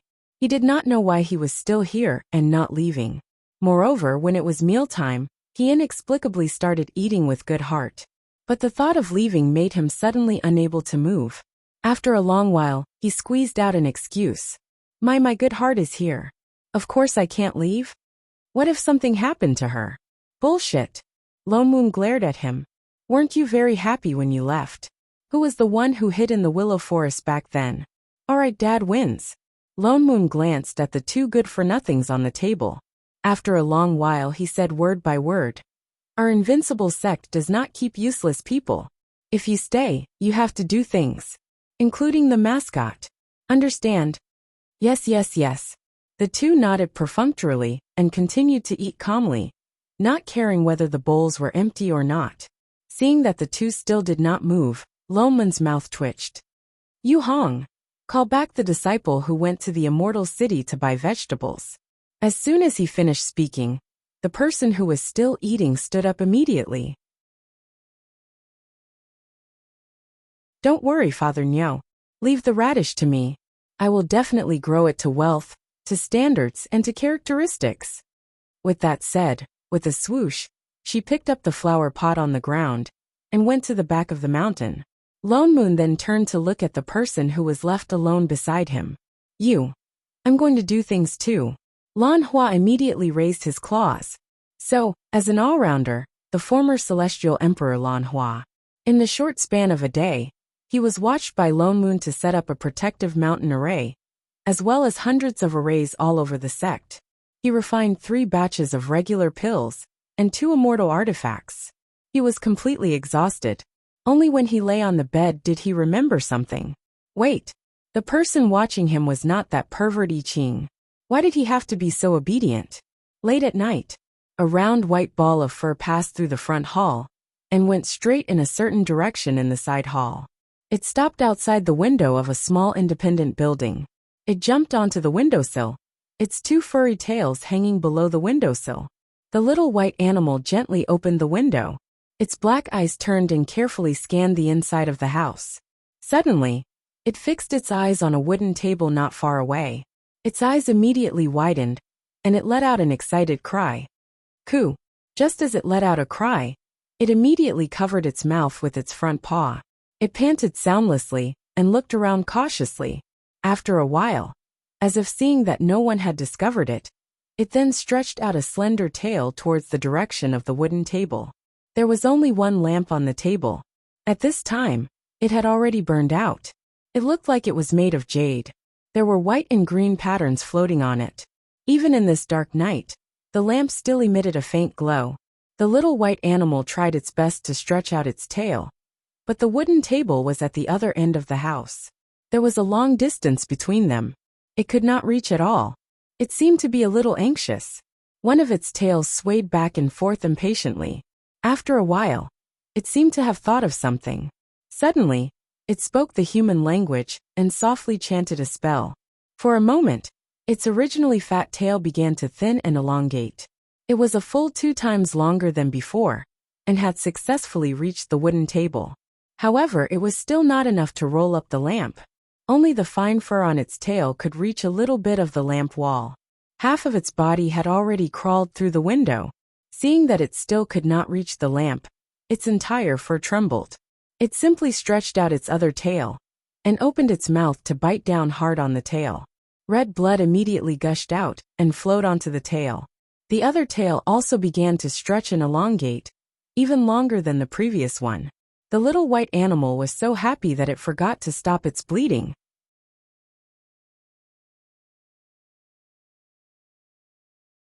It directly extended its long tail towards the lamp and was about to reach it. Shening, who was sitting at the table. In the next moment, she reached out and silently moved the lamp in the center of the table an inch further. "It's hot," Shening explained in a serious manner. White Fur was shocked. The fur on its body instantly stood up. A female voice sounded. "Why are you here? Since when was there someone in the house?" It actually did not notice at all. The little white animal's face was full of panic. It seemed to have thought of something and suddenly bared its teeth at her fiercely. "Give me the lamp." With that said, there was a flash of red light on its body. Its two tails once again grew wildly. Together with Shen Ying's hand, they wrapped around the lamp layer by layer. It turned around and wanted to escape through the window. It pulled with all its might, wanting to drag the person and the lamp away. However, before it could jump off the windowsill, it found that it could not move. How was this possible? It immediately chanted a wind spell and used 10 times its strength to pull. But it still couldn't move it. Instead, there was a tearing pain at the root of its tail. Its entire body was in pain.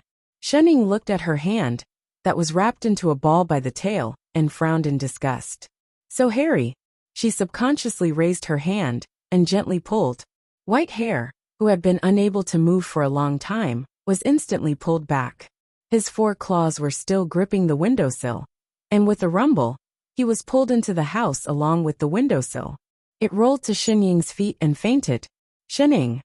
This was a midnight snack that the sect let loose? 10 minutes later. Demon?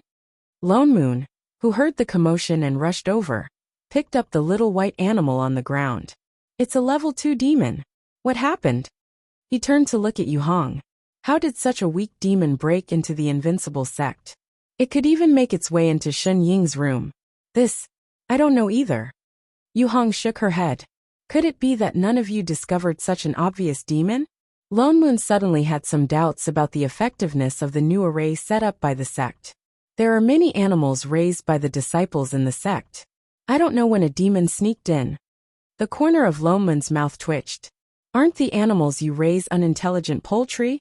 Don't think that I don't know.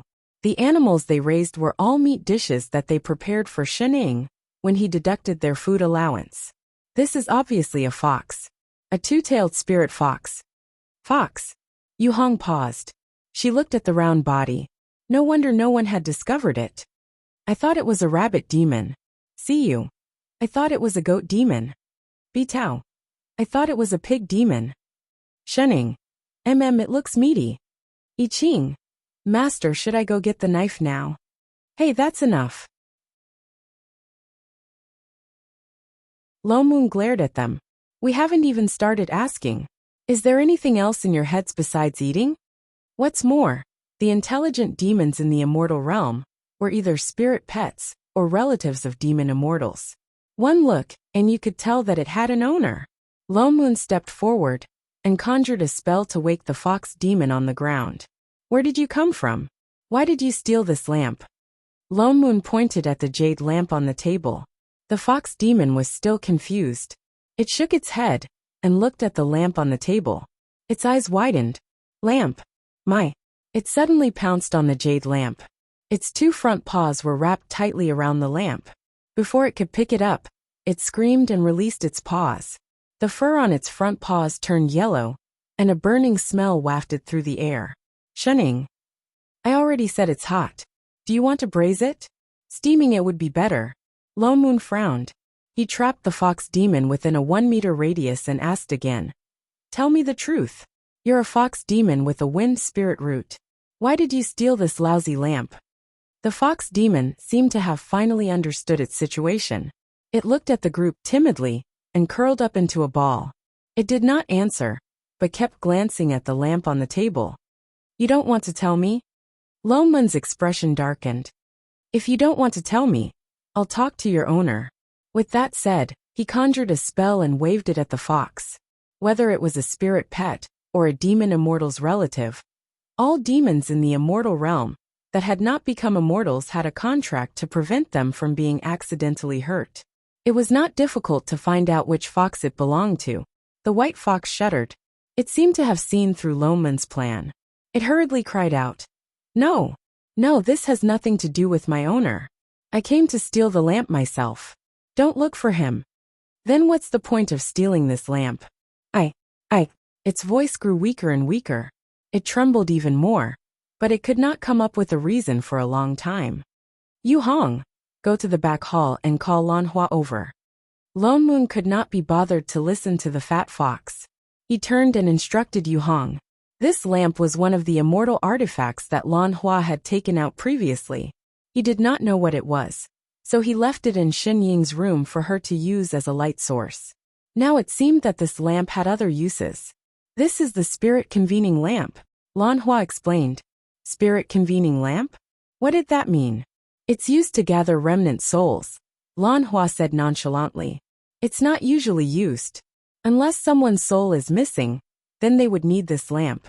But this lamp can only gather remnant souls of mortals.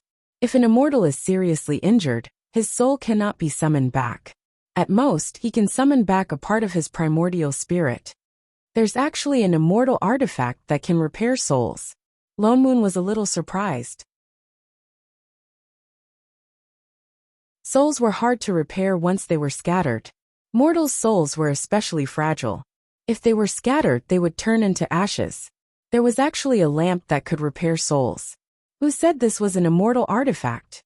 Lan Hua looked at her like she was a country bumpkin. Not an immortal artifact? Then what was it? I found this in the Yufeng immortal domain. It's an authentic 10 directions divine artifact. Shening. Lomun. I Ching. You even have a divine artifact. What else have you not given to Shening? Haha. So Shening has been using this divine artifact as a light source all these days. The quality of this 10 directions divine artifact is too uneven, isn't it? You're tuning in to the Li Mei's Wuxia Whispers YouTube channel. We're so grateful for your support. And don't forget to subscribe to join us on this incredible journey through captivating stories. Your generosity through donations truly makes a world of difference, as it's the primary source of revenue that allows me to expand and enhance this channel for you. Thank you from the bottom of my heart for being a part of this adventure.